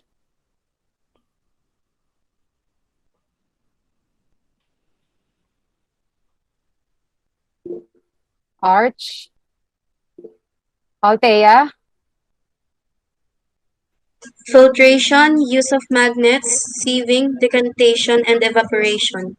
Okay, very good, anak. Can you type it in at the chat box so that I will know you remember those terms? Go.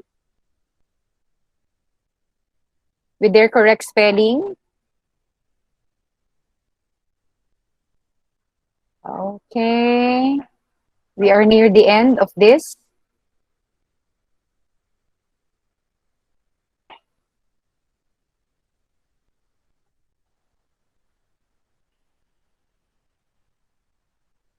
Okay, I saw the answer of Irish. Filtration, decantation, use of magnet, evaporation, and sieving. Very good, Irish.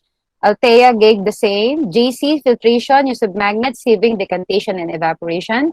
Ira, filtration, use of magnet, sieving, decantation, and evaporation. Well said and well done, class. So I think you understand our lesson today. Although some of you, I know that there is still a need for discussion. Okay? So please be reminded again, once again, that the following will be seen at the Google Classroom, Science Discovery Classroom. And remember those parts. For day 2, what are the parts to be answered for day 2? Can somebody read the parts to be seen or to be answered for day 2? What are these parts? Yes, Arch? What I know, what's in, and what's new. Arch? What I know, what's in, and what's new. Okay, thank you. So you will be answering these 3. Okay. How about the next? Wait only. I'll try to drag the PowerPoint. Okay, for day 3. So you will be answering the following. What are these parts? Irish? What is it? What's more? And what I have learned. Okay. And for the last day, which is day 4, you will only be answering 2, Iya. What I can do and assessment. Okay. What I can do and assessment. So please bear in your mind that during those, this is our classroom, yan. So during those times, I'll be making myself available to answer all your queries. Just type in at the chat box or message, use your messenger to ask questions regarding the activities that I had provided you. Will that be clear, class? Yes. Yes. Yes. Yes Yes. or no? Yes. Okay. If your answer is yes, okay. May I see your nod reaction? Saying yes, ma'am, for me to know you understand what I had said. Althea says approve, Ma'am Bernadette. Okay, Iya, Shelo, JC. Ayan, okay. So your thumbs up simply means that you agree with me and you understand what you will be doing at our classroom. Okay? So, well done, kids. You're done with the first day or day 1 for this week. So I hope you will be able to answer all the activities in our Google Classroom. Okay? Thank you so much, mga anak. God bless you all.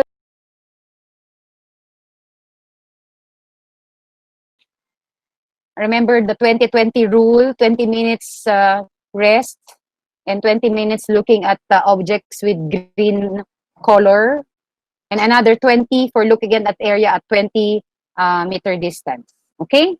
Sige, God bless you all. Goodbye, class. And Goodbye God bless. po, ma'am. And Goodbye, thank you. ma'am. Okay. Bye, Thank you. ma'am. Thank you, ma'am. Okay, goodbye.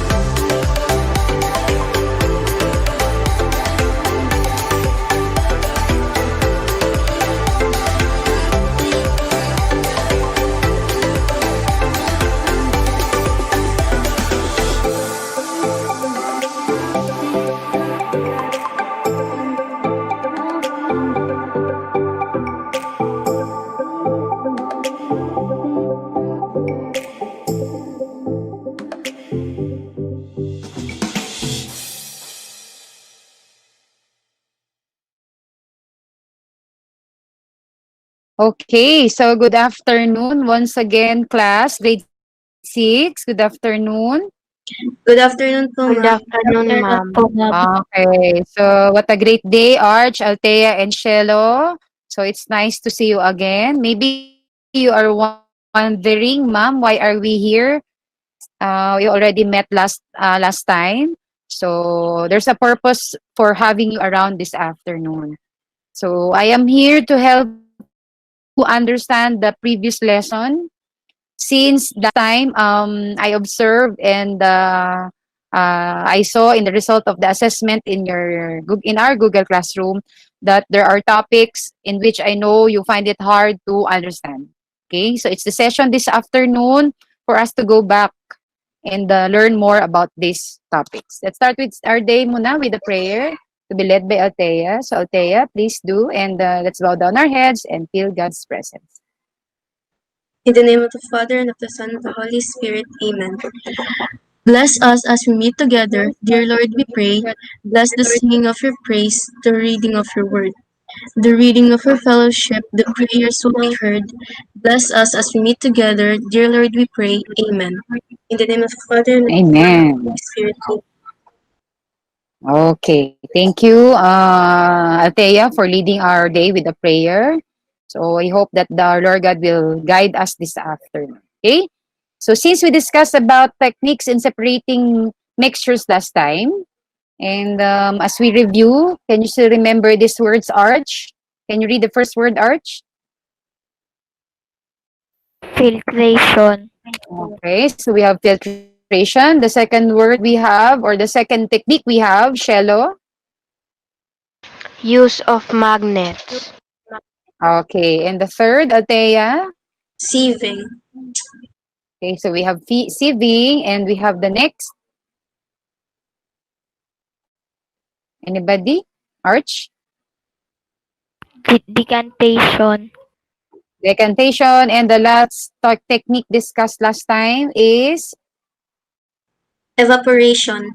Okay, we have evaporation. So as I have said earlier, there are topics in which, according to the result of your evaluation, you find it hard to understand. So this session will help you understand and know more about uh, the three techniques we discussed last time. Okay, so let's take this. Please take this opportunity to learn more about these techniques. Okay, but you please be reminded that I am here to explain to you and discuss to you more about these techniques. Okay, I have here a video for you to help understand the lesson or those techniques and the techniques in separating mixtures. Please watch the video.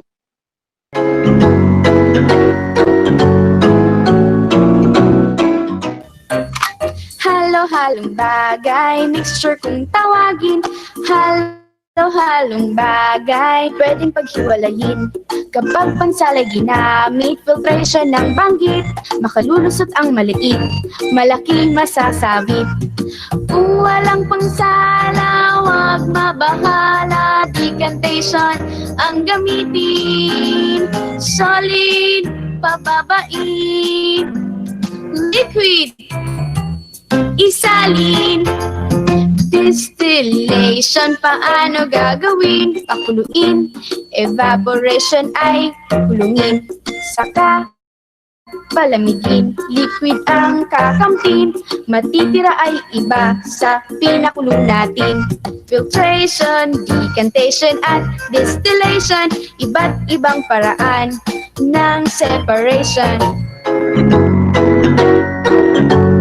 On the video, can you give me some of the techniques being stated or being given in the video? Yes, Althea? Filtration. Okay, we have filtration. Oh, some more. Ma'am. Oh, this is your opportunity to recite. Yes, Arch? Decantation. Decantation, very good. Cello? Distillation. Distillation. Okay, some more? Some other techniques being explained or demonstrated in the video? Some more? Meron pa bang iba? Would you like to answer, Arch? Evaporation. We have evaporation. And ay, meron pa, Shello? Would you like to share, Shello? Okay, no more. So since last week we only have 5, so we will be focusing only on the 3 techniques. So as a review, what are those 3 techniques you find it hard to understand again based on our previous slide? What are these? Arch, can you remember? What are those techniques based on the result of our assessment? Althea? Yes, Althea? Sieving, decantation, and evaporation.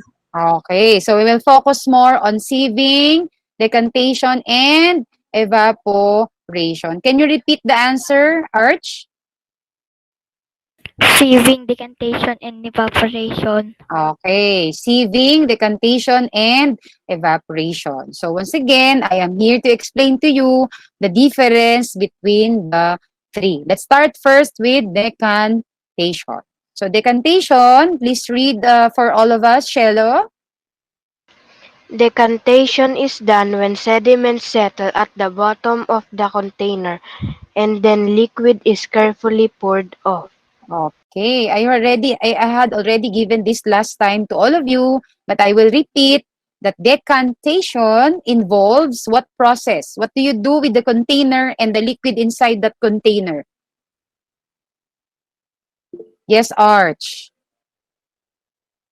Pour the liquid carefully at the bottom of Okay, yan. Okay, so you are pouring the liquid carefully to another container. So what will be left on the container, on the other container? What will be left? According to the definition. Yes, Althea? The sediments that settle on the bottom. Okay, the sediments are the only ones who will settle at the bottom. So again, decantation simply means, anong ibig sabihin nun? We are pouring off, sa Tagalog, ano tinagawa natin uli? Binubuhos. Ano ang Pagsalin. binubuhos natin? Sinasalin Sinasalin. natin. Opo, yung liquid from one container to another to separate the liquid component to the solid component. I hope you understand now about the definition or meaning of decantation. Can you cite a good example of decantation? Maybe you could give out of the video I had presented you. What's the best example of decantation there? Yes, Althea. The mungo and water. Okay, the mungo and water, when you combine them, you can easily separate the liquid from mungo by pouring out the liquid. And we actually apply that when we cook rice, remember? What do we remove from cooking rice? The combination of rice and the water. What do you do? Arch. carefully putting off the water at Okay, you carefully pour off the water, leaving what on the container? Rice. Okay, only the rice. So that's what we mean by Can you think of other examples of decantation? Meron pa ba tayong naiisip ng example ng decantation? Some more examples? Yes, Arch? gravel and sand. Okay, gravel and sand. But we need to pour out, anak. So we need a combination of solid and another liquid. Can you think of other examples? Mungo and water. What else? When you would like to get, let's say, for example, yes, Althea? Sand and water. Sand and water. How about the food that we eat? For example, tinola. Oh, yan. I always give you tinola kasi I love tinola. Or you love also tinola. Can we apply decantation during the process of eating tinola? That is in the case when you would like to get only the soup, right? Leaving the chicken on the container. So that is decantation. Everything that you poured off the liquid, you are already doing decantation. Do you understand? Naintindihan po ba? Yes. Okay. I hope that this time it's now clear to you. Okay? Sige. So that's all about decantation. Okay? Let's have the second one. Evaporation. evaporation. Okay? Sige, read the meaning and the picture on the left will help you understand better. Can you read that for all of us, Shello? For your classmates, Althea and R, Cello? Evaporation is done by separating components of mixtures by exposing it to heat or sunlight. Okay, so based on my lesson also last time, when we say evaporation, we are allowing the liquid component of the mixture to evaporate with the help of what do you think will help the evaporation process?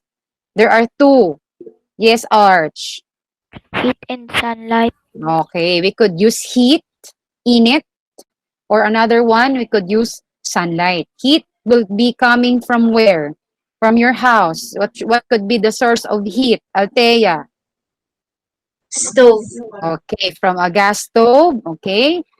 Candle giving off heat could also be done, but in the process of the separation, we need the heat coming from a gas stove. And the sunlight is, of course, always available. And the source of sunlight is Sun.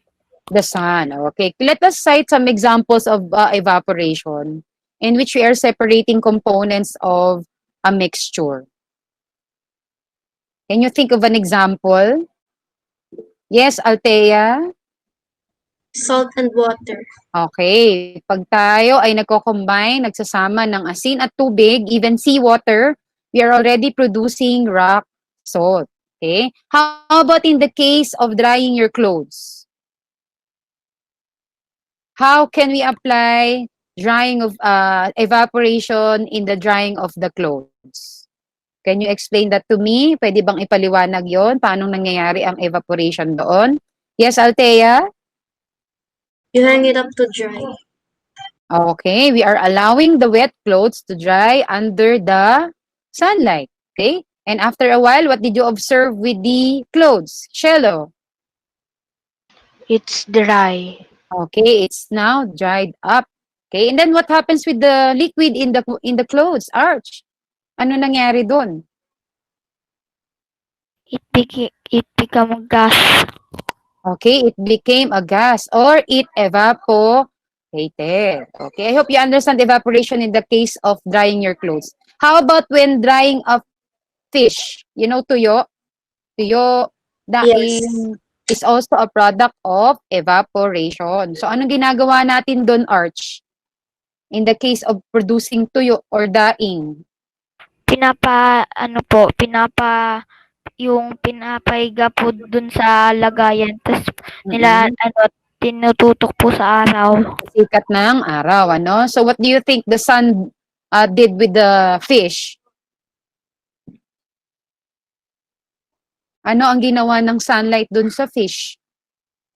And this time, it is now known with that name. Any idea, Shelo?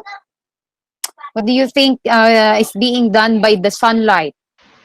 It dried the fish. Okay, it dried the fish or sa Tagalog, tuyo niya yung isda. Now, what happened with the liquid part of the fish? Yes, Althea? It evaporated. Okay, it again evaporated. It is also the same with the sweat that we have in our skin. The combination of oil and the water in our skin. So as you could see, if you came from seawater and expose yourself under the sun, you will observe something in the skin. And what do you think is that? Pag ginawa ka mo siya, parang may mabuha-buhangin sa skin mo. Ano yun? That is it sand? That is salt. Okay? Yan ay asin. Yun ay galing dun sa seawater from the sea. And when you touch it, you are now touching the salt. Now, where do you think the water go? After exposing yourself under the sunlight.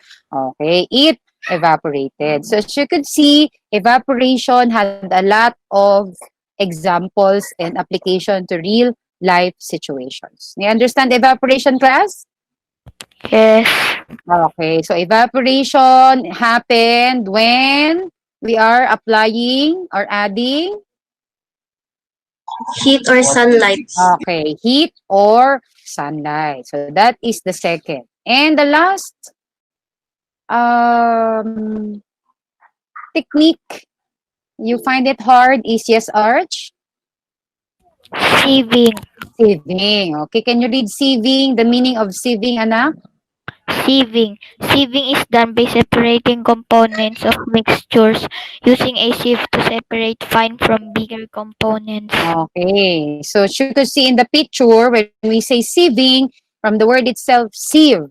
So we are using a tool called sieve or salaan. Have you seen a salaan sa bahay? Yes. Okay, so it could be made of metal or plastic, and the purpose of the sieve is to separate components of mixtures. Actually, you are using it when you are cooking pancit canton, remember? Are we using decantation in the process of preparing pancit canton? Yes. Decantation, anak? We are pouring, sometimes we are pouring out the liquid, but it's best to use sieving, right? Opo. How about evaporation? Are we using evaporation in the process of preparation of pancit canton? Evaporation? No. No. Okay, it's best to use what technique? Sieving. Sieving. Yan. Kasi we could get best result when we use sieving. Okay? In the process of sieving, what are we separating? Anong pinaghihiwalay natin? We are separating the bigger component The bigger and the smaller components. the smaller components or the finer components. Can you think of other examples that use sieving? Mag-isip nga, tingnan nga natin. May nakikita ba kayo around your area or around your place wherein sieving is applied? Yes, Arch? Ma'am, sa gata po. Okay, very good. Pag naggagata, ayan, ginagamit din natin yan. Very good, anak. And what is left on the sieve, Arch, when you get the coconut milk? What is left on the sieve? Yung pinakasapal, ano, tawag natin doon sapal, yung puti. Okay? And what goes out of the sieve? The coconut milk. Okay, the coconut milk. And you think of other examples? Very good. Well said, Arch. 5 class for you. Very good for thinking that giving examples. Some more? Meron pa bang naiisip na application ng sieving? Can you think of other, think of the kitchen you have at home where you are using salaan or sieving? Althea, do you have any idea, Althea? Ma'am, pag may buo-buo po sa flour. Ngayon, pag may buo-buo sa flour, ano? So we are separating the bigger component of the flour to the smaller component of the flour. What else? In the preparation of calamansi juice, are we using sieving? Yes. Okay, ayan. Napaka-best example niyan. When you are preparing calamansi juice or would like to get the extract from calamansi, we are also using sieving. Okay? Have you seen yung bistay na tinatawag nating bistay sa construction? Opo, yung some sort of a screen. May screen siyang malaki, no? Then there are 2 persons holding it. And then there is something that comes out of the sieve. That's also sieving. Okay? And what passes through the sieve? Anong dumadaan sa kanya? Passes through? The small sand. Okay, the small grains of or parts of the sun. While those that stays on the sieve is or are the bigger. Okay, the rocks, no? The bigger components which are the rocks. Okay? So I hope you understand more about sieving. Can you give and think of other examples? Meron pa bang ma-share? Or wala na? Enough na yun, Ma'am Bernadette. Okay, so I hope that those examples are clear and will help you understand about sieving. So again, when we say sieving, anak, ano uli yun? We are separating bigger and finer components by using a sieve. A sieve. Or in Tagalog, ano yung sa Tagalog? Salaan. Okay, salaan. Very good. So what are the 3 techniques we reviewed? Yes, Arch, again? Sieving, decantation, and evaporation. Okay. Can you repeat? Thank you so much, Arch. Can you repeat, Shelo?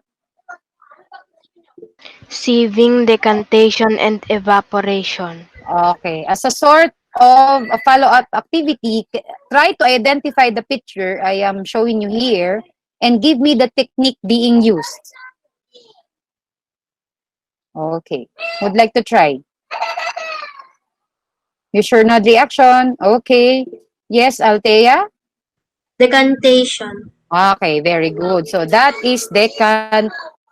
What do we do with decantation? We simply pour out Liquid. What? the The liquid, liquid. okay, or the solvent. Okay. Next picture. How about this one? Or you sure nod reaction icon? Yes, Arch?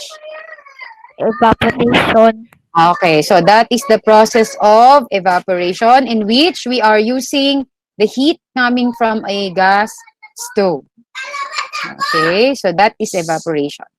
Next, we have, how about this picture? I hope you remember this technique. Oh, Shello, you are quiet. Shello. Sieving. Okay, sieving. So that is sieving. Again, when we say sieving, we are using what tool? Arch? Sieve. Okay, we are using a sieve. Next, how about this one? How about this picture?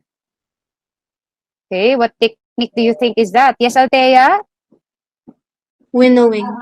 Okay, is that winnowing, anak? We have not yet discussed about winnowing.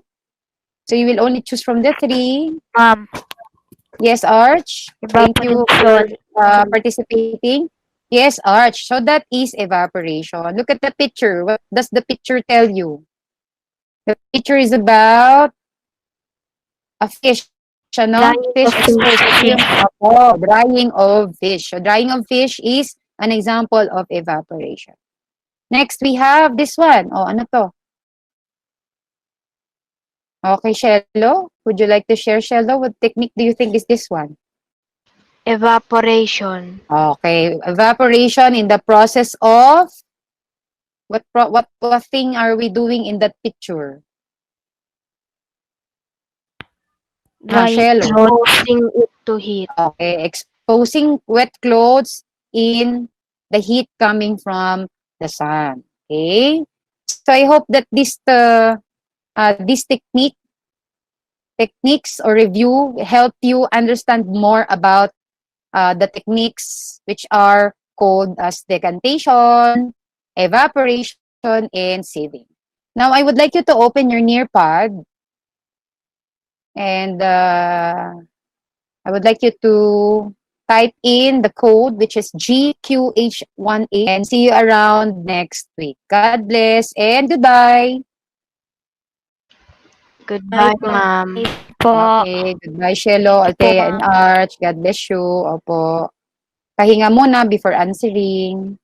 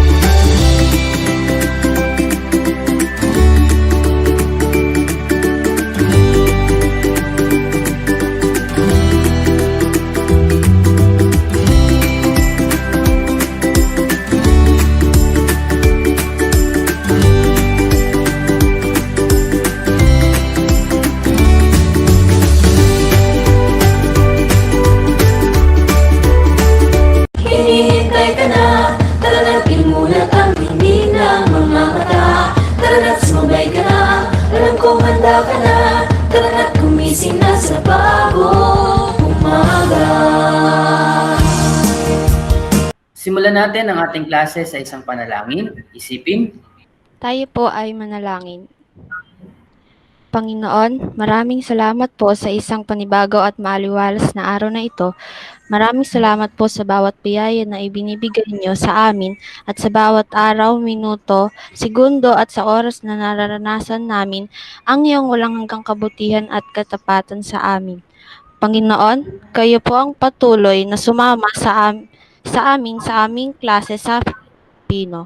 Nawa ay lahat ng ituturo ng aming guro ay aming mailagay sa aming puso at itanim sa aming mga isipan. Nawa din po ay walang anumang balakid o distraction na mangyari sa pagraan ng aming klase. Muli, Panginoon, maraming salamat po. Iyon lamang po ang aming dinalangin sa araw na ito na inaalay namin sa anak ng Diyos na si Jesucristo. Amen. Maraming salamat. Magandang araw sa inyong lahat. Magandang araw. Magandang araw, sir. Magandang araw po. Magandang araw po. Magandang araw. So bago tayo magsimula ng ating klase, ay kumustahin muna natin ang bawat isa. Simulan natin sa Team Isipin. Pagkatapos ay tatawag naman ng kasunod na kukumustahin. Magandang araw po sa ating lahat. Masaya ko pong ibabahagi sa inyo na lahat po ng aking kagrupo ay naririto po ngayon sa ating virtual class at masayang bihin na lahat po sa amin ay nakapagpasa na po ng aming mga module at nakapagsagot na po ng aming mga assessment. Tinatawagan ko po ang leader po na si Williamore. Magandang araw po. Ikinagagalak ko pong sabihin na kami po ng aking mga kagrupo ay nasa magandang kalagayan naman po. Tas yung mga gawain naman po ay naipasa naman po namin ng maayos at tinatawag ko po yung leader na si Kit po. Magandang araw po sa inyo. Nais ko po ipabatid sa inyo na lahat ng aking kagrupo ay naririto at lahat po ng gawain namin ay tapos at naipasa na po. Okay. So maraming salamat, no? So nababatid ko naman na lahat kayo ay nasa maayos na kalagayan. Mabuti yan. At inaasahan ko na bago matapos yung linggo na ito ay naipasa na ninyo ang lahat ng mga natapos na gawain bago o kaya naman ay sa araw ng Biyernes o kaya ay sa Sabado. Okay? So sa ating Google Drive. So ngayon class, dahil natapos na ninyo ang ating assessment kanina, no? Ipapakita ko lamang sa inyo ang naging resulta.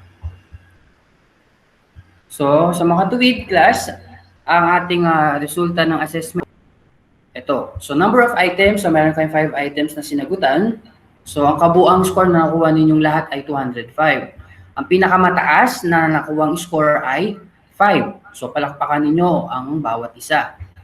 At sa ngayon, walang nakalagay na lowest score obtained sa ating result. Pero ang ating mean ay 4.46. Ang mean percentage natin ay 89% at 91% naman ang lahat ng mga nakasagot at yung mga hindi nakasagot ay 9%. So yung mga hindi nakasagot class, sila siguro yung mga ating modular, no? So inaasahan natin na sa darating na Sabado o kaya naman ay Linggo ay mabuksan na nila at masagutan na nila ang assessment sa ating platform. Okay. So dahil dyan ay dadako na tayo sa ating gawain para sa araw na ito. No? Magkakaroon tayo ng pangkatang gawain na may kaugnayan pa rin sa Module 12. So narito. Ipagpalagay ninyo na kayo ay miyembro ng MTRCB at kailangan ninyo makapagbigay ng kaisipan at ideya sa akdang naging Sultan Pilandok na ipalalabas sa telebisyon.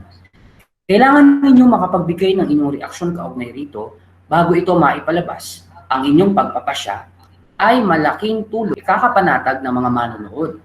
Ang bawat pangkat ay bibigyan ng piling talata sa akda upang suriin at kayo ay hihingian ng mga pahayag pagkatapos ng inyong naging pagsusuri. Narito ang mga gabay na tanong para sa gawain na ito. Una, ano ang kaisipan at ideyang nangibabaw sa talata na inyong binasa? Pangalawa, ano ang reaksyon ninyo hinggil dito? Pangatlo, ilahad ang inyong reaksyon hinggil sa mga makatotohanan at hindi makatotohanan sa binasang talata. Okay? So, ngayon ay ibinigay ko na sa inyo ang kopya nito. Ito ay nasa module. So hanapin nyo lamang sa module sa bahaging pagyamanin ang kwentong naging sultan si Pilandok. So ganito ang mangyayari, no? Meron tayong 3 pangkat. So ang unang talata, yung pangkat A, ay mapupunta sa Team Villamor. At yung pangalawang talata naman, yung ay mapupunta sa Team Isipin. At yung pangkat C naman ay para sa Team Lopera. At ito yung pangatlong talata. Pagkatapos ng gawain na ito ay mamarkahan batay sa mga sumusunod na pamantayan. Okay, so narito naman ang karagdagang puntos kung sakaling may isasagawa ito. Okay? So 5 puntos, mahusay ang pagpapaliwanag at nailatag ang mga kaisipan at ideya na malinaw at maayos. Makakatanggap naman kayo ng 4 na puntos kung may husay ang pagpapaliwanag at nailatag ang mga kaisipan at ideya ng may linaw at maayos. At pangatlo, puntos. 3 puntos, may katamtamang husay ang pagpapaliwanag at may nailatag na kaisipan at ideya. Ngunit kailangan pa ng linaw at pagsasaayos. Okay? So, makakatanggap kayo ng kadagdagang puntos para sa gawain ninyo sa Module 12 kung sakaling matapos ninyo at maisakatuparan ang gawain na ito. Okay? So, pagkatapos nito, class, ay mamarkahan ang inyong gawain gamit ang ating Google Form na ipapakita ko sa ating screen. Okay, so meron ba kayong katanungan para sa gawain natin? Mag-comment lang sa ating chat box. Okay, so kung handa na kayo, paki-post sa ating chat box ang handa na po.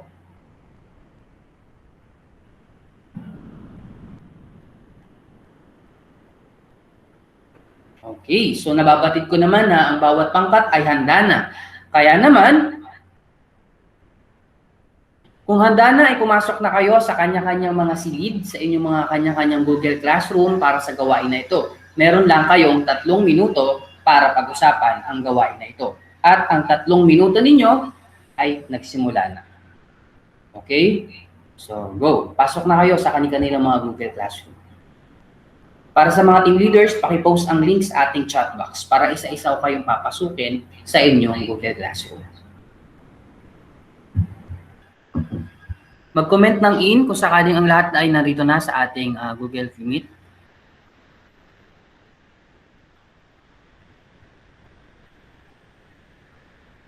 Okay, so nababatid ko ang ilan ay nandito na, ngunit yung isang team ay wala pa.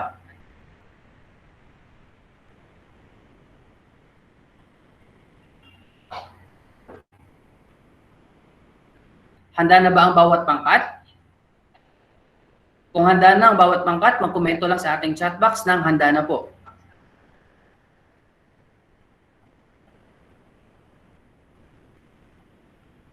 Okay, Team Villamor, handa na. Team Marceline, handa na. Team Lunag, handa na. Team Limarantal, handa na. Okay, so nababatid ko naman na ang lahat ng pangkat ay naririto na at nakapag-komento na ng handa na po. So ngayon ay meron lamang 1 hanggang 2 minuto ang bawat pangkat upang ihayag ang kanilang mga naging kasagutan sa gawain natin ngayong araw. Okay? So pagkatapos nito ay magkakaroon tayo ng pagmamarka gamit ang ating Google Forms. So ibibigay ko yung link ng bawat pangkat at bibigyan ninyo ng marka ang bawat pangkat. Ganoon na rin ang inyong pangkat. Okay? So kung handa na kayo, simulan natin sa Team Isipin.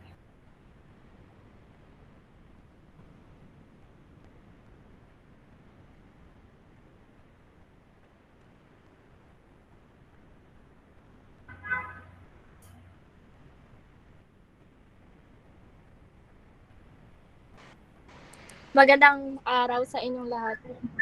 Kami po ang grupong ni Isipin. Magandang araw. Ito po ang aming nasura sa aming binasa. Narito ang mga gabay na tanong para sa gawain na ito. Ano ang kaisipan at ideya ang nangingibab sa talata na iyong binasa? Marceline, ay Paula, pwede mo bang sagutin ang tanong? Ang kaisipan at ideya na nangingibabaw sa talata na aming binasa ay ang paglilinlang ni Pilandok sa sultan. Nais niyang maniwala ang sultan sa kanyang mga sinasabi upang siya'y pagkatiwalaan at nang sa gayon ay magawa ang mga bagay na gusto niya. Number 2, ano ang reaksyon nyo hinggil dito? Parceline, pwede bang pasagot ang tanong? May mga tao talaga na kayang gawin ng lahat, makapanlin lang o makapanloko lang ng tao para sa pansariling naisip.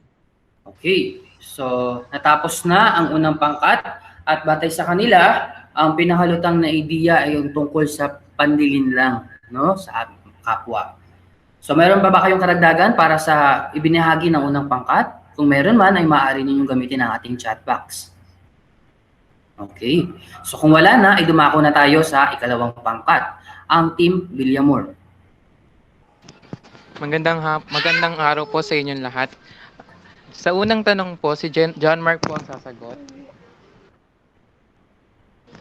Ano ang kaisipan at ideya ang nangingibabaw sa talata ng iyong binasa?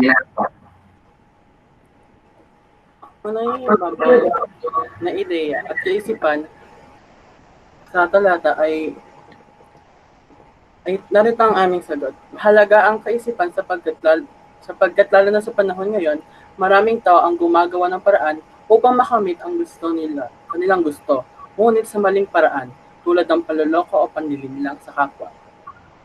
Ipinapahiwatig na dapat ay hindi tayo maniwala sa mga sabi-sabi lamang at alamin muna kung ang isang bagay ay totoo o hindi bago. Gumawa ng aksyon upang maiwasan ang pagkakaan. Maraming salamat. Sumunod na tanong. Ano ang reaksyon nyo hinggil dito? Sa una, kami ay nagulat sapagkat ang aming pagkakaalam ay kinulong si Pilandok sa isang hawla at itinapon sa gitna ng dagat. Ngunit ngayon ay ito'y nasa harapan ng sultan. Kami ay nagduda matapos sabihin ni Pilandok na totoong itinapon siya sa dagat at natiling buhay pa rin. Dahil rito ay nagduda kami na baka may masamang pakay si Pilandok. Huling tanong. Ilahad ang iyong reaksyon hinggil sa mga makatotohanan at hindi makatotohanan sa binasang talata. Inaanyayahan kong si Agnes na sagutin ito.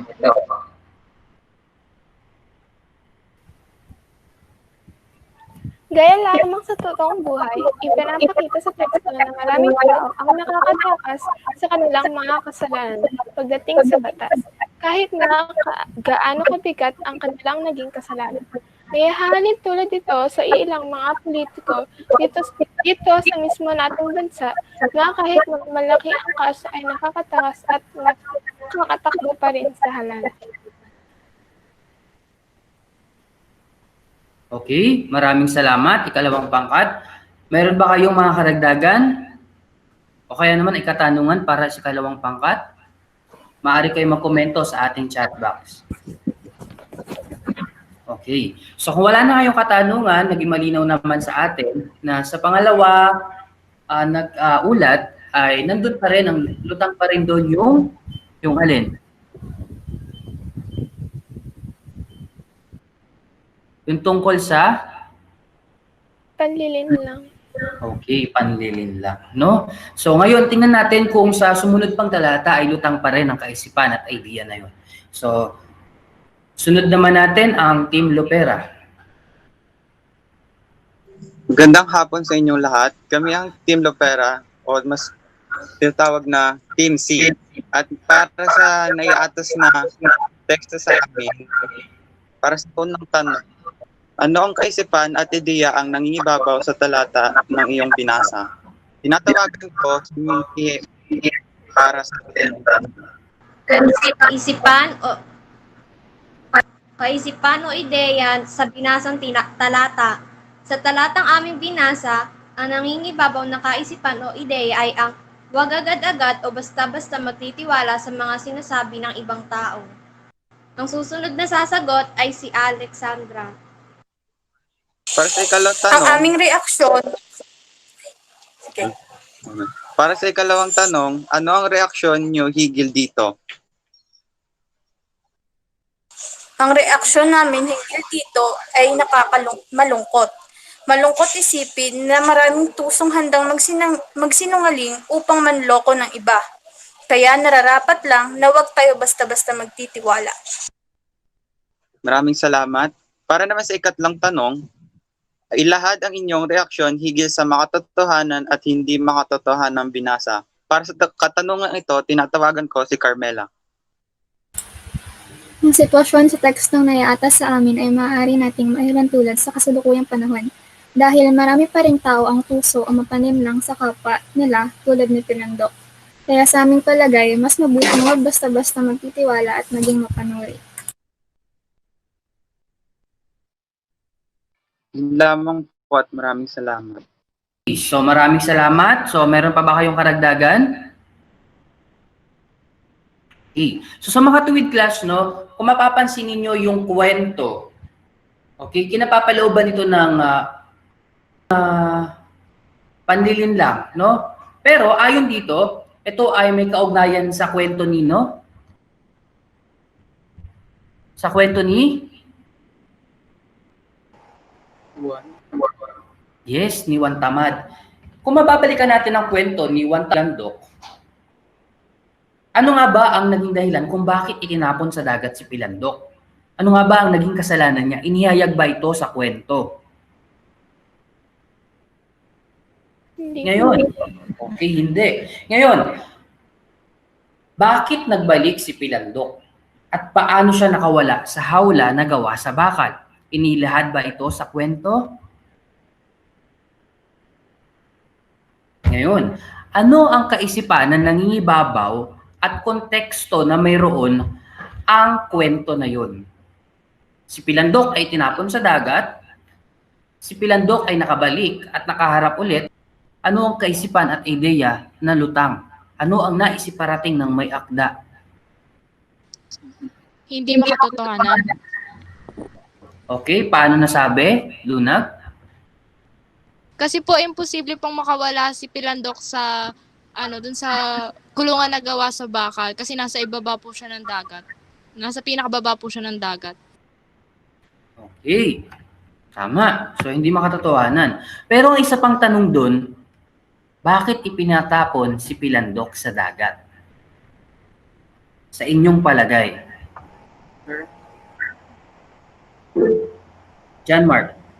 Sir, may nabasa po ako na sinabi na si Pilandok po, isa po siyang kilala at saka madaling tao kaya marami pong tao yung gusto kanya. Tapos yung sultan po, hindi po siya masyadong kilala kaya medyo naiinggit po siya kay Pilandok kasi gusto niya maging ganun.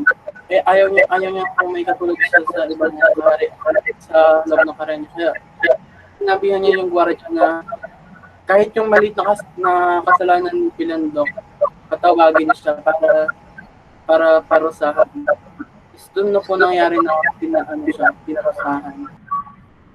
Okay, magaling. No? Sa mga tuwid, hindi lang tayo basta nagbabasa ng isang kwento. Hindi lang natin basta hinahanap sa loob ng kwento ang kaisipan at idea, ngunit kailangan natin ng isang pamamaraan. At ito ay, yung ginawa ni John Mark, ito ay sa paraang pagsasaliksik.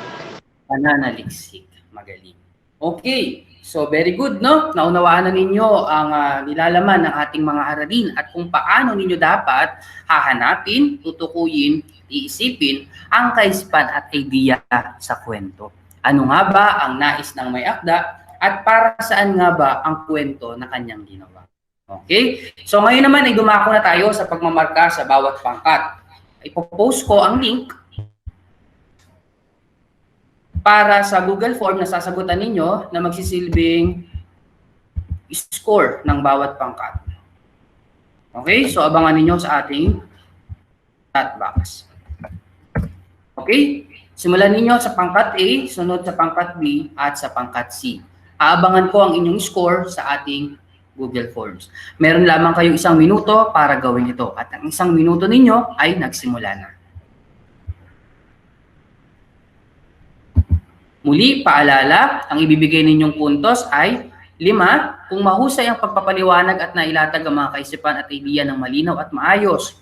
Pang-4, may husay ang pagpapaliwanag at nailatag ang mga kaisipan at ideya ng may linaw at maayos. 3 puntos naman, kung may katamtamang husay ang pagpapaliwanag at may nailatag na kaisipan at ideya, ngunit may kailangan pang linawin.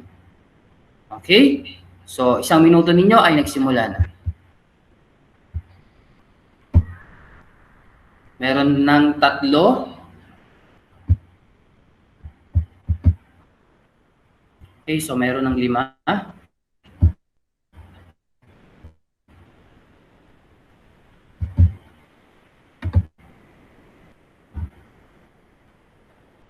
Muli, i-comment ang in sa ating chat box. Okay? So sa mga katuwid, nandito na ang lahat sa ating Google Meet. Ngayon naman ay ipapakita ko sa inyo ang naging resulta ng presentasyon ng bawat pangkat. Unahin natin sa Team Villamor. Okay? So sa Team Villamor, nakakuha sila ng 5 points. Mahusay ang pagpapaliwanag at nailatag ng maayos ang mga ideya at kaisipan. Okay, so bakit kaya nila nakuha ang 5 points at meron namang sumagot ng 4 points at wala namang nagbigay ng 3 points. So narito, sabi nila dahil naging malinaw daw ang kanilang presentasyon. Sabi naman ng iba, maayos ang paggawa nila, ngunit, okay, so may ngunit pa. Then may nagsabi naman na magaling sila, maganda ang presentasyon, nailahad ng maayos. So, ito yung mga naging komento para sa unang pangkat. So, next, dumako naman tayo sa ikalawang pangkat. Okay, pangkat isipin. Ang nakuha nilang points ay 88.9% para sa mahusay ang pagpapaliwanag. So, may 88.9% ang nagsabi na sila ay mahusay. Nakakuha ng 5 puntos. At ayon sa kanila, magaling sila, preparado ang grupo, maganda ang presentasyon, mahusay nilang nailahad ang kanilang mga sagot, magaling sila, malinaw, maganda ang PowerPoint presentation, maganda ang paglalahad. So ito ang mga naging resulta kung bakit sila nakakuha ng 5 points. Ngayon naman, damako na tayo sa pangkat C, ang pangkat Lopera.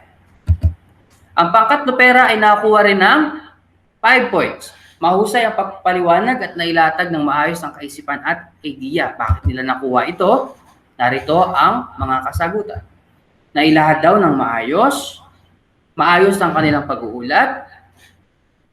May nagsabi naman na kailangan pang ayusin ang pagpepresenta. Okay? May nagsabi naman na naiintindihan ng malinaw ang kanilang pagpapaliwanag. Okay. Sa mga tuwid, ang pangkat nila ay nakuha ng perfect 5 points. So palakpakan ninyo ang bawat isa. Okay, so maraming salamat. Pagbati sa inyong lahat. Ngayon naman, upang lubos na nating malaman kung lubusan na nga ninyong naunawaan ang ating aralin para sa Module 12, magtungo kayo sa ating discussion board upang ihayag ninyo ang inyong mga hashtag para sa linggong ito. Okay, so ngayon, ikomento na ninyo ang out sa ating chat box para malaman ko na kayo ngayon ay napunta na sa ating e-learning platform. Meron lamang kayong 2 minuto para gawin ito at ang 2 minuto ninyo ay nagsimula na.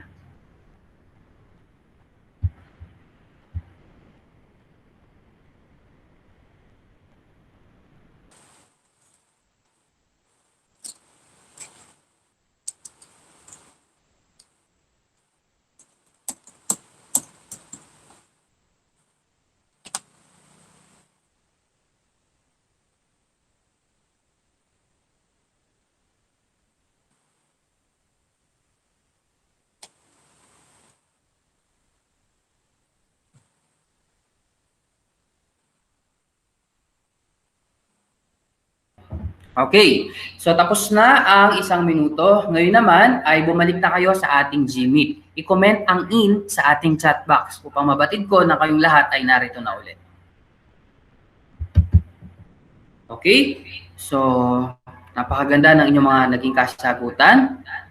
Magaling. Natutuwa ako at nakasunod kayong lahat sa ating gawain sa tulong ng ating module. Binabati ko kayong lahat. Ngayon naman kasi ipapakita ko sa inyo ang nilalaman ng ating Module 13. Ito ay pagtukoy sa mga salitang magkakaugnay ang kahulugan. So narito ang bahaging alamin. Ang module na ito ay binubuo lamang ng isang aralin. Aralin 1, pagtukoy sa mga salitang magkakaugnay ang kahulugan. Sa pag-aaral ng module na ito, inaasahang may sagawa mo ang sumusunod. Una, nasasagot ang mga tanong sa binasa. Sa makatuwid, ito ay nakapokus sa akda na babasahin ninyo. No? Pangalawa, natutukoy ang mga salitang magkakaugnay ang kahulugan. Sa mga tuwid, kukuhain pa rin ito sa akda na inyong binasa.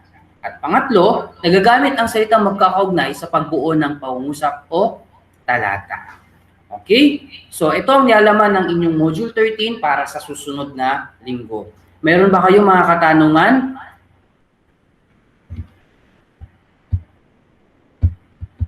Meron ba kayong katanungan? Wala naman po. 13? Wala naman po. So, very good. So, ngayon, kung meron kayong mga katanungan sa pagsasagawa ninyo ng gawain sa Module 13, ay maaari ninyong gamitin ang ating e-learning platform Messenger. Pwede ninyong akong i-chat. Pwede rin naman ninyong i-chat ang inyong mga kamag-aral kung meron pa kayong mga nais itanong. Kung wala na kayong katanungan sa ating susunod na gawain, meron lamang akong ipapasa na karagdagang gawain sa iba ninyong mga kamag-aral. At kung meron mang lumabas na gawain sa inyong supplementary, karagdagang gawain yon ninyo na itadagdag ninyo sa module na sinasagutan ninyo. Okay? So, kung wala na kayong katanungan, tawagin na natin ang magdadasal para sa oras na ito. Micaela. Sa ngalan ng Ama, ng Anak, at ng Espiritu Santo. Amen. Panginoon, maraming salamat po sa araw na ito na nagkaroon na naman kami ng bagong kaalaman na sa amin ay makakatulong. Patnubayan niyo po kaming lahat. Sa ngalan ni Jesus, Amen. Sa ngalan ng Ama, ng Anak, at ng Espiritu Santo. Amen. Okay. Maraming salamat sa inyong lahat. Grade 10. At magkita-kita ulit tayo sa susunod na linggo. Muli, kung meron kayong iba pang mga katanungan, ay maaari ninyong gamitin ang ating e-learning platform Messenger. Maaari nyo akong i-chat. Maaari nyo i-chat ang inyong mga kamag-aral. At maaari nyo gamitin ang ating group chat. Okay? So, kung wala na kayong tanong, class, magkita-kita ulit tayo sa susunod na linggo. Manatili kayong ligtas at malusog. Pagpalain nawa tayo ng may kapal. Maraming salamat at magkita-kita muli tayo sa susunod na linggo. Hanggang sa muli, paalam! Maraming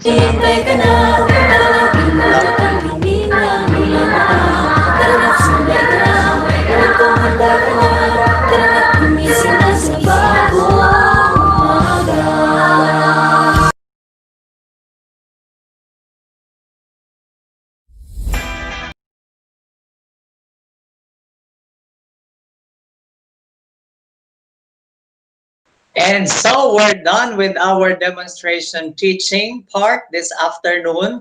I'd like to say congratulations to all who demonstrated in our demonstration teaching. I will be processing this afternoon, kaya ibibigay ko na kayo sa ating education program supervisors. Of course, for mathematics, Mr. Dominador is Villafria, and for social our demonstration teaching part this afternoon. I'd like to say congratulations to all who demonstrated in our demonstration teaching. I will be processing this afternoon, kaya ibibigay ko na kayo sa ating education program supervisors. Of course, for mathematics, Mr. Dominador is Villafria, and for our demonstration teaching part this afternoon, I'd like to say congratulations to all who demonstrated in our demonstration teaching. We'll be processing this afternoon, kaya ibibigay ko na kayo sa ating education program supervisors. Of course, for mathematics, Mr. Dominador is Villafria, and for our demonstration teaching, I'd like to say congratulations to all who demonstrated in our demonstration.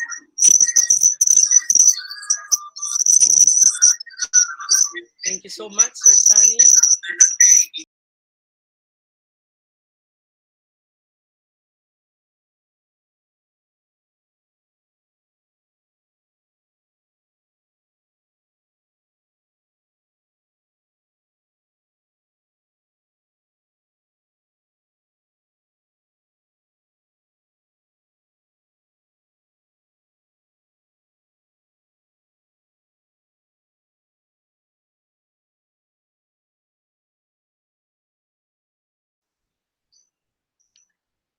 Thank you so much, Sir Sunny. I think napanood naman natin na lahat ang tatlong nag-demo, no, ng tatlong paraan kung paano natin gagamitin ang online. Na-explain din ng ating kasamahan na si Sir Aaron ang kanilang ang paggamit nito, no? Yung 3 scheme.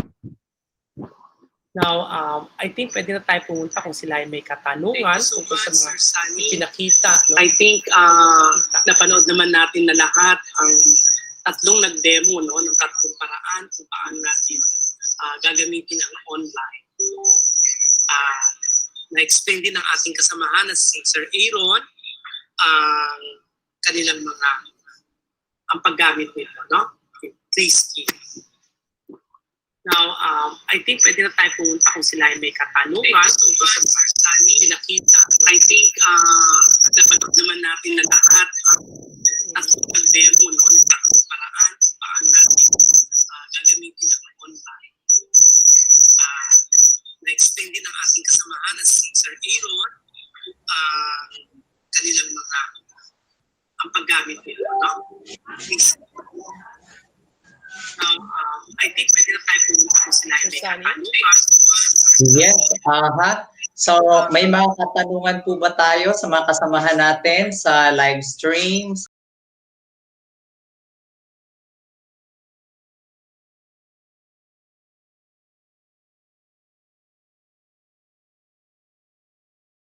Ang inyong mga katanungan para ating maibigay doon sa mga demonstrators natin with the help of our education program supervisors for mathematics at saka sa araling panlipunan. Yan, meron pa po bang mga katanungan? Because of course, after this one, we will proceed to the post-test. Para lang kung syempre may babanggitin pa yung ating mga education program supervisors before we proceed with yung mga katanungan para ating maibigay dun sa mga demonstrators natin. Ayan, supervisors for mathematics.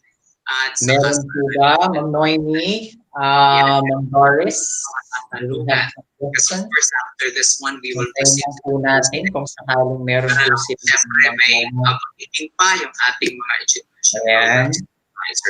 Siguro para medyo hindi gaanong malakas, Sir Ador, yung ating volume.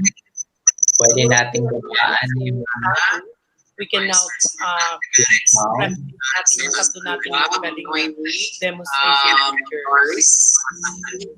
After this one, we will proceed po natin kung sakaling meron po siyempre may babanggitin pa yung ating mga education. Ayan.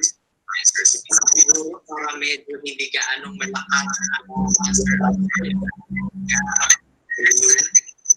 Yes, so hinihintay lang natin yung mga tanong.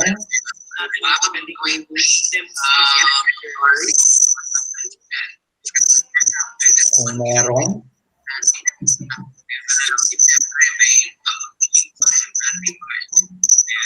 Kasi kung wala na, probably may part pa, may processing part pa po kayo, Sir Ador.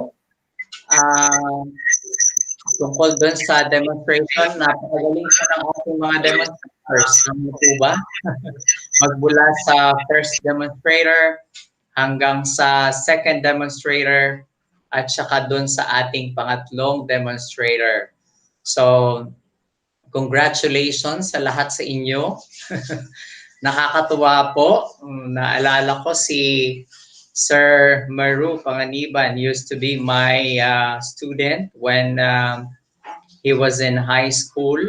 Ayan, yung Tanyong High School, and truly up until now ay talagang performing si Sir Maru Panganiban. And syempre, yung iba nating mga demonstrators, si Ma'am Glenda, ang galing niya, no? At saka si Ma'am Badet sa ating science, if I'm not mistaken, science subject. So, Sir Ador, mukhang walang mga katanungang dumarating. Tingnan ko muna kasi meron si Ma'am Noemi ng message sa akin. So, wala daw po ng tanong. So, ibibigay ko na po sa inyo, Sir Ador and Sir Aaron, ang bahagi ng proseso ng Sir Sunny, may tanong. Yes. Ang Ay, tanong, meron yung tanong. sabi niya, ano-ano pong apps po ang ginamit ng mga teachers sa demo po? So yung mga applications kung anong ginamit sa demonstration. Ayan. Sino po ang sasagot? Yung presenter mismo ang sasagot? Or yung ating mga education program supervisors? Anong mga applications daw po ang ginamit ng ating mga demonstrators? So, Sir Sunny, Sir Ador. Pwede mo na Yes. Yes. Used to be my when Sa description. Day 1 evaluation. Supervisors. Anong mga applications daw po ang Sir Ayan. Sunny. May binabanggit po ang ating OICA STS. Yes, Dr. Cerveza. Okay. So we are inviting our 3 teachers, no? Kasi we would like them to participate in the discussion because I think there are some questions that could be best addressed by our teachers, no? Anyway, ulitin ko rin, congratulations sa ating mga demonstration teachers, no? At meron din tayong konting nakita sa observation natin, no? Ipi-preempt na natin, mukhang hindi itinatanong, pero papasukin natin yung ating teachers para makasagot din sila, no? Dun sa mga ibang tanong. Pangalawa, may konting, syempre, konting bibigyan namin ng pagkakataon din sila to say their piece, no? So we'll just wait for them, no? Basta congratulations, sabi nga natin, no? Napakaigsi ng panahon, given na binigyan natin sila, ni-notify natin sila, but they accepted the challenge. Kaya saludo, maruhusay ang ating mga guro. Alam ko, maliban sa kanila, no, syempre sila ngayon ang ating bida, no, at talagang tinanggap ang hamon, ang husay. Ako munang, Sir Ador, no, while waiting for them, gusto lang nating bigyan ng emphasis kanina, no, isa sa tinitingnan natin at gusto nating emphasize na during the online classes, hindi dapat nag-check ng attendance si teacher. At yun naman ay hindi nila ginawa. Okay?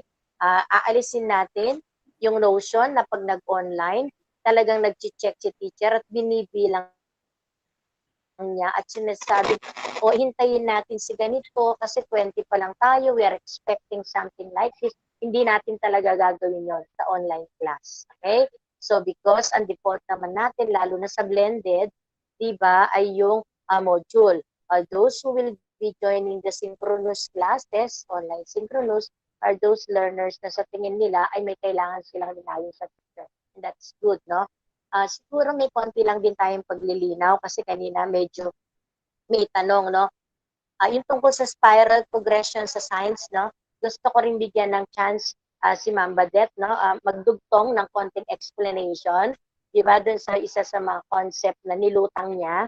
At naniniwala naman ako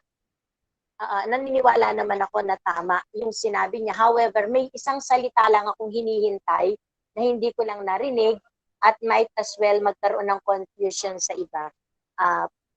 Can you start, Sir Ador, and Sir Ma'am Badet, no? Kasi kanina Yes, ma'am. Ma'am, good afternoon po. Ma'am Badet, Opo. Okay? Alam ko, nagturo din ng science LM. Yes, ma'am. Opo. Nagturo din ako at usually, nag-introduce natin yung gamit ng magnet. The magnet is used to separate metal, no, from non-metal. Iba pagka in terms of picture or something like. And we usually interpret the lesson na mas mababa pang, hindi naman mas mababa, simple yun lang yung concept, no? However, Ma'am Badet, would you like to clarify yung sinabi mo kanina na all metals or magnet attract metals, something like, no? So, only give them the specific idea na gusto mong ilutang.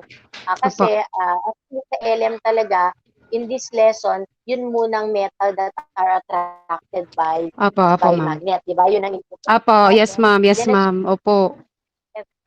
yes, we start po integrating other metals, no? So, linawin mo Yes, yun, sa Ma'am grade 7. Opo. Opo. Yes, ma'am. Good afternoon po sa lahat. Opo, ma'am. So I would like to give clarifications lang po doon sa siguro po I do not know kung yung tamang term na gamitin ko. Ako po ay ano po knowledgeable po na sorry po ma'am buksan ko na lang din yung camera ko. Apo, yes ma'am. Medyo may lilinawin lang tayo kasi may nagtatanong. Opo. Sige lang po ma'am.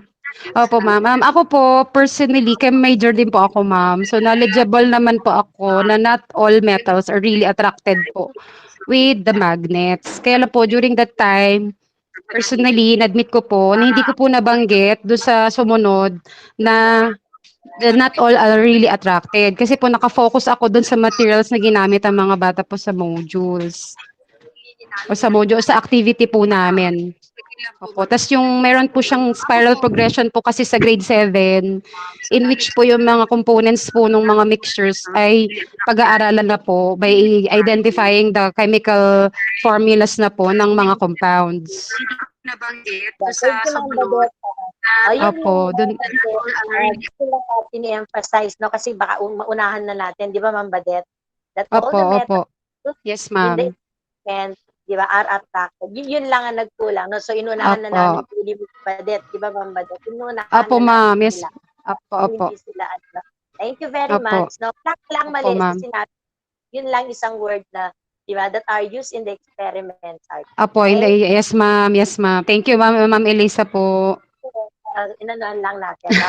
Para inanuhan natin baka okay? Then that's good.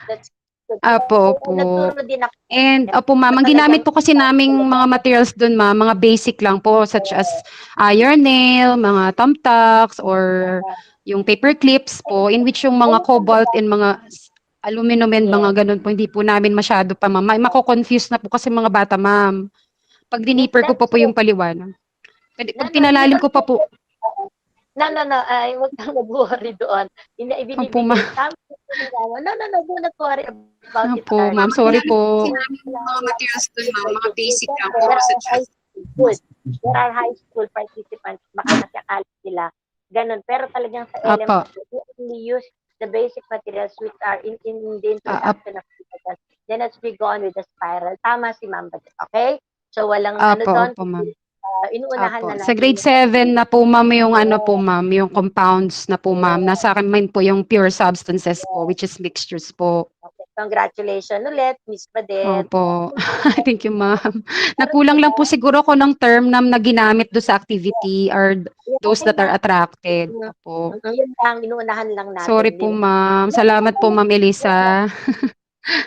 Ay po kahit papaano po napakita ko po yung synchronous sa synchronous and synchronous po ma'am. Grade 7 na po ma'am yung yung compounds na po ma'am. Nasa akin po yung pure substances. Yes, all of you did well. Congratulations. And we are Thank you po ma'am. Pasensya na po. Kulang lang po siguro ko ng term na ginamit to sa activity or those that are attracted. Para yung itatanong nila. Okay? Sorry po ma'am. Opo ma'am. Sa Ellen, ganun talaga. We don't introduce the other. Yes, ma'am. Yes, ma'am. Opo, ma'am. Opo. Thank you po, Ma'am Elisa, sir. Saludo kami lahat sa inyo, no, for accepting the chance. Sir Ador, thank you. Kulang lang po siguro ko ng term na ginamit ko sa Thank you very much, Ma'am Cerveza, for the clarifications and for the processing part. Congratulations, Ma'am Bernadette. May dalawa pa pong katanungan dito, Sir Ador. One is, yung kaninang tanong ay ano pong mga applications ang ginamit ng ating mga demonstrators ngayong hapon? Baka syempre pwede tayong magbigay ng tips doon sa ating mga kaguruan kung ano mga applications ang pwede rin nilang gamitin para mas lalo pang gawing maganda, engaging, and enticing yung presentation. Ay ano pong mga applications ang ginamit ng ating mga demonstrators ngayong hapon. Siyempre, pwede tayo magbigay this time, tips doon sa ating mga kaguruan kung anong mga applications ang pwede rin nilang gamitin para mas lalo pang gawing maganda, engaging, and enticing yung presentation.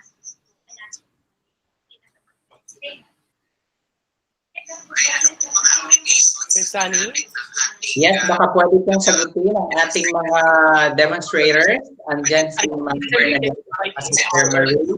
Teachers, at least they can answer all the questions being posted here in the chat box. Gawing maganda, engaging, and enticing yung presentation. Sir Aaron, pwede na nating tawagin yung ating tatlong demonstration teachers. Si Ma'am Glenda, si Ma'am Bernadette, at si Sir Maru.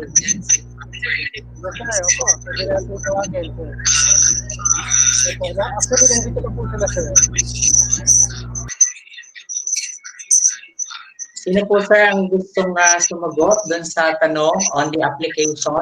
Sir Ador, sinong gusto niyong tawagin? Or may gustong mag-volunteer to answer the question? Si Ma'am Bernadette ba? Si Ma'am Glenda? Or si Sir Maru?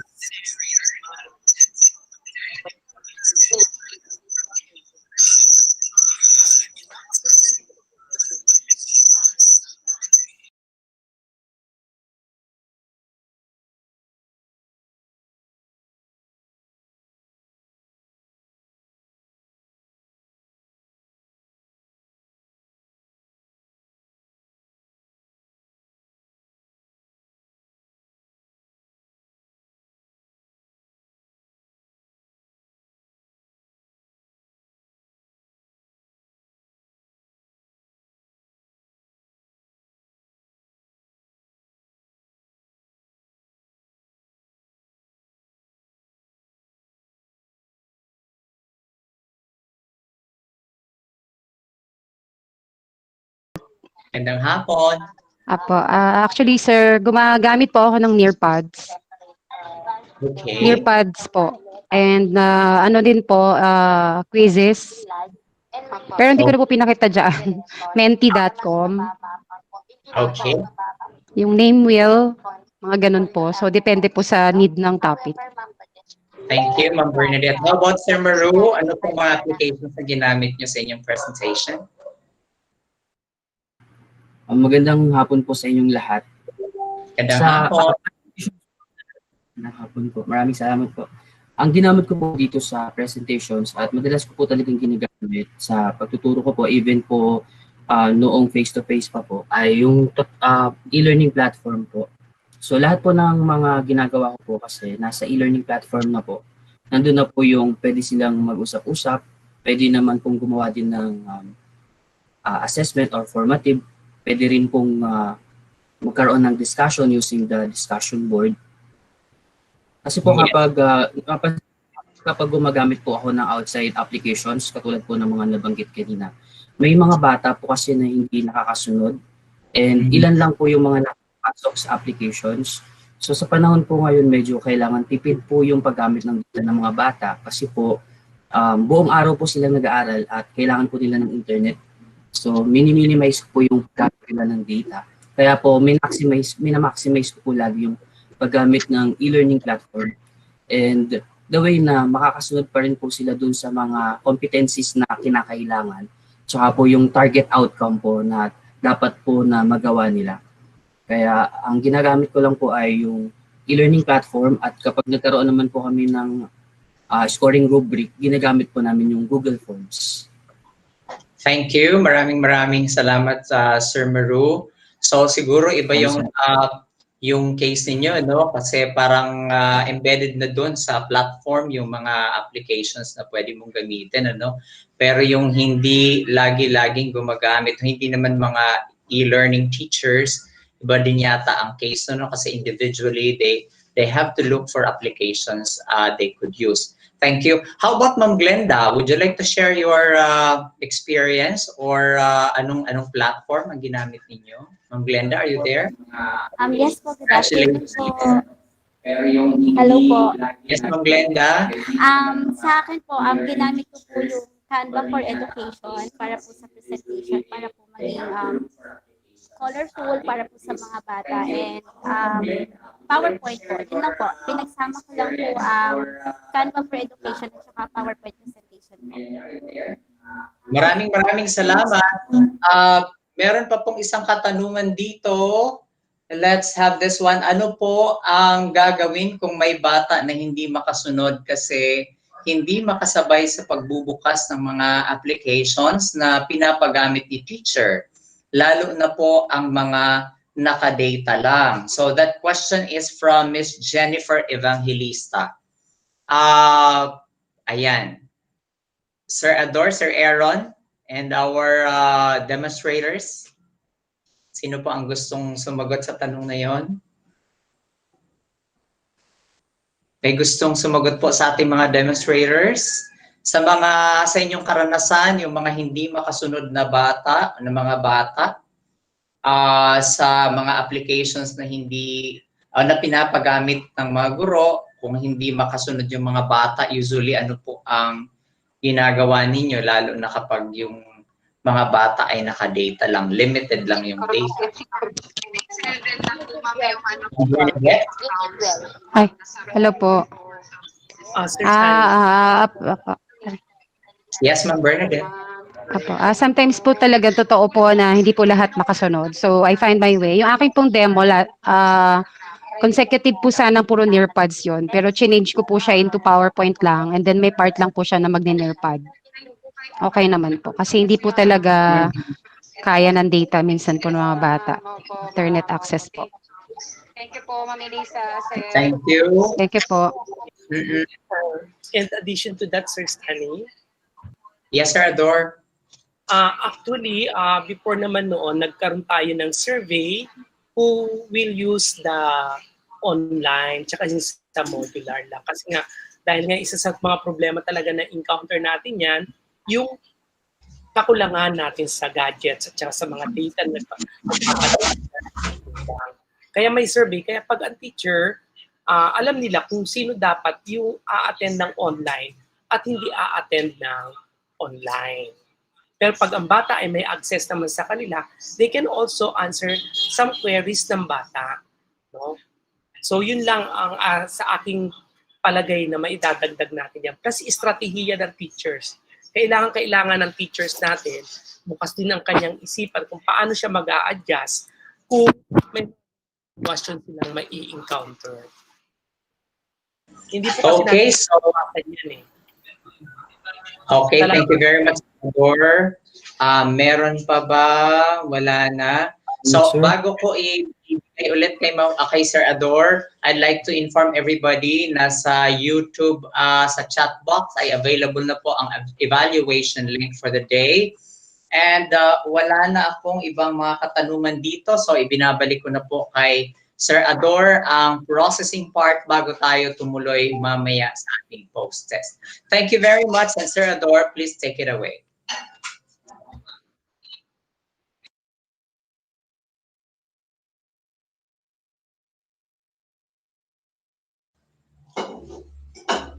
Meron pa po ba kayong processing part, Sir Ador, ni Sir Aaron?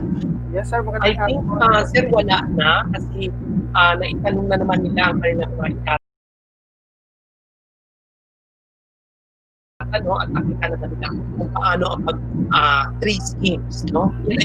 Yan ay nagpakitang bilas ang ating tatlong guro at yan ay pwedeng gamitin ng ating mga kung paano nila ito may-utilize into their respective places po sa pagtuturo.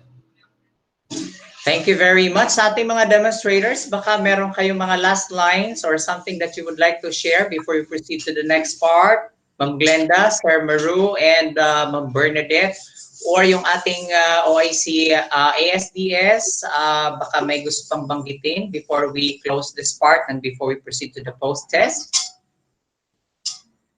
Inuulit ko lang. Ako ba yung tinawag mo, Sir Sunny? Sorry ha. Yes, ma'am. Baka may gusto kayong banggitin. Thank you. Inuulit ko lang yung Siyempre, mga demonstrator, kung accepted sa akin, na nagpagpakita ng try, no? Sabi nga, sabihin ko parang sanay sila talaga, no? Although talaga sabi nga natin, ng implement, no? Kita-kita. So, congratulations sa lahat ng demonstrators natin. And of course, dun din sa lahat ng mga presenters mula kanina umaga, no? Thank you. At lalo tigit na sa ating mga participants ngayon at mga principals na talagang tumututok. Kaya lang, we are monitoring the attendance of our participants, no, sa YouTube. Kanina, kulang ng 300 more or less. Tapos itong hapon, mukhang 2,000 na lang. But we are expecting more than 2,600. Yun lang ang aming request. Sana tayo naman ay pakitutukan natin and requesting all the teachers, no, na take it seriously kasi ito na yung pagkakataon para magawa natin ng tama yung distance learning sa ating mga principal, pakiusap, kahit discuss po ng ating mga attendance. Ayun lang kasi isang magandang opportunity to pag pinalagpas natin, baka after this, maulit yung mga tanong o kalituhan, lalo na dun sa mga hindi nakaka-attend. O yun lang po. Ulitin ko. Thank you. Thank you very much. All the people in the SPO, kasama ka, Sir Sammy, sa SPO, lahat, na naging very successful yung sa IT, of course, yung ating SPS, basta lahat ng tao na nakasama natin dito sa preparation na to ng ating day 1. Thank you very much. No? Congratulations. Yun lang po. Salamat ulit.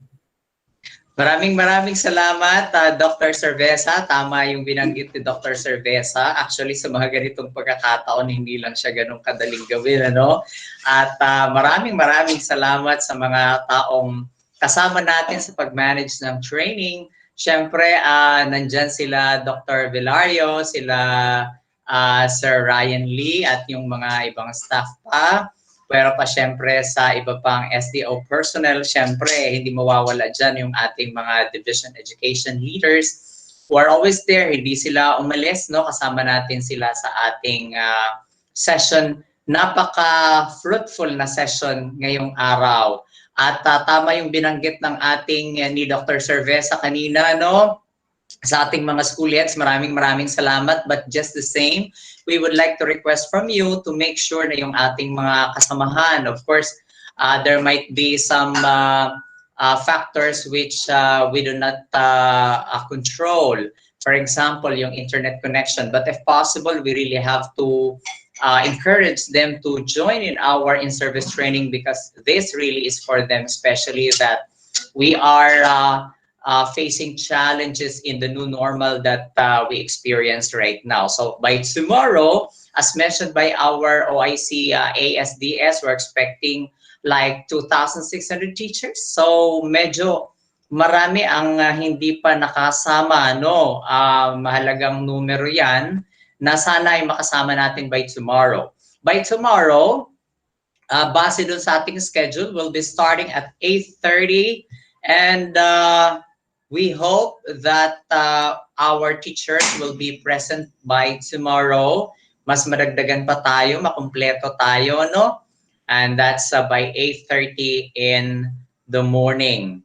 So kung wala na pong mga karagdagan at reminders, maraming salamat sa lahat ng mga speakers, to all the demonstrators, to all those people who helped in our in managing this training.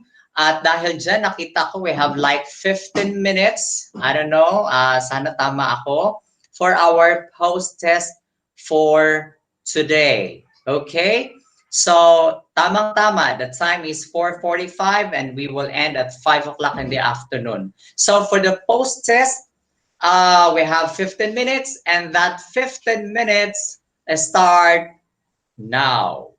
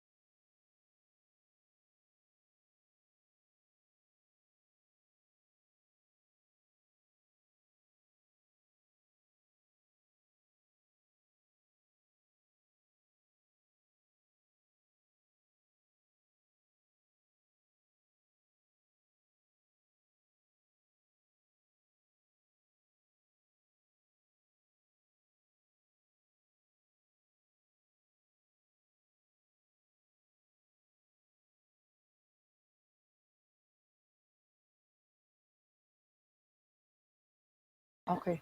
So, ladies and gentlemen, we would like to inform you that your answers for the post-test will be the basis for your attendance for today. And that's the reason why it's very important for you to answer the questions in the post-test. Once again, this will be the basis for your attendance also for the first day. So napakahalaga po ng ating post-test. But just to remind everybody, because we only have 2,100 who answered, and we are expecting more than that. Thank you.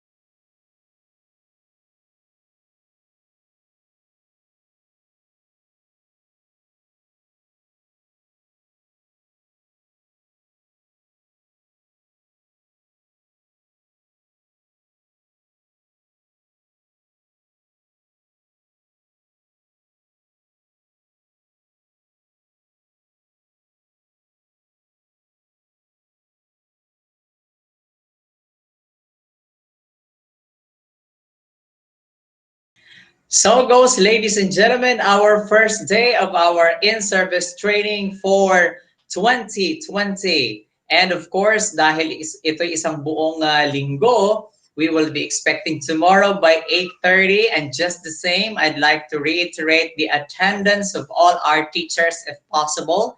We understand there are challenges in terms of our attendance, but we have to find ways so that we could be connected, because we understand also that our in-service training for this 2020 is very important, especially that we are into distance education. And aside from that, I believe there are those who are waiting for the answers of their questions kanina dahil hindi nasagutan siguro. You don't have to worry, because by tomorrow, we still have the question and answer part, and those questions which you've sent via YouTube using the chat box will be answered by tomorrow. So maraming salamat po sa lahat ng nakasama natin ngayon. Hindi ko na kayo iisa-isahin. Keep safe everyone, and see you tomorrow. Mabuhay, maraming salamat. Let's call it a day.